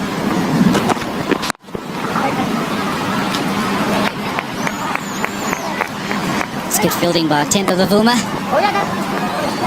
Rabada back into the attack. The reason why his captain is bringing him back, he'll be looking to strike. Possibly getting rid of Fakhar Zaman. Yes, with 4 wickets down, he's got to be used as an aggressor. Rabada as a wicket taker. Oh, that's a lovely delivery. Brilliant length. We talked earlier on about bowling the length on this pitch, how important it is to be just a little bit fuller at that length. This was just about perfectly bowled. Oh, that's a beautiful delivery. It's better every now and again, you just have to acknowledge. That's the length that we were talking about earlier. Didn't really climb into it. A miss it earns in a couple of runs. Feeling his way through still, Fakhar Zaman on 40 of 63, but it's important for Pakistani opener to get some runs. Because on the day, he is a match winner. Certainly is a match winner. I suppose it's also difficult when you keep losing wickets on that end. When you get going, sometimes you want to press the accelerator, but you can't. One shot.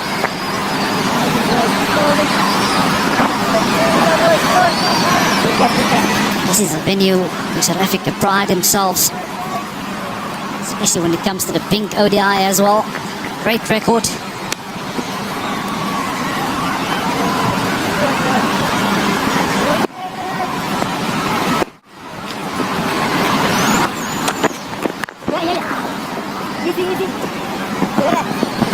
Yes, I think last team to actually win a one-day is Pakistan.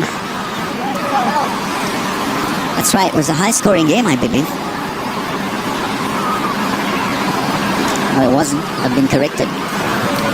But they won it. So this is next one. Next one.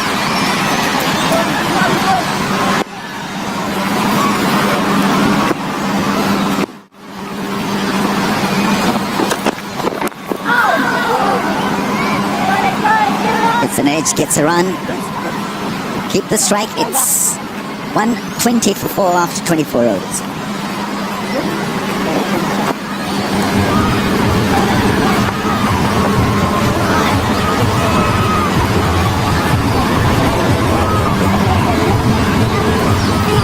Yeah, they've been a heavyweight. The pink ODIs. Beat Pakistan in 2013, India, West Indies, England, Sri Lanka, India again, and lost to Pakistan, lost to England.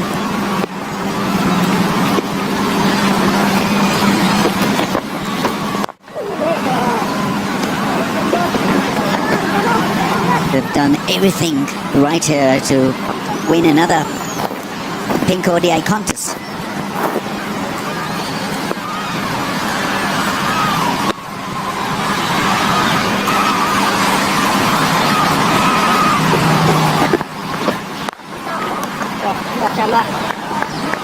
Yeah, but that's cool on the board.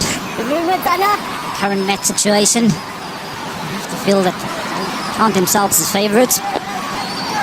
In cricket, tell you what, it's interesting at times.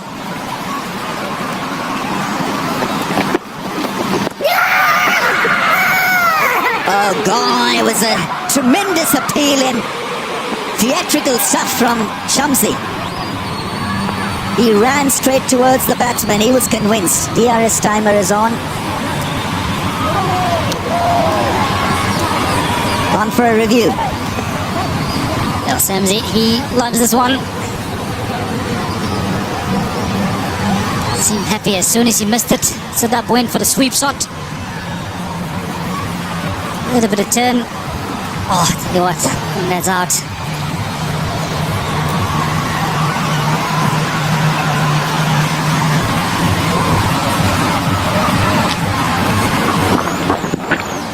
Got a little bit late into playing that.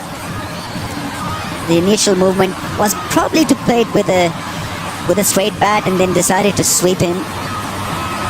I think is a goner. I think that's come in front of the stumps. Yeah, I think if there's no bet on that, it's pretty adjacent. Heads. Adding an ultra heads. Wait for the pitch map.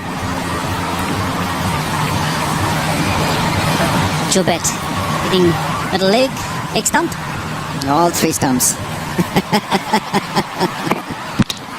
Yeah, good part of middle and leg stumps. Shadav, after fighting it out and wanting to establish a platform again for Pakistan, has been dismissed. Shamsi gets off the mark. It probably will be warned by the umpire. But not appealing straight away. Gone after scoring 13-120 for the loss of 5 now, Pakistan.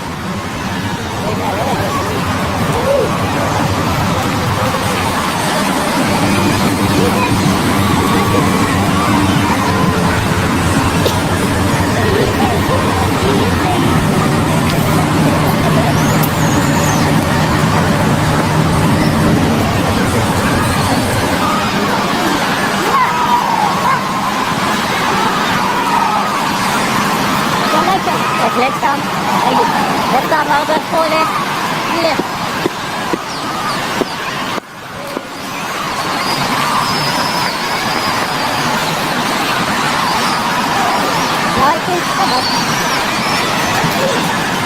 Asif Ali is the new batsman in, 29 years old, by instinct an aggressor, very good strike rate. The situation is right for him really to go hard at the bowling. No point in trying to work the singles because that is not his game.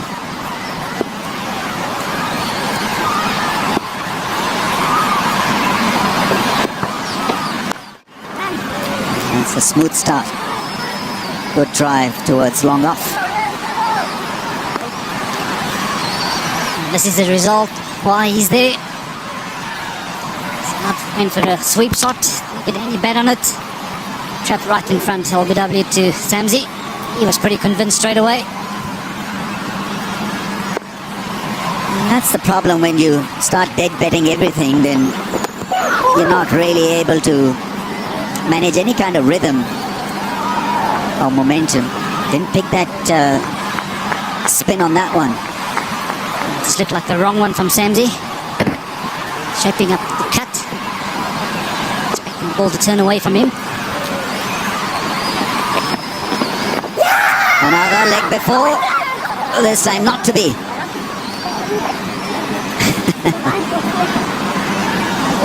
Shamsi overexcited. Brings the hand to 25th over. He's done 121 for 5.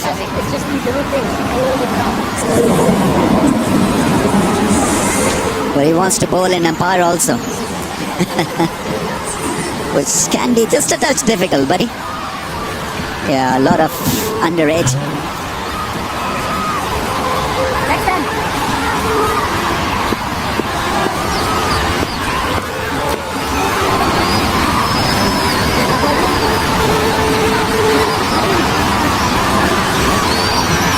Faces to come, Fahim, Shaheen, Asnan. So this realistically, and maybe Fahim are the good choices in this run chase.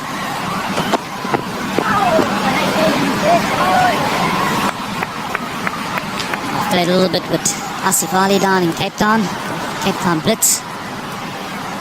Very attacking batter, of course. Likes playing his shots. Some will need him to play a few if they are to get close or over the line today.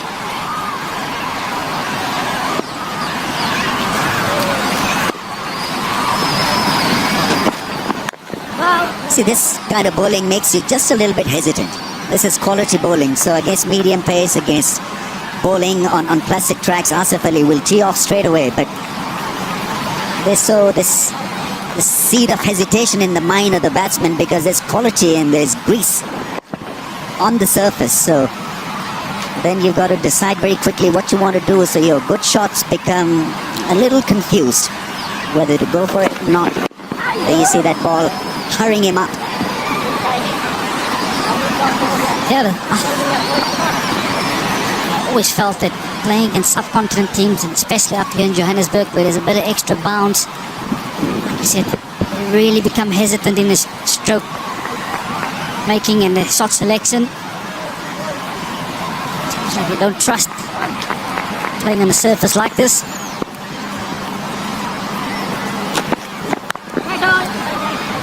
I suppose there would have been generations that would have come to South Africa before, having faced similar sort of bowling. The question I've got for you, Ram, is what would that chat be being brought back home to Pakistan for players to come and tour South Africa in the future? Is it a matter of you guys wanting to work on it?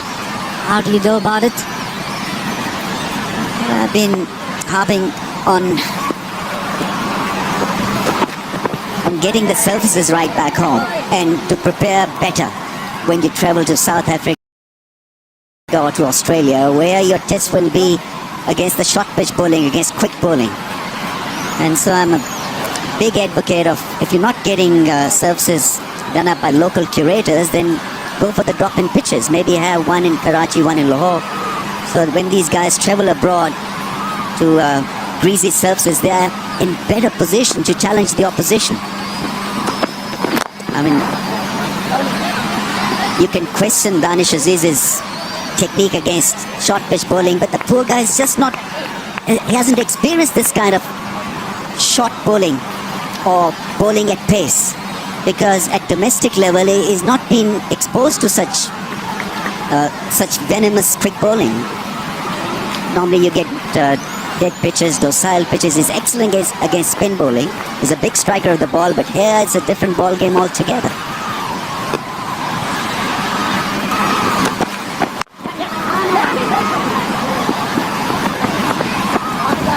One, two, three for 5. Yeah, and I suppose on the opposite side of that conversation would probably be, how do we combat spin better? The venue that has become spin friendly these days is down in Durban. Probably have to play a lot more in those sort of conditions to understand what's required when we do tour the subcontinent as well. Take your time, man. It's a match summary that is favouring South Africa. 341 for 6. Plays 123 for 5. 26 overs done and dusted. Required rate 9.13 now.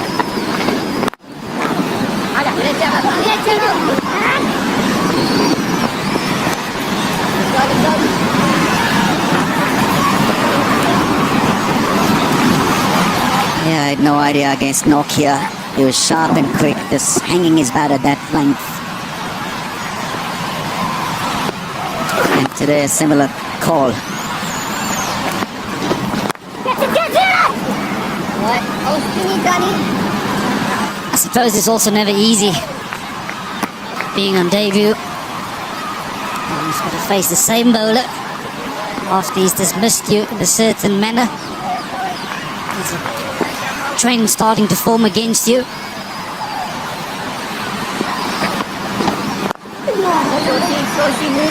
Those are all things that will play on his mind from a mental point of view. From an opposition point of view, they'll make a note of it. Exactly, so it's important for Pakistan not to be looked upon as a team that can be dominated by pace and short pitch bowling. There's such reputation travels very fast into different dugouts. Yeah, absolutely. Especially with the amount of technology that's available these days.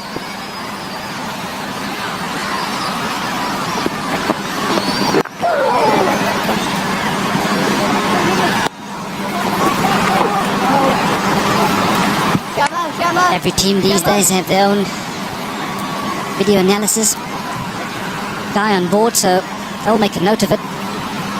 So you don't want to have that stigma attached to you.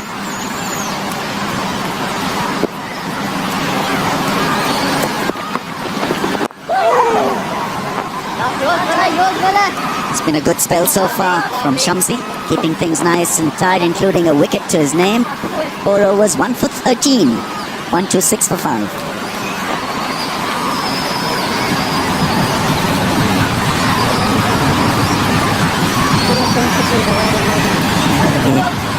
Boundaries have dried up. 25 minutes, 40 balls since the boundary was hit. Just couldn't understand the logic of dead batting and then picking up a run or two in every ball, in every over. I think it's got to be more consistency. Rhythmical consistency is what is required in run chase. Partnerships are important, but partnerships at pace. This 9 and over in the last 10 would still be a doable job, but 9 and over in 137 balls is a tough gig.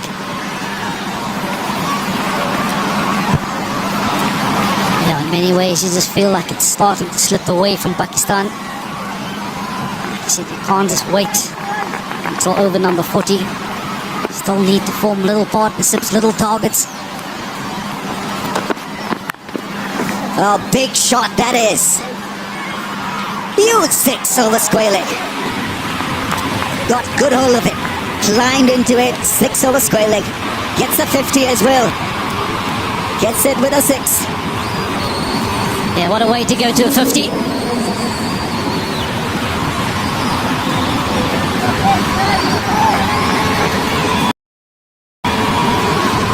$50 of 70 balls. 1-6 to go with the 6-4s.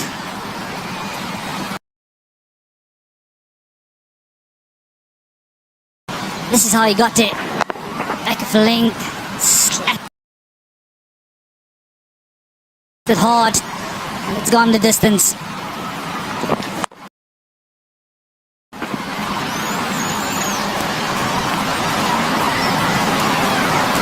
That's as slow as 50. Bakar Zaman, previous slow was 68 balls, 70 balls for a 50. Another pull shot in front of mid-wicket for 4. This is good batting, certainly. He's woken up.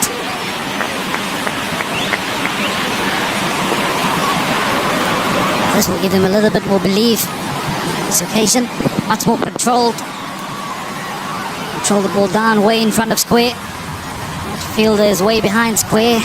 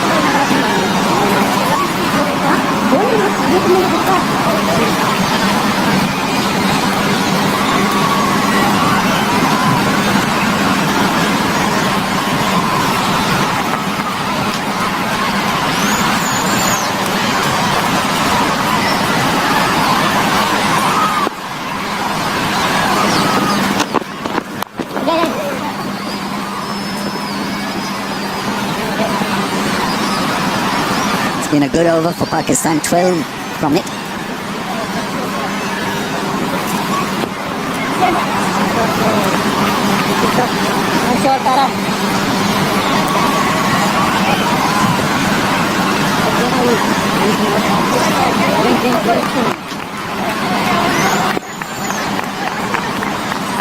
Polly was telling me off air that Pakistan can still win this.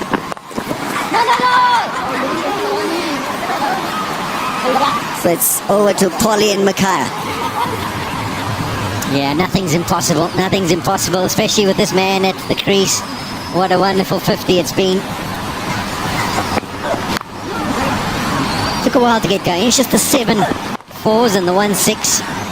But he's a class player, normally thoroughly entertaining at the top of the order. With all the wickets going around him, he's decided to be a little bit more circumspect. Still played some wonderful shots, been quite severe. South Africa tested him with many short deliveries. That's a real strength of his, short and wide. And that was the last 6 in the last over of Kagiso Rabada, way back into the grandstands, bigger than any 6 Ramiz Raj has ever hit in his life.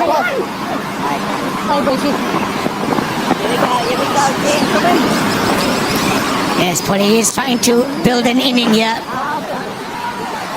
At least to give Pakistan a bit of a sniff. He's the only guy that can really make things look good. That's nicely played. Very good shot. It was dragged down. There was one man on the boundary, squarish of the wicket. That was Kagiso Rabada. Sif had to try and pick the gap, to try and work out where he could possibly pick up that boundary. The guy stays down and it just beats the man at short mid wicket, and the placement is superb.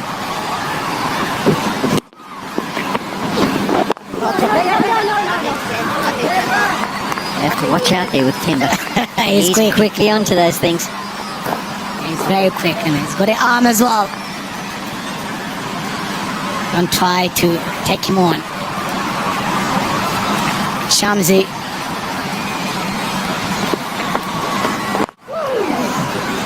Attempt to miss the length a little bit. I think the reason why he wants to go some of them very quick, and if he can be able to just adjust his pace, he can really give them a lot of trouble, because he gives the ball a time now that he can be able to turn. And if he bowls too quickly, It's something maybe we're going to have to speak to him about, but that one short, wide, dragged out, and the man who's on 56, easy pickings for him, opens the face, beats the man, David Miller diving to his left. So that wasn't one of his best deliveries. You're going to have to ask him at some stage during the interview. He's definitely made an adjustment to his technique. He's trying to stand taller on his deliveries. He had a tendency to collapse a little bit and do a lot of drag down deliveries to the batsman, but he's definitely got taller at the point of delivery and trying to hold that position for longer. And that's a big hit. That's a massive hit. Way up to the grandstands. Just manages to stay inside the facilities. That ends off a seriously good over for Pakistan. 16 from it. 154 for 5. Rummies are smiling. it is a big hit. That puts Shamsi under pressure. Bakazaman really wants to turn things around. That was gone. You can say the shorter boundary, but he will be 6 anywhere in the world. It's just the fence that kept it in the stadium. Given some air, he just clears that front foot. And keeps the face of his bat open when he plays the square bat shots behind square on the leg side, whether it's the slog sweep or the pull shot. That's often when you get the best contact. Made its way all back onto the ground. It's a nice backspin. Well, the enforcer, Heinrich Nortje, back into the attack. 3 for 13 of his 5 overs so far. Change of ends for him. So it'll take a little bit of an adjustment to work things out. Coming from the call-it drive end. Great for his first 5 overs from the golf course end. Now look at Rabada as well. When he change ends, it seems to struggle, to get the ball out of his hand. I think the adjustment of the length as well, it's so important when you're changing ends.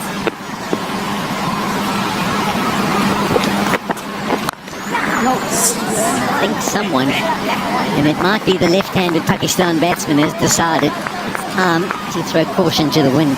If we just take the last 3 overs, he's definitely starting to back himself a little bit more. I think he's waited for too long.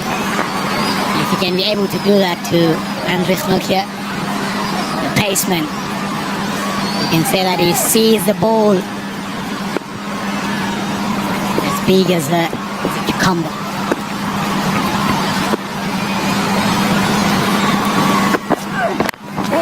That's a nice change-up. I think someone might have been considering Nortje was going to turn to the short pitch delivery.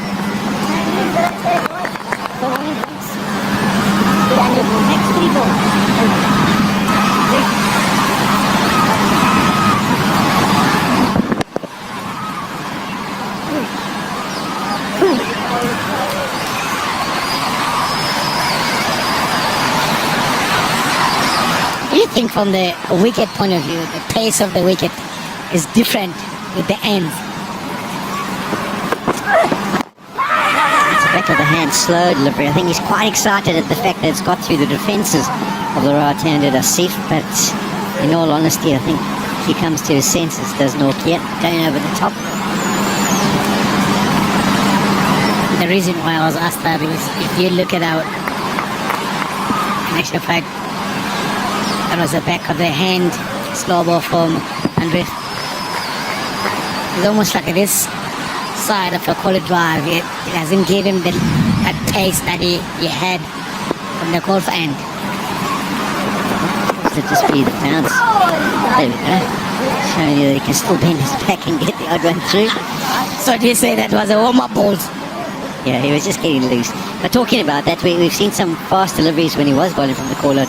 And two Fakazaman, short pitch deliveries. And then that was the initial period. Then Fakazaman decided, okay, hold on, I'm just going to look to leave for a while. Took on a few of the short pitch deliveries, and then that's the effect. Not getting a decent stride in, weight hanging back.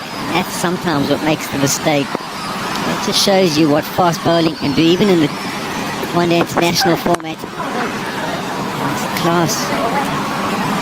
Great bowler is Heinrich Nortje. 156 for 5, end of the 30th, and the players will have a refreshment. We'll have a short break.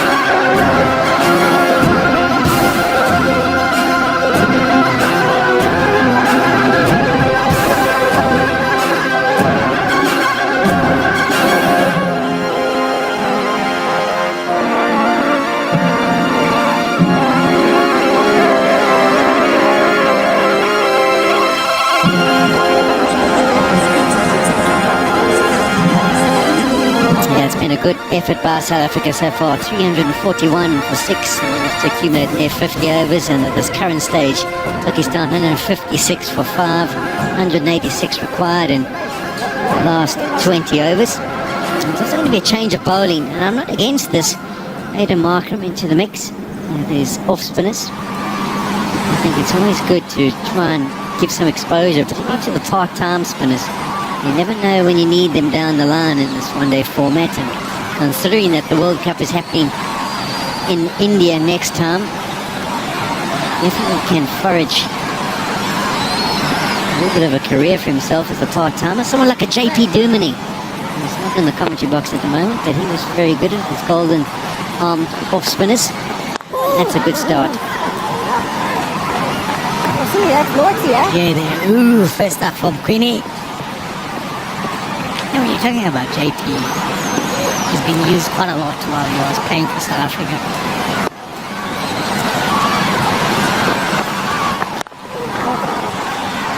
He does make a difference. Some the batters, they are not used to him. They don't even go and look in the icons to see if is he turning the ball or not.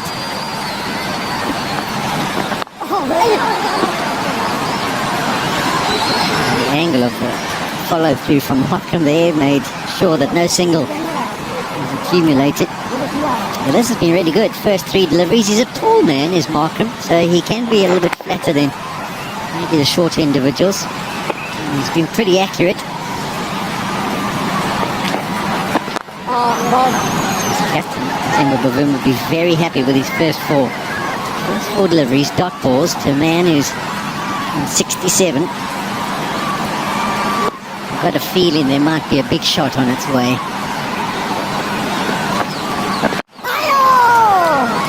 Ayo! That's the call from Quinton. Hold the half over here. You didn't miss that. And then, it's in the right area. Forcing the best hand to be like defend. Interestingly, he's decided to stay around the wicket to the right-hander. And that's a brilliant over. Just the one from it. 31 done, 157 for 5.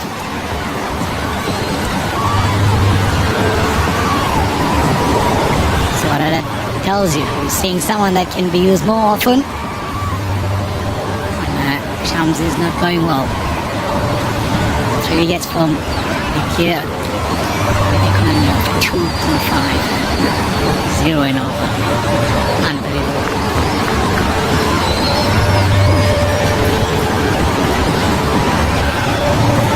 Yeah, 3 for 15 on the right-hand side there. You can see those first 3 overs. Those were key. That basically swung the game in the direction of South Africa. Brilliant economy rate. 3 wickets picked up. Smeared over the leg side. From our angle up here in the comments box, I thought Lungi and Ngidi might be able to get underneath it, but the contact was just good enough. It wasn't out the middle, that's for sure. It was good enough to take it over the inner ring and away to the fence. Karazam has decided that anything that he sees is going to go for it. Doesn't matter who bowls. Look at the scoreboard and see we are way behind the 8. This is his highest score against South Africa in one-day internationals.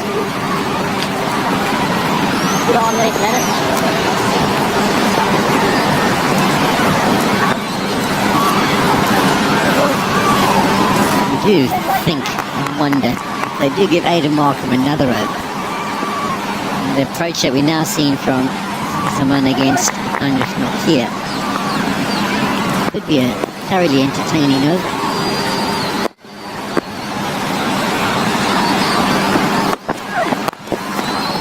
That's nicely worked away.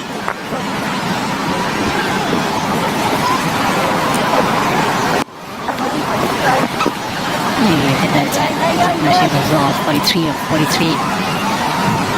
It's building nicely for Pakistan. 179 for 111 deliveries. Drive rate just under 10 and over. Initially it was 6.8 that was required to the over.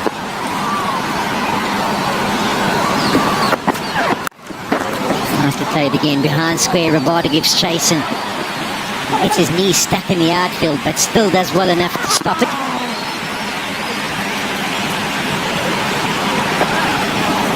Surprise there with Quinton the Kock.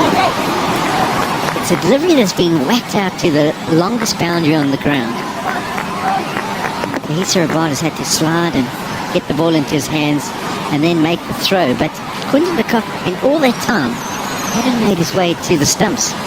He was pretty late in getting there.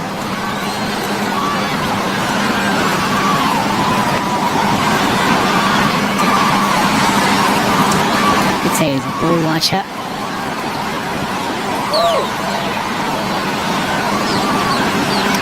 Anything but looking at it.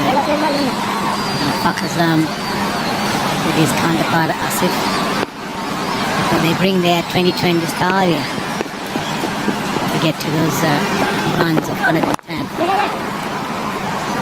I think that's going to be his approach. Got down to 18 overs after this one.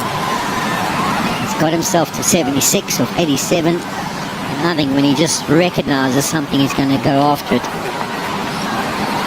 South Africa at this stage were 179 for 2.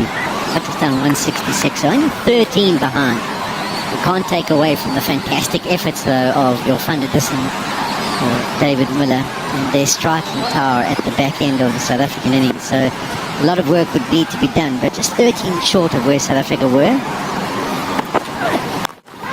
Up in the air, this could be an opportunity. No, it lands perfectly by 6, the 2 men behind square on the leg side, and that's why there's a wry smile from Heinrich Nortje. He knows Steve has got away with that one.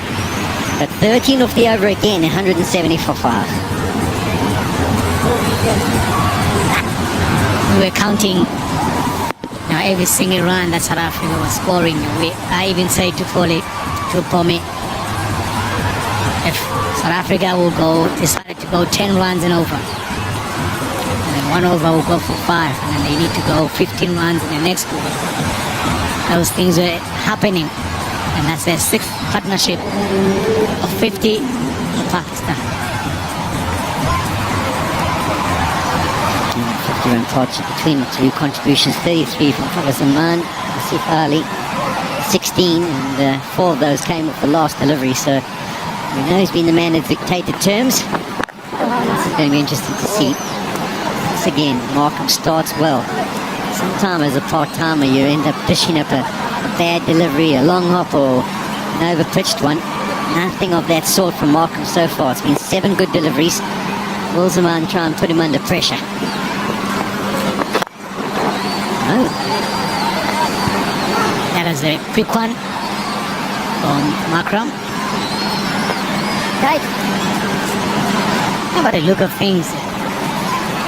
Could be bowling right through. I think that might be a bit of a stretch, man. The new JP Germany at the crease for this. Better than part-time off spinners. And nearly found the edge. Went for the sweep shot, tried to roll the wrists, and it made the top edge popped up and nearly grabbed by Quinton de Kock.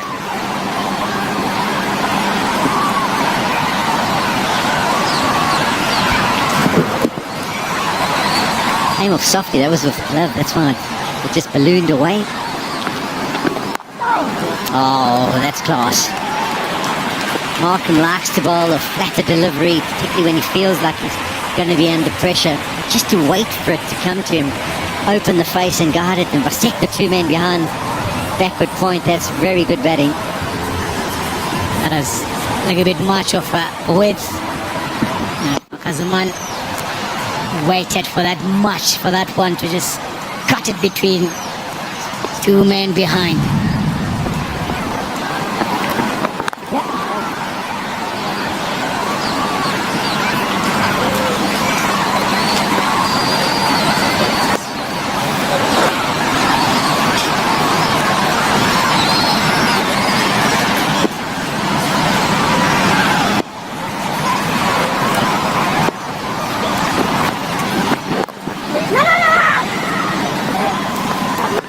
Some 7 runs from second Markram over, 177 for 5.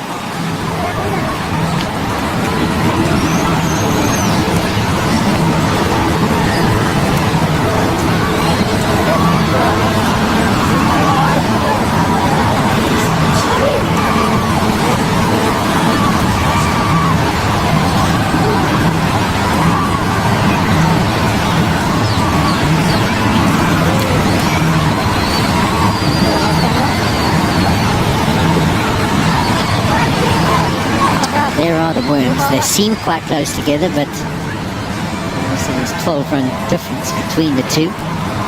South Africa lost a lot of wickets at the back end, but it didn't really matter because at that stage the batsman could just walk to the crease and continue to carve away. David Miller was there for the whole period. He managed to end up with 50 from the Dussen. He was playing superbly until about the 42nd over when he lost his wicket. Anyway, change of bowling, Phehlukwayo into the occasion. Zaman decides to go after him and try and target him as he does. Round the wicket, up and over, it's gone all the way. It's a difficult time to be fielding on that cover boundary. The sun has got a bit low, the shadows have got rather large. And when the ball comes in that vicinity, you're going to have to deal with some bright sunshine.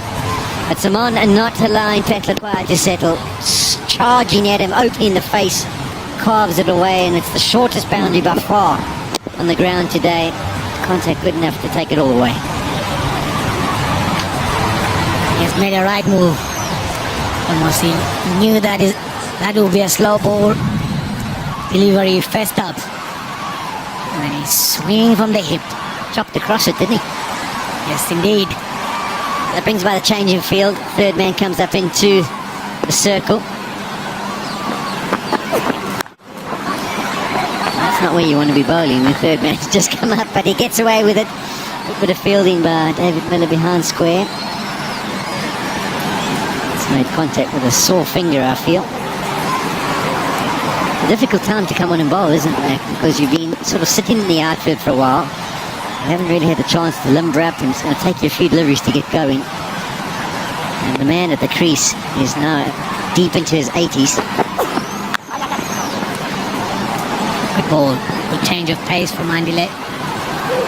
Hey, it is. Sean, as you've been sitting on the boundary, don't even move to run around just to keep your body a bit warm. Nice delivery. He's a young guy, so he'll probably be able to get going a bit quicker. But at the end of my career, I wanted at least 3 overs warning. And you get told that when I'm bowling, Try and get you can't just bring me on. Got to give me warning to stretch and get loose.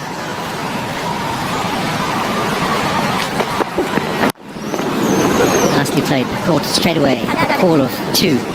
They should be able to get back there comfortably. He ends up tumbling over.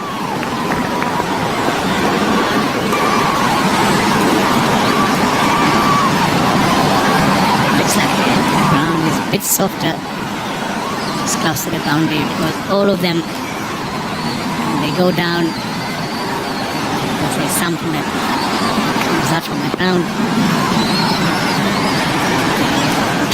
Careful of your ham, Ngidi, careful. Up into the air, this could be taken. There's an adjustment, and eventually the catch is taken. I think it's Aiden Markram who's on the fence. It is indeed. I watched him as the ball went into the air, and he was sort of spinning around trying to work out exactly where it's going to be. We talked about the sun. He had to negotiate it, so it was a good catch. And it's Phehlukwayo who makes the breakthrough for South Africa. Partnership comes to an end. High up on the bat, just lofted in the air. That looks like a knuckleball. Seam up and deceived the batsman. Massive. Went hard into it and went all the way up. Markram did not even make a mistake. Asif Ali out for 27 balls.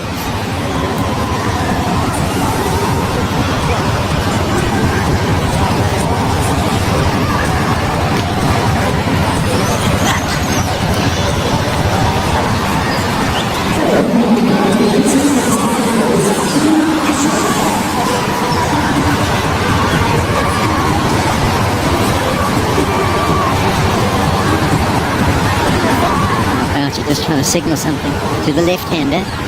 Everyone on the edge of the ring. Give him one and bowl to the other guy. Was Mark Boucher's signal? Absolutely. That's a correct way to explain it. The lefty. It's 100% correct, the tactic, but you would think they'd be able to work it out. Long time ago. Yeah. Just give as much of the strike to the new man at the crease.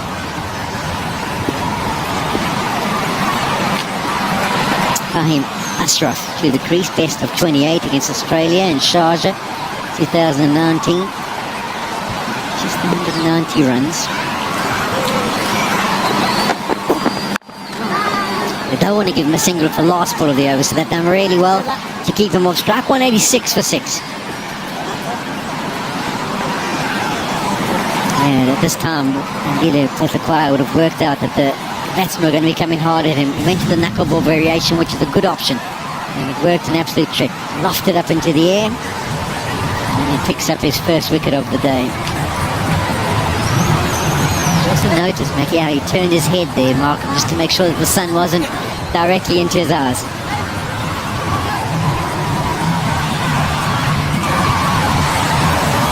Another thing with that, Polly, when they bowl in a knuckle ball, it's almost sim up.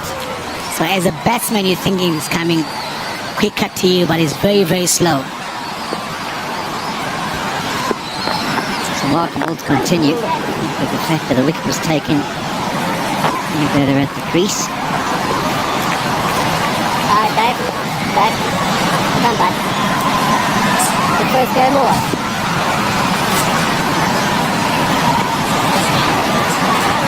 I was going to ask you, yes or no answer.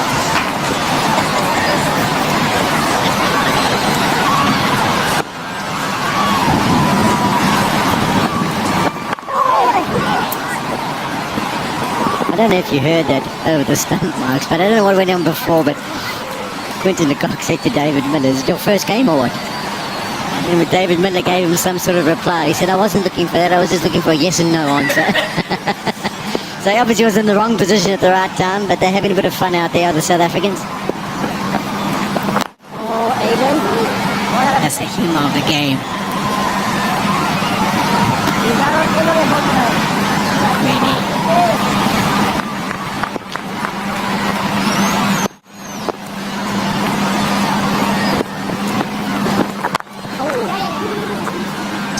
Gets away with short and wide, but it's just going to be the single.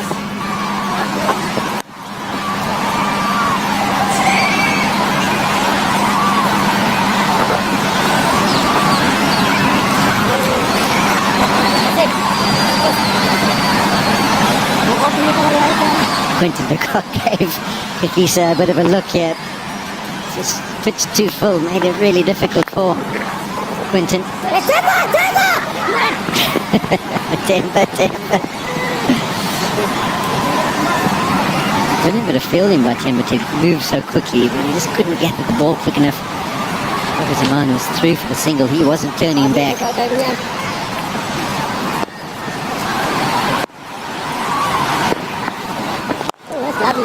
So that's been 3 decent overs from the part-time of Aiden Markram. 190 for 6.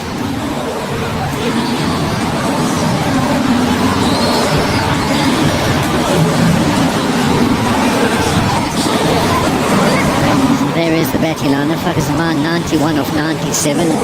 You've got to be thinking he's thinking about a milestone. Maybe trying to get those 3 bigger scores.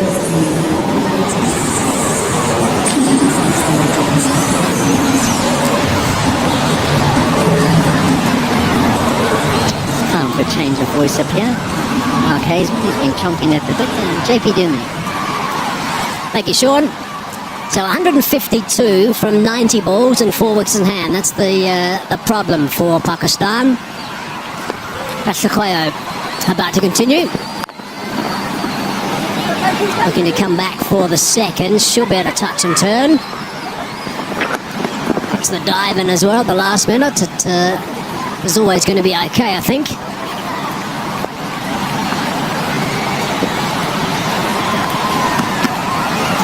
Very good arm, Rabada, we know that. Wasn't quite on the button on that occasion. The dive took him to 93. So 7 away from what will be a really good performance from Zaman. He's been a little bit on the lean side as far as the runs are concerned over the last little while. He'll push onto the onside this time, looking for 2, but forgot to tell his partner he's only taking 1. I think that might have been a bit of a problem. South African boys have played nicely, JP.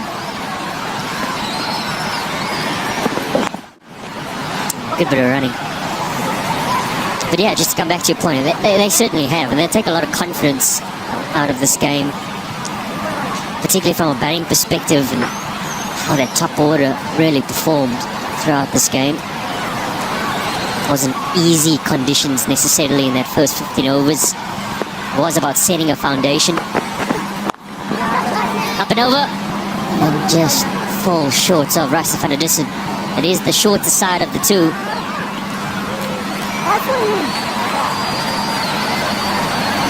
Even though there wasn't 100 scored by any South African, some really good contributions from the top order. In particular, Temba Bavuma in the 90s with the leadership. That'll certainly boost the confidence. Yeah, 92, I think that's pretty important, really.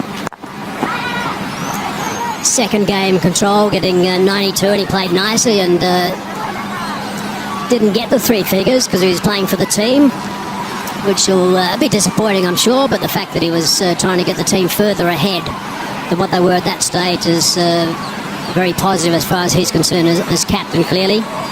And Kock 80, Van der Dussen 60 after doubling up at the 100 2 days ago, and also David Miller, quick fire 50. Short again, there's protection, just the single. We just had a quick shot of Mark Boucher there. I wonder if we'll get a smile from Mark Boucher at some stage. What do you think, JP? Possibly after a victory, but yeah, he's that type of character. Very serious look about him. He's the type of character that's renowned when he played to be as hard as nails, always a man for a tough situation. He's got to be one of those guys you'd like in your trenches, like in your change room, that's for sure. Slicing that one away, back with a square. Ball might win. No, good work. Really good work on the fence. Bit of tag teamwork down there. So 7 runs from that over, 36 gone now, 197 for 6 it was, and Rassie van der Dussen doing the hard yards.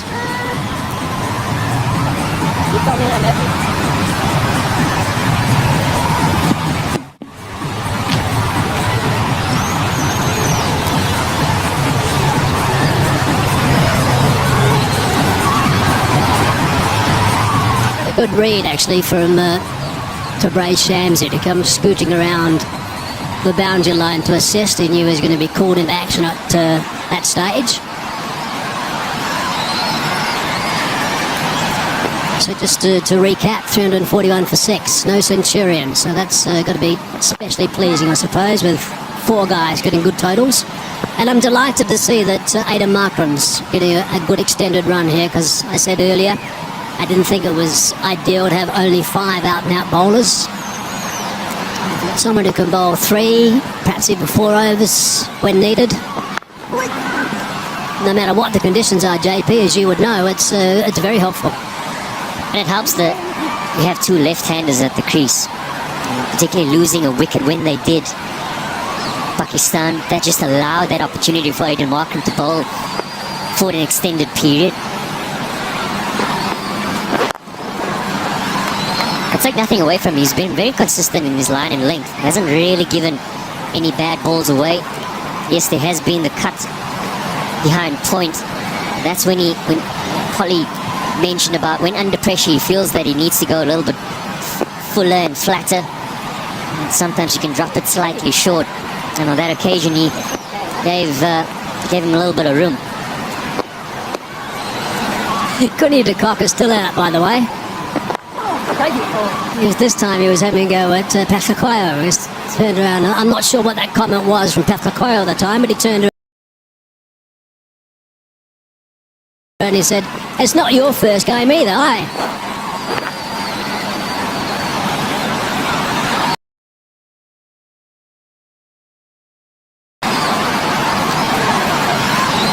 Fun out there, I think.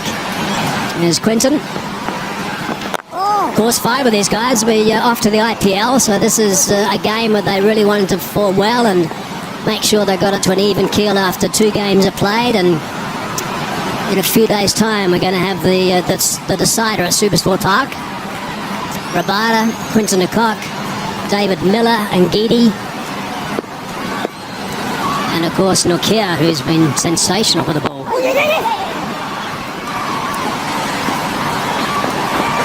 So just 4 runs from that over.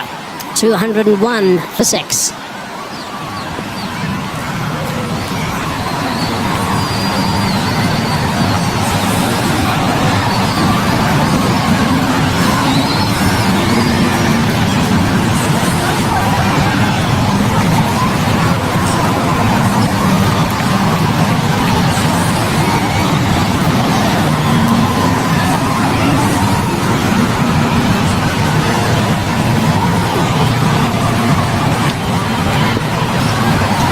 quick look at the worms, comparing the Pakistan versus the South African one. You can see that Pakistan one was in trouble. All the wickets that have been going down. Only a couple of knots in proceedings with South Africa as it went along for some distance before wickets started to fall. And now that Pakistan worm is just starting to dive a bit. Sliced away, and that's 4 runs off the first ball through the gap as well. And it's gone underneath the stand.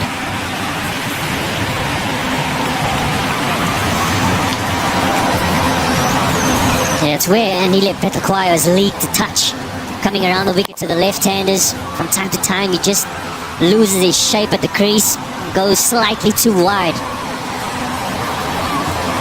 2 runs in his previous over, where the batter didn't quite get the timing. It goes up and over David Miller in that instance and finds the boundary. Temba Bavuma as skipper has had a couple of issues today. One was Ngidi getting tapped at the start, picked up a wicket early and then didn't get it right and got tapped. And a couple of expensive overs in a row. The other one is Phehlukwayo. He's going at 7.5, over 7.5 actually. 47 runs off 6 overs and 1 delivery. So they're the 2 concerns as far as he's concerned. I guess he'll be thankful that Pakistan are in this position. A long way behind the game right now. Pakistan on 97. Shamsi still got 5 overs up his sleeve. Scored really nicely.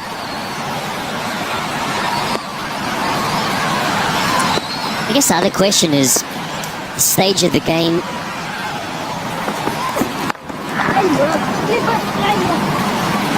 Stage of the game, just under 13 overs left. And you do have overs in the bank with Nortje, Rabada. Getting the dog stick up. Fetch. Oi!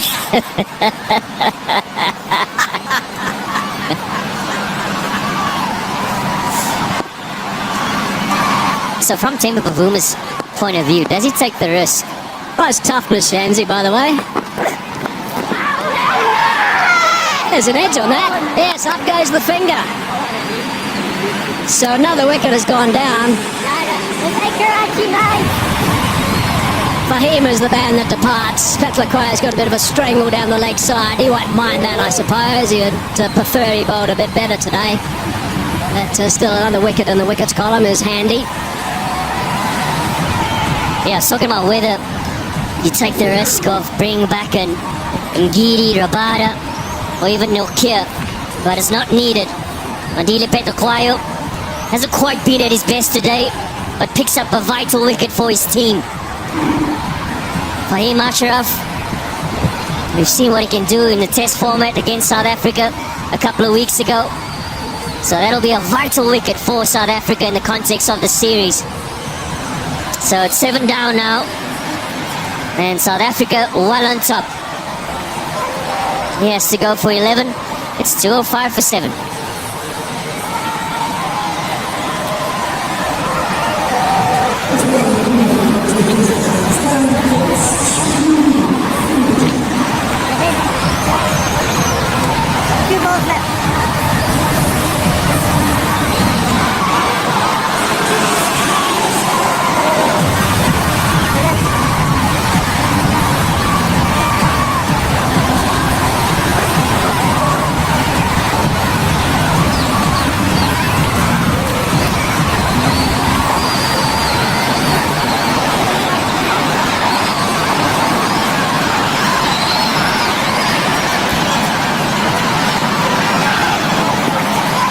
So the all-rounder's gone. Fahim, Shaheen Afridi is there at the middle, and to come after him there's Husnain and also Ralph. They're the 2 bowlers to come. So 7 down at this stage, just past the 200 mark. Pakistan. Opportunity for Phehlukwayo to pick up a couple more. Give him a bit more confidence. Second one. The short one.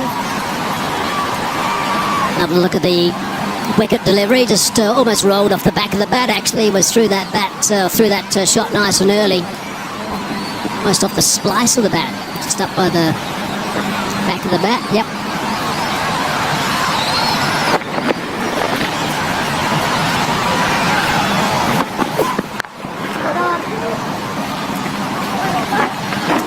for just conceding 4 runs and picking up a wicket in that over. 38 gone, 205 for 7.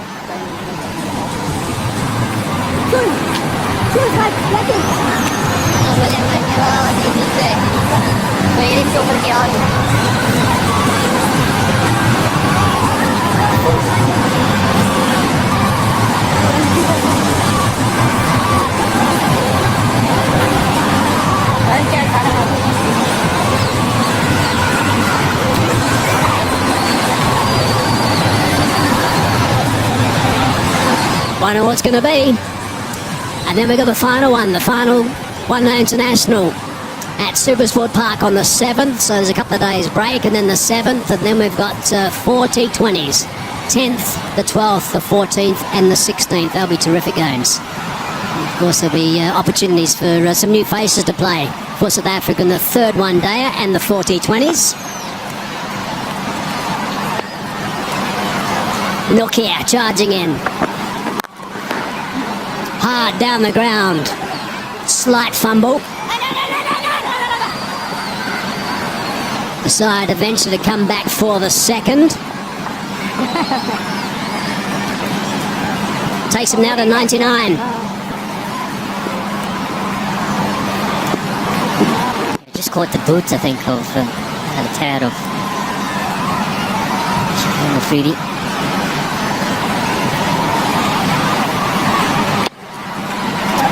So he's on 99.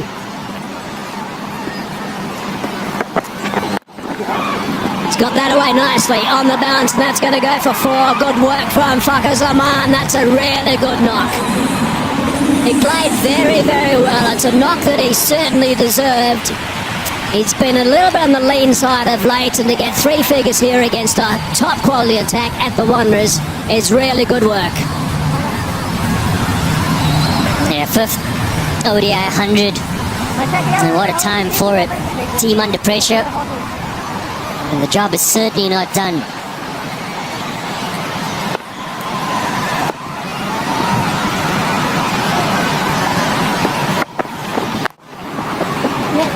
Two men back. This time it's straight to the square of the 2.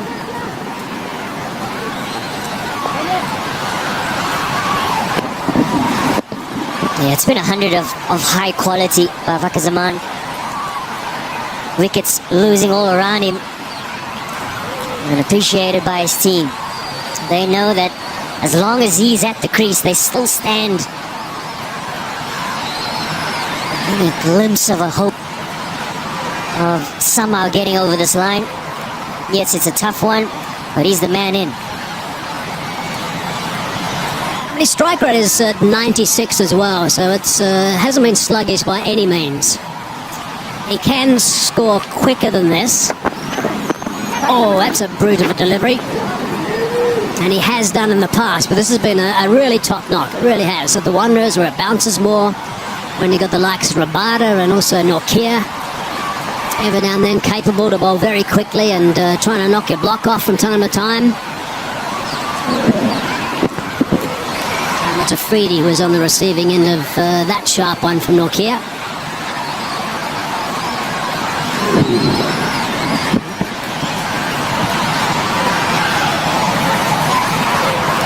Three for 36 for Heinrich Nortje today after his fine performance in the last game. Thick edge over the top of the keeper, and that's 4 runs.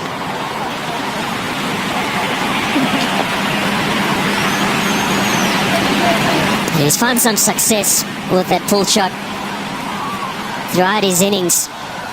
But you see the intent here, just opening up those shoulders, getting that right leg out the way, trying to find the boundary. And it doesn't matter how it comes at this point in the game. It's about getting it to that fence. And it's certainly a welcome boundary for Pakistan.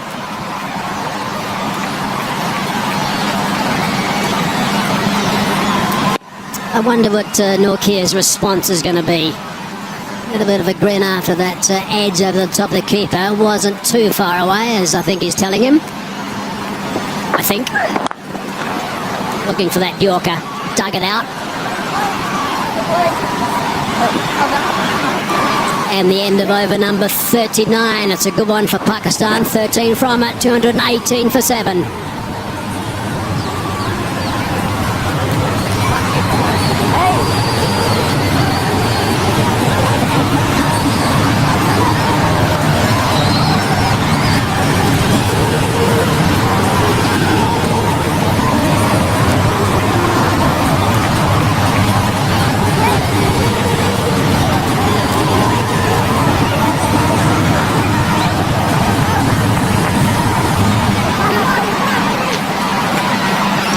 So 124 from 66 balls. 3 wickets in hand. Zaman at 109 not out. It's been a really good knock of 110 deliveries, 12 fours and 3 sixes. He'll be looking to continue forcing the issue. That'll be called a wide. Much to no ball for starters. That's the first call, so it's going to be a free hit. Quinton to Kock certainly didn't look too impressed as he almost fell on that one down the leg side.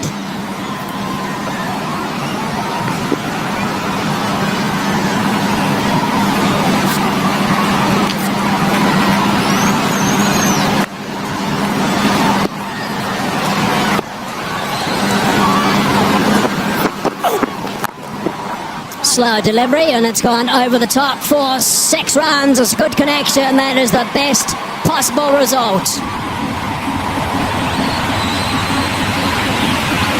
Well, with the free hit, bowling to the same man, they didn't cross, so the field has to stay the same. Andile Phehlukwayo opting to go for the slower delivery. Doesn't quite find the length that allows him, or allows Zaman to hit to the field that he has. It lands in that slot. Yes, he has to wait a touch, but gets the desired result and the timing.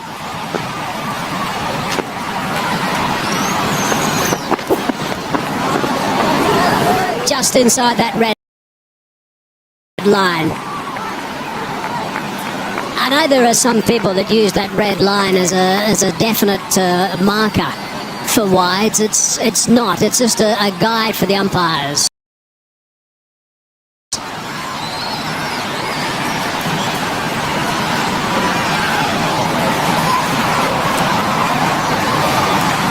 End result is a dot ball.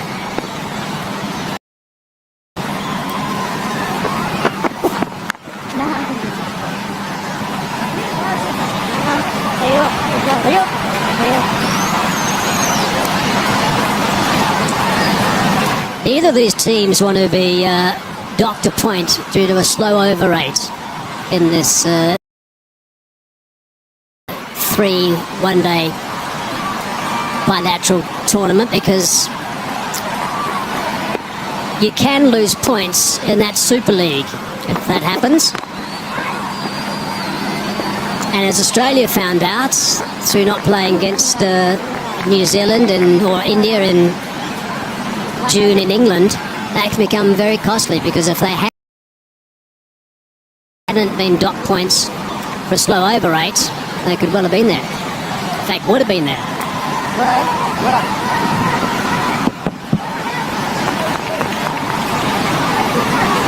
And with these two teams not really playing much ODI cricket, they certainly want to give themselves the best chance. There's been a good recovery to the over from Andile Phehlukwayo, getting that free hit in the first couple of deliveries and the maximum by Zaman.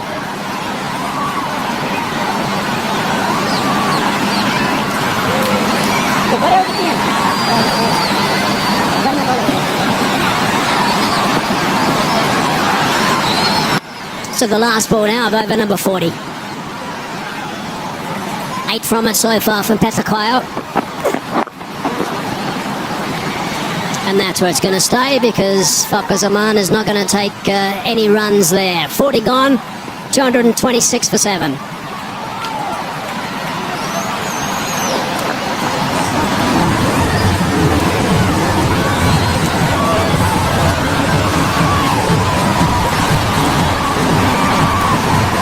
Yeah, it's been a special innings by Zaman.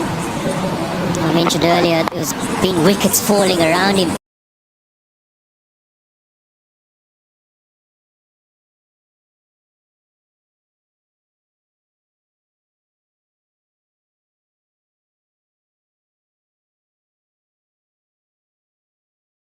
किसका मंत्र काम आएगा ये तो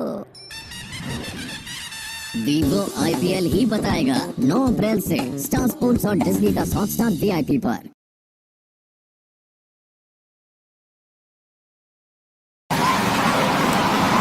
Or 3 wickets.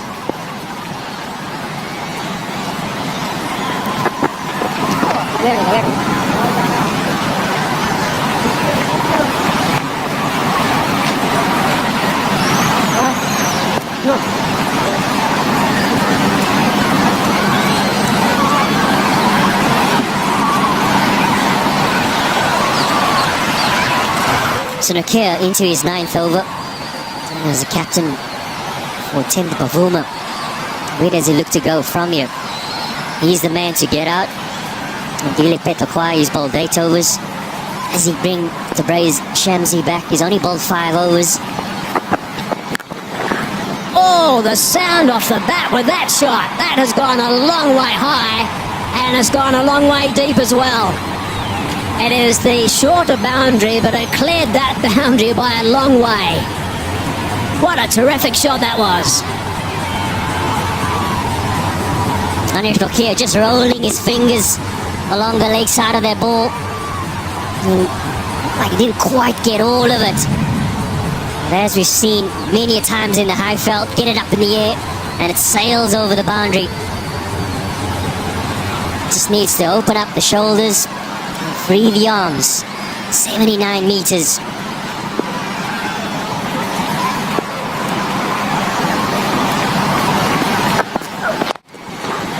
Full toss, driven strongly on the onside for a boundary. Runs coming now.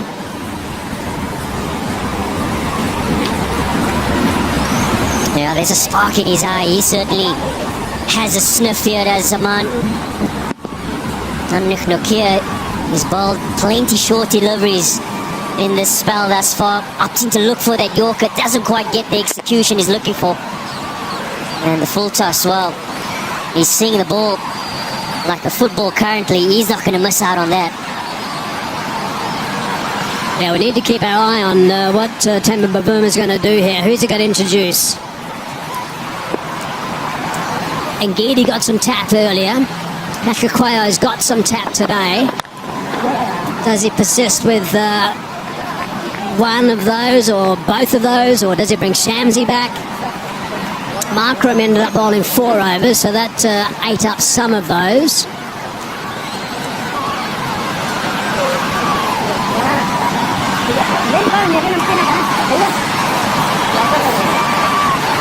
Certainly don't see any limbering up from Tabraiz Shamsi at the moment, so he doesn't look like he's going to be used back into the game anytime soon. 1 for 29, his return was 16 dot ball, so it's been good for him. Look at Nortje, 3 for 52. It's been superb.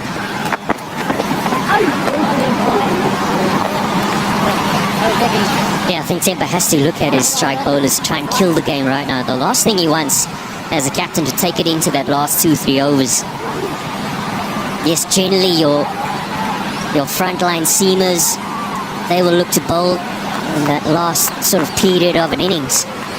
The game is on the line where it's the in-batter and Zaman. That's the wicket that you need to get.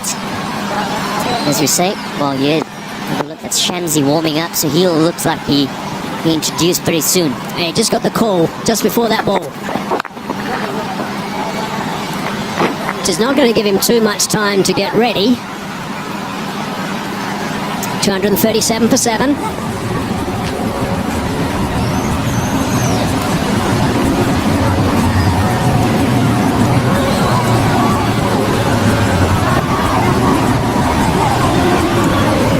Five of 54, just under 12 runs to the over. The important column from a Pakistan point of view, they're 7 wickets down already.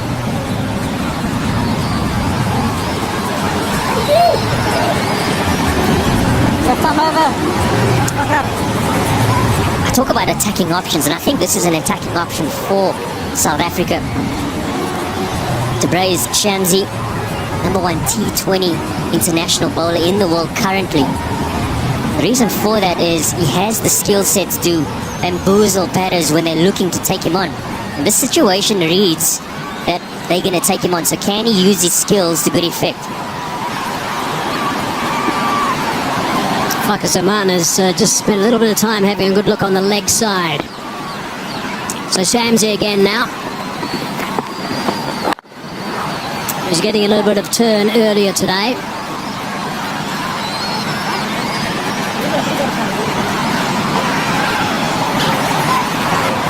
Never one to give the ball a great deal of flight these days. Shamsi is developed into a fine bowler who rarely bowls loose deliveries.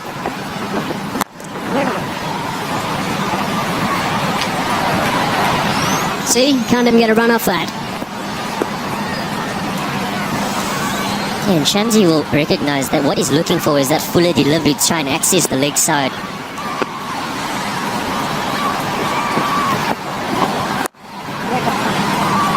So length is key, and his first 3 deliveries have been spot on.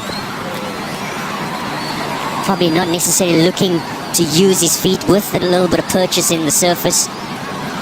Oh, you're going to see the googly coming in as well. And if he goes leg side, he's hitting towards the longer boundary too, Zaman. He's going to have to go leg side shortly. Well, he does that, and he does it quite comfortably. He's hit that a long way. That is a very good shot indeed. No wonder he was waiting. Yeah, Shamsi trying to bamboozle Zaman with the stop-start at the crease. But in the end, he gives them the length that he was looking for. And what execution that was. Gets to extend his arms outside his eye line. And as a left-handed batter, that's what you want. You want it outside your eye line, the ability to free your arms. And the execution was sublime. I guess it's all very well eating up those first 3 balls, but they need to go at 12 runs and over. So he's going to have to try and do that again in this over.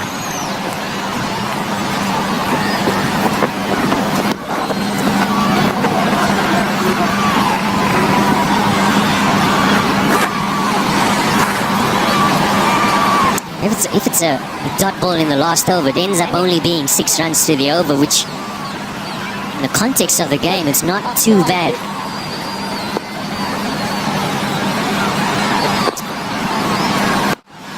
And Zaman knows he's going to try and hit this for 6 as well.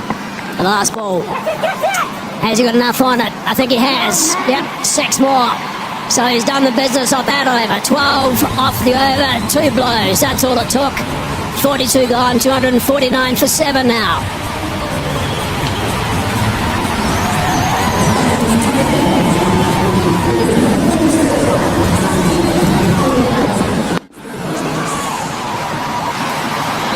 Couple of fine strokes. Second one flatter than the first.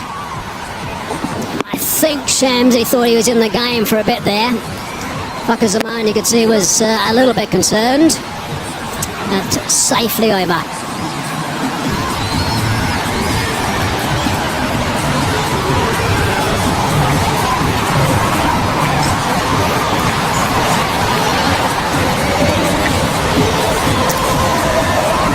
Sits currently on 139, and that's the highest individual score for a Pakistan batsman against South Africa.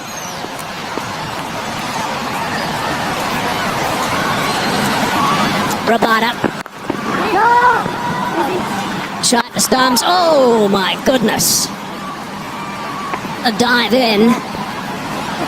He's been in the wars a bit today, Zaman. Now, how's he after that? Trying desperately to get back into the crease. Got the big dive out. David Miller it was, who had a shy at the bowler's end. Looks like they might need some medical attention.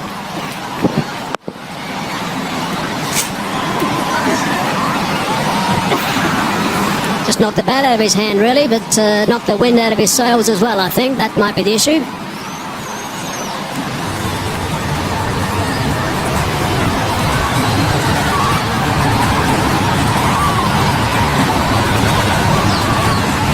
landed quite hard in his chest. As he mentioned, would have taken a bit of wind out of him. But not a bad opportunity just to recoup, get his breath back. He's got a big task ahead of him, 93 or 47 deliveries. He's kept up to the rate at 2 maximums of the previous over of Tabraiz Shamsi. Can he continue? He's doing a fine job for his team. Freedy. There's a confirmation of the 8th wicket partnership, 44 of 28. Contribution only 1. Nicely played. Got plenty of bat on that, and he's picked up 4 runs. Full toss. Eased way on the onside for a boundary. Second ball of the over. Well, we spoke about his contribution in this partnership of 48 now, only being 1. But they'll definitely take these 3 runs. Looking for the Yorker is Rabada. Doesn't have to make a big stride in, just gets the bat on the ball. And value for shots as always here at the bull ring.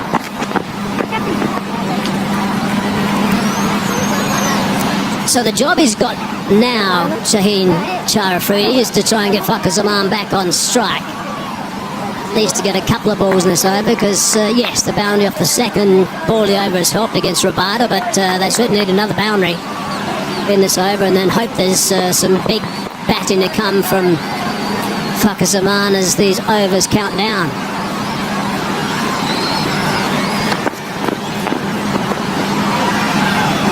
We've got Beuran, Philander and Poyam Bungwa up next. How are you reading this at the moment, Poyam? You feeling comfortable or not? Or should I go to Vernon? Let me ask Vernon that question. Vernon, you've been in this situation before, not so long ago. What are your thoughts? Yeah, Hazy. Playing at the bull ring, you're never out of the contest. Pakistan will still have a bit of belief as long as Zaman is there.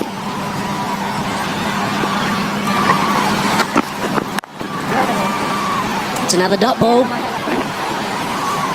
have to feel that it's a bridge too far for them.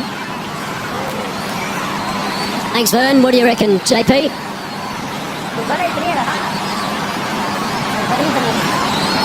Yeah, favour solely in South Africa's court, yes. But as Vern made such a valuable point, playing at the bull ring up at the high felt just out of the game. That man in your picture, here's the trump card currently now for Pakistan. It's a big swing and a miss to finish that over. So 4 runs from it only, 43 gone, 253 for 7. Up next is going to be Pommy and Vernon.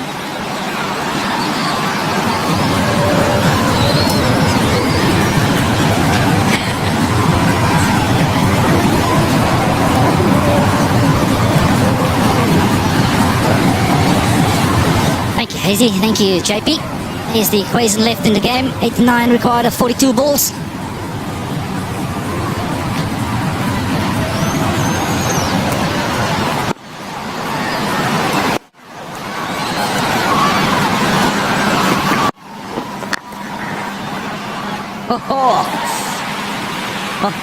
Oh, wow. Here we go. It'll be very interesting to see how he manages this Zaman. We know he's got to play big shots. That's how he wants it to start. Starts with a 6 at Shamsi. Yeah, he's really fancying Shamsi here. Slug sweep, hit it out the middle. Extension of the arms.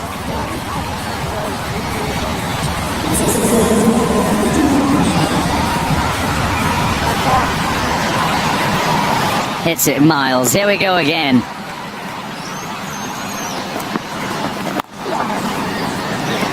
Six more.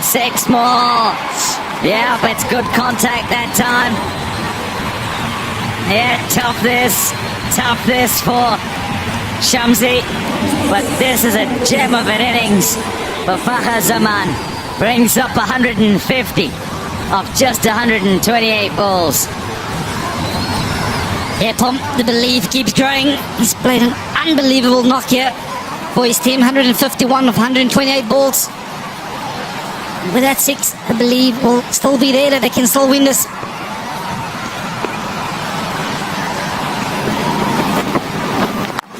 More. Oh, yes. Fakhr Zaman. Ground not big enough for him. 3 in a row. That's 3 of 3. What? There'll be a little bit of concern in the South African camp. Bit of panic setting in. He's a calm character. There's the first one. Back the middle, second one. And the third. Along the ground for the fourth ball. And that's good fielding. Heinrich Klaasen quickly across and also able to keep it to 1. One man. Haven't even attempted to run their pump. Correct. He's not gonna stand and deliver. Has to manage it that way.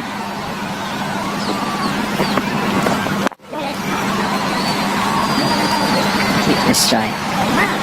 I have to almost feel that the previous ball they could have got 2. So hit it in the middle of those 2 fielders. Although it was good fielding out in the deep. Just didn't want to risk Sahin for too many balls against Shamsi.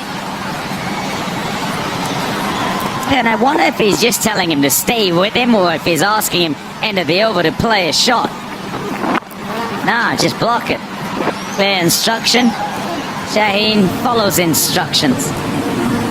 It's 2-7-2 for 7.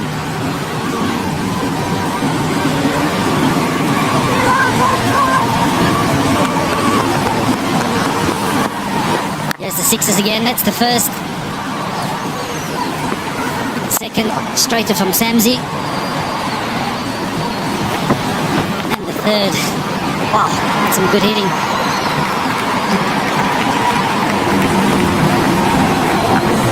Still in it. That's why they cheer, everyone. Equation 70 from 36 balls. And Fakhr Zaman is in control here. A thorn in South Africa's side. Here's Rabada. Final one for him.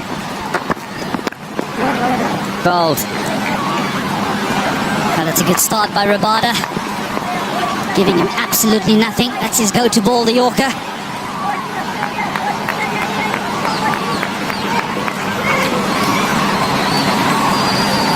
.70 of 35, Pom. Yeah, these days, actually, what you're more worried about, I think, is the fact that they're 7 down and can only go at one end. Man back there, so he won't take a run again. If it was a case of being a few less down, they'd be 100% in control of things.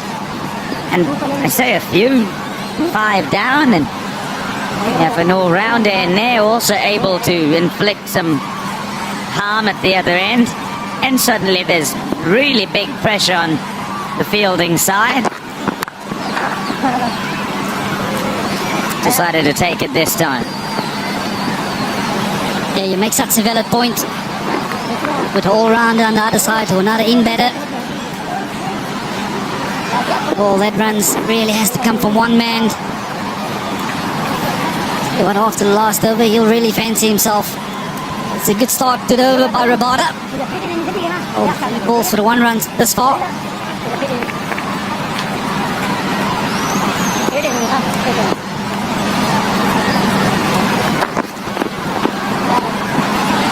And there'll be a decision to make for Temba Bavuma. Does he go with Shamsi again? Does he not? Does he bring back Nortje? In the mind, it's a case of, well, got to win it early. Got to bowl at Fakhr Zaman and make sure you get him out, because if you don't, then they're in the hunt all the way.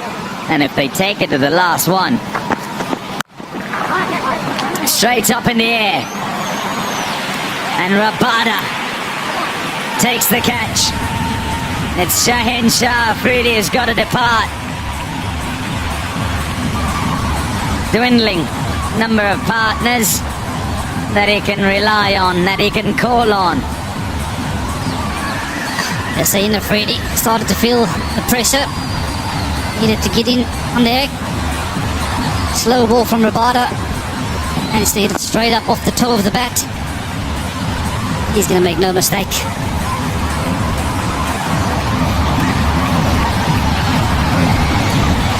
Brings to the end. Innings of Hussein Afridi.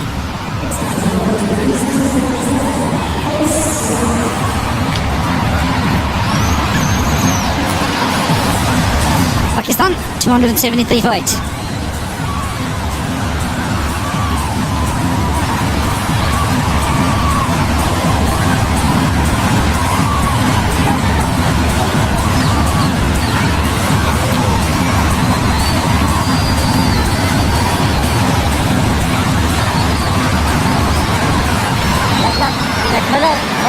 Let's stop. Oh. Yeah, let's stop. I'm over one.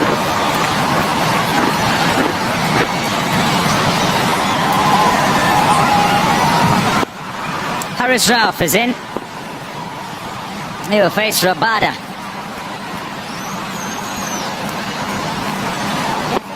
Mid on, mid off, up. Well kept out. Should you say? Good evening. 273 for 8.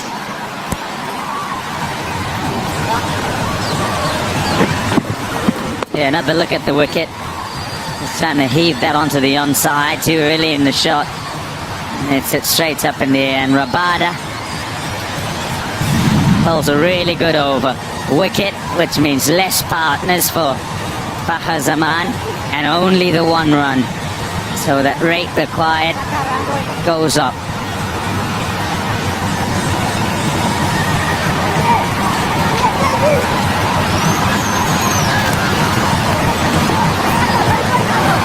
Yeah, Ralph and Hasnain. Those are the 2 others he can call on. Fakhar Zaman, 159, not out, a cut above. Look at that, absolutely nobody else helping him. Could have done with a little help from his mates. Now that is phenomenal. Standing out 159. Of Azam got a start. Ngidi. Shot.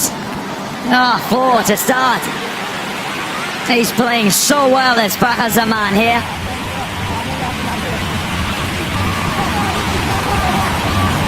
He can do no wrong. Fakhar Zaman, Ngidi in at the pads. He just flick down towards finally boundary. Enough bat on it.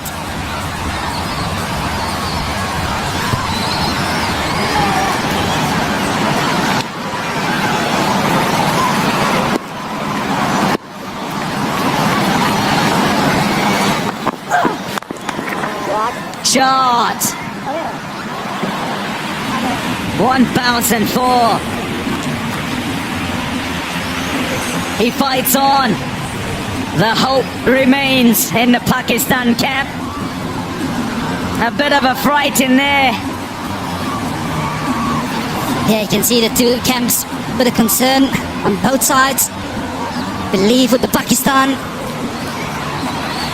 Ngidi's gone to the slow ball. That's his go-to ball at the back end of an innings. But Fakhar Zaman, he's in. He's set.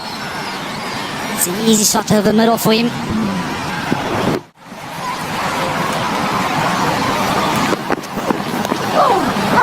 Slower ball again. Yeah, a bit of bounce. And there was an appeal, hence the timer coming up, but we're not going upstairs. They're just signalling to his bowlers there, figuring it out already. Who do I put at the other end? Who do I have to bowl?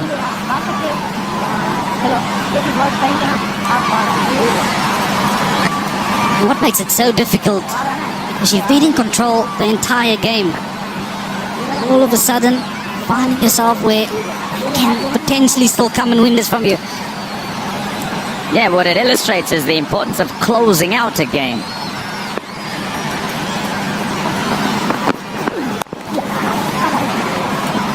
Might well go 2 there. Yeah, comfortably back. Everybody on the fence. Clever. Just keep chipping away. It's smart cricket. It's well aware of everyone being on the fence.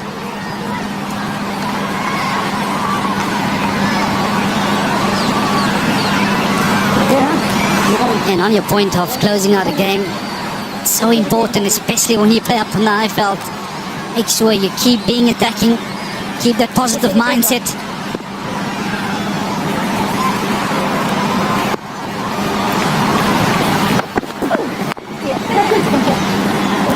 Slowly again. Oh, threw it. Didn't need to throw it. He'll take another one. Those are unwanted runs for South Africa. To see the nerves creeping in, the tension. Everybody's just a little aware that you still have a chance of winning this. Yeah, trying to keep it together. All of them on the field. And what they want is a chance. They want a chance to come to them under this pressure, and they take it. And they would like that to be PAK Zaman. He's on strike here. Nicely done. He's doing it brilliantly at the moment. In full control. 46 done. Equation 56 from 24. It's 286 for 8.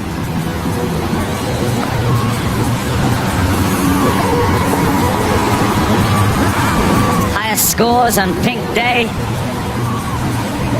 172 not out. PAK Zaman. Hashim Amla 153. Yeah, that same game as maybe De Villiers, 149. Villiers there twice, Quinton to Kock as well. Skipper. Yeah, hoping. I'd have loved to score more. He got a chance and then try to take on Anrich Nortje. Bavuma's gone for Phehlukwayo. As we're looking at the bowlers for South Africa being used today, I think the key question will be options available for this last 4 overs. Ngidi 2, Phehlukwayo 2, Nortje 1. Pretty sure he won't be going to those spinners. Won't he? Absolutely not. Here's Phehlukwayo to PAK Zaman.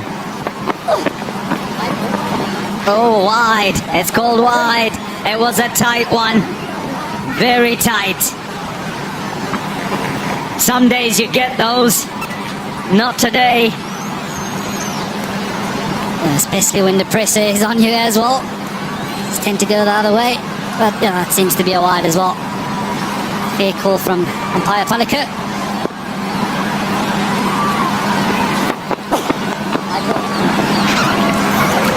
Two wides in a row. Yeah, you're dicing with danger when you go towards that red line, the wide line. And nothing you can do. As the bowling coach is sitting there hoping against all hopes. Right, does it continue with wide outside off? No. And the ploy is a good one, actually. As far away from the arc as possible, but the margin so tight. Yeah, absolutely. When you flirt with that wide line, and you can also see the strategy behind it, asking Zaman to hit it to the longer fence as well. Of course, if he goes in on the pads, that's a short boundary to the leg side. So I love the ploy. The execution thereof is important.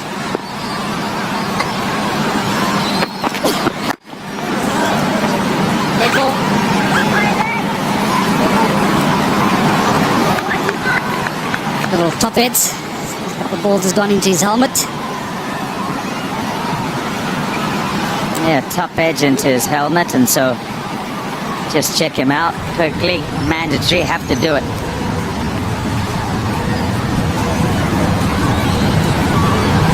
Saying, well, I'm okay. And wrong. Yeah, body language tells you. Folded arms, nails bitten, all of that. They're hoping, because Most of them who are sitting in there, well, they've had a go and they've not made an impact. But this man, PAK Zaman, 172 not out. He watched his wickets foul at the other end and kept his cool. Committed fully to the shots he's played. He really does swing at them. He's struck them well enough. Wow. I tell you, they've gone miles. And here he is, still going. And he's putting South Africa under a whole lot of pressure in a game where he is looking to be the clincher of the series. And South Africa trying to stay alive.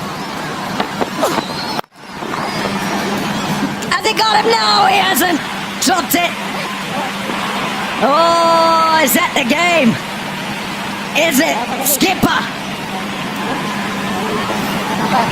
Yeah, they were hoping for a chance, South Africa. They managed to get it in the form of the man hitting it batted to Bavuma.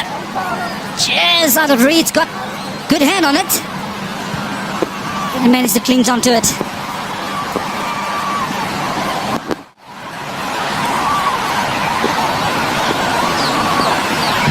Fingertip job. Nearly went on the hat.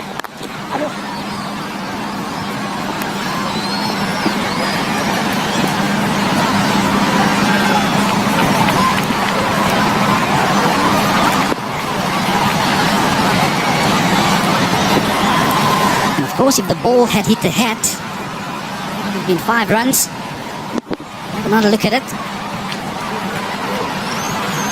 To stretch himself. Ooh, I tell you what, hello.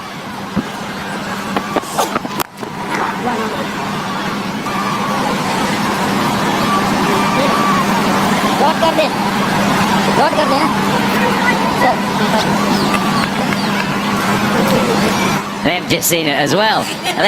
They've just seen it just then as well. Can we have a review, umpire? Ed tries to take the catch. Hat comes off. And bam, right on it. Yeah, trying to hit that out the ground. Ralph had a free hit that time. And it's the end of the over. 5 off it despite the 2 wides at the start. Equation 51 from 18. It's 2-9-1-3. Yeah, it's been a good over for South Africa. It'll settle the nerves somehow.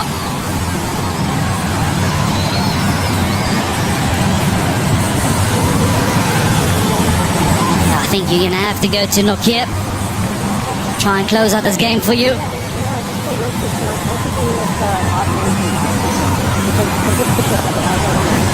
Brains Trust, Quinton the Kock and Temba Bavuma.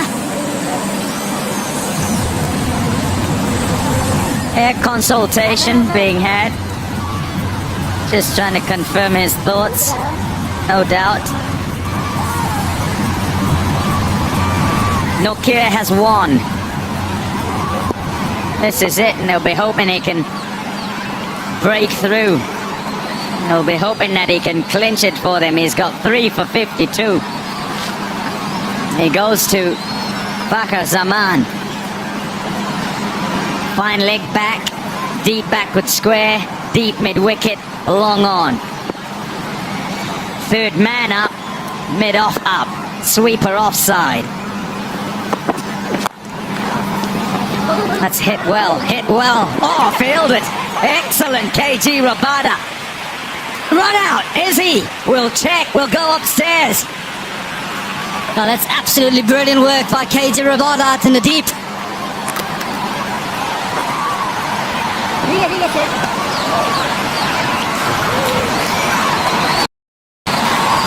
It's phenomenal work by Rabada.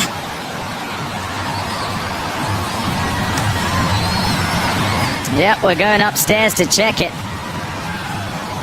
Here we are. Oh, well done. Safe. Safe. Importantly for Pakistan. And there's confirmation that he's not out. Goes to 176 and is past Herschel Gibbs 175 as the highest score in ODIs here. Thinking 2 again. Pushing again. Will get back comfortably again. Leg buys given. Yep, doing it nicely. Just chipping away. Still in the contest, Pakistan. In fact, that fright is no longer a little fright for South Africa. Yeah, there's the confirmation.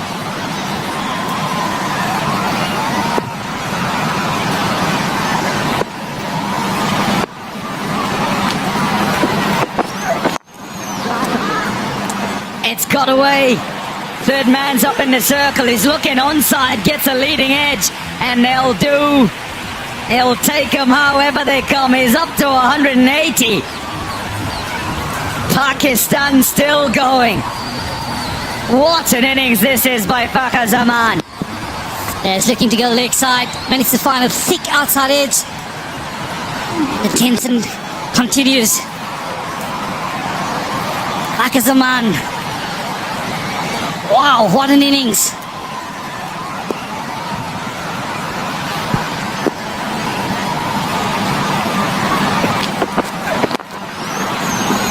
Struck so well. They're 4 on that fence. They could do nothing about it. Fakhar Zaman takes Pakistan past 300. Alive, well and truly this game. Heinrich Nortje missing his length again. That's a little whip. Flick of the wrist. And he managed to dissect the 2 fielders out in the deep. And I tell you what, the momentum is firmly with Fakhar Zaman. The wicket coming up into the ring. Finally going back.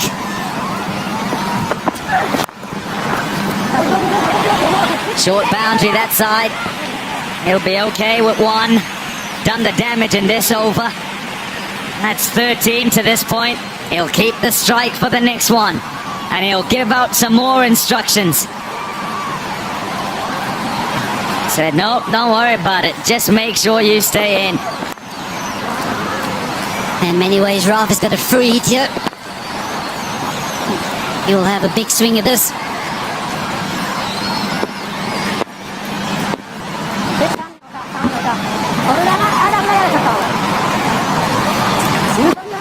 No care.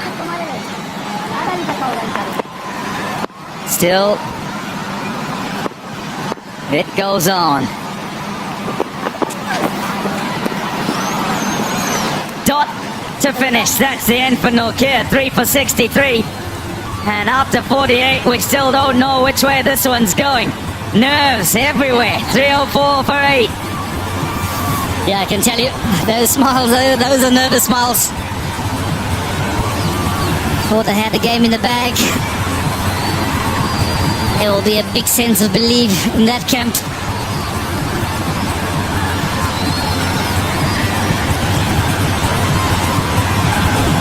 Absent swings of one-day cricket at the bull ring.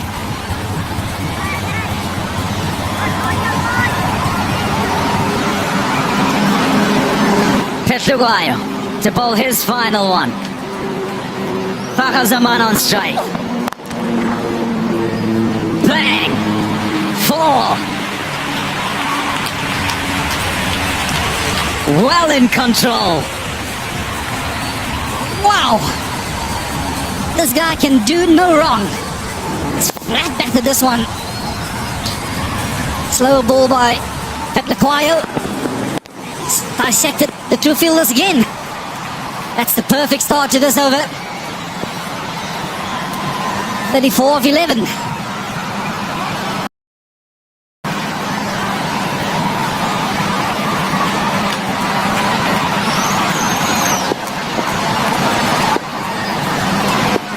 Here we go again. Oh dear. Oh, that's sore. Very sore for Quinton de Kock. The end of the fingers. Importantly for South Africa, it's a dot.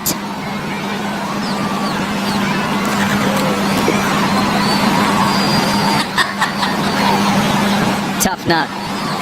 Tough job. Being a keeper.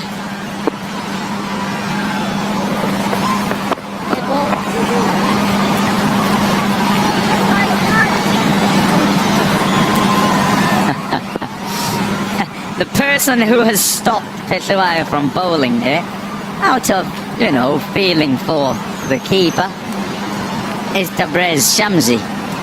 He's saying, I can see you're not ready, so I stopped him. And he got an earful.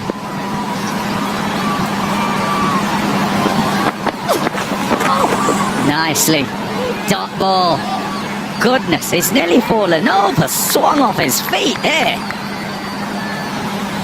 Yeah, you're gonna have to give it to Phehlukwayo. He's kept his nerve. I think he's there, but the pro bowling it wide outside off stump is working for him. Like if you alluded to, he's almost swung himself off his feet.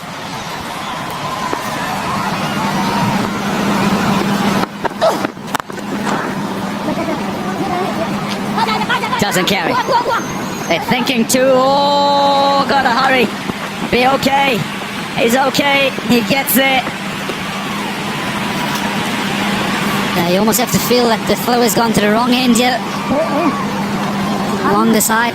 It's allowed Zaman to get back for two. Must applaud Zaman. This has been a monumental effort to just keep so calm and really stay in control of proceedings when partners are being lost. Shot. Yeah, thought of going back for the second, but he's got a good arm as KG Rabada. He's on to 192. This is the highest score by a man batting second in a one-day international. He's beaten Shane Watson's 185 not out, where he smashed those sixes. 15, I think it was, he smashed. Shane Watson, top job. Top job. Good fitness as well. Instructions given, he'll wait for the final over. Yeah, free hit for him, Ralph. And fair enough to swing at it. A job well done by Phehlukwayo there. 7 off that over. It means that Pakistan need 31 from the final over. Lungi Ngidi will be bowling it. It's 311 for 8.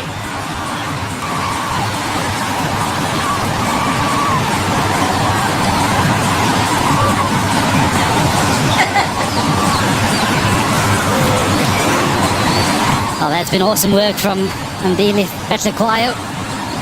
He's afforded Ngidi a few more to work with.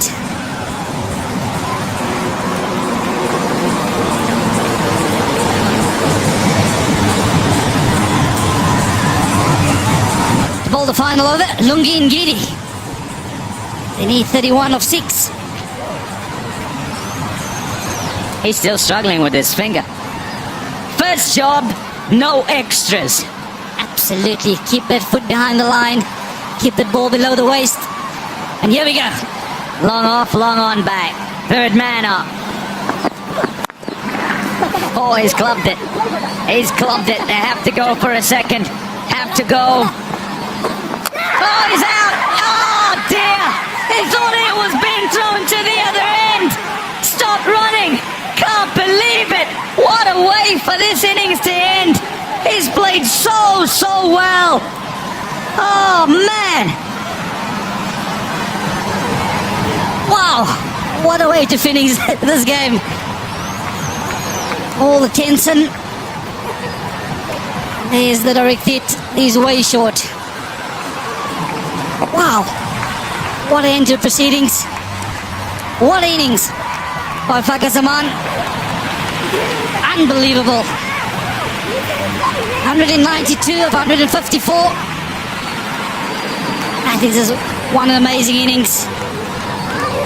Applauded by his teammates. Pakistan, 312 for 9. Really just about the only way he was going to get out with the way he was playing. so good, so calm, so in control. Picked his areas and hit them most of the time. That 193 coming off just 155 balls. Take a bow. Fakhr Zaman. 3-1-2 for 9.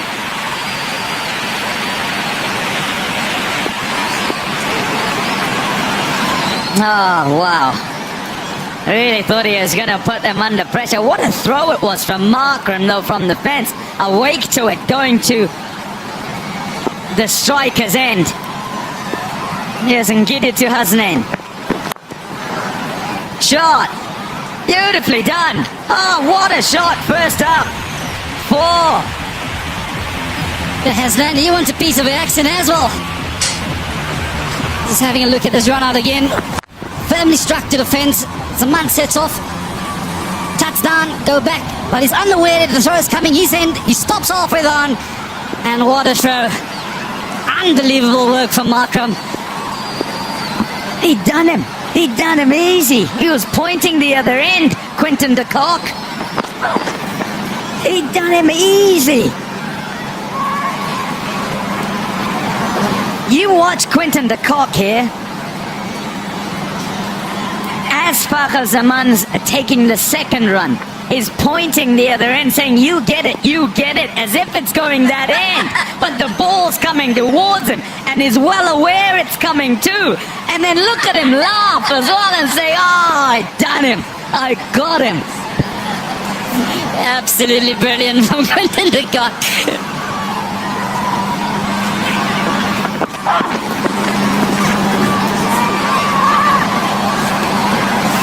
Shouldn't be allowed, Pommy. Are you allowed to do that these days?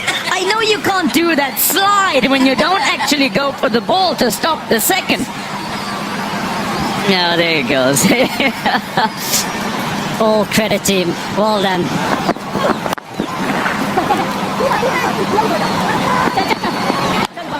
Yeah, he's going, yeah. To me? Not to him? No, not to him.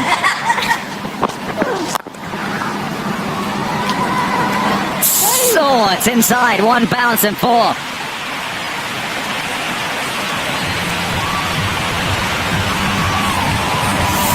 Hasnain, he doesn't want to miss out on Jackson. That's his second boundary. Slow ball from Ngidi. Picked by Hasnain. Bit of misjudgment out to the deep by Miller. 1 bounce and into the fence before.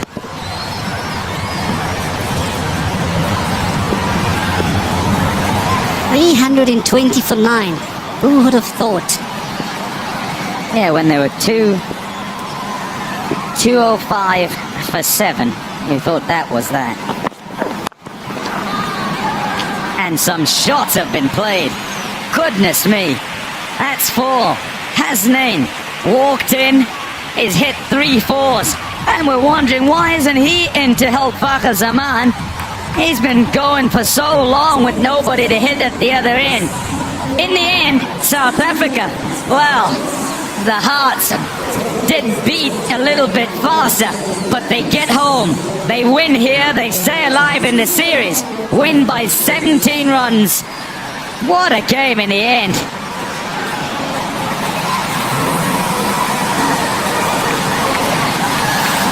Yeah, what a game, Tom. Handshakes, both teams. They fought well.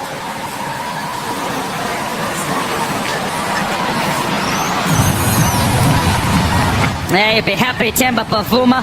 It's his first victory as captain. Not the second time of trying. And it means they go back to Supersport Park and look to clinch it on home soil, the South Africans. For Babarazam and his troops, well, they'll know they just need to hang in there, because with a man like Fakhr Zaman in their side, no need to be hasty up at the front. As if both sides are kind of taking turns to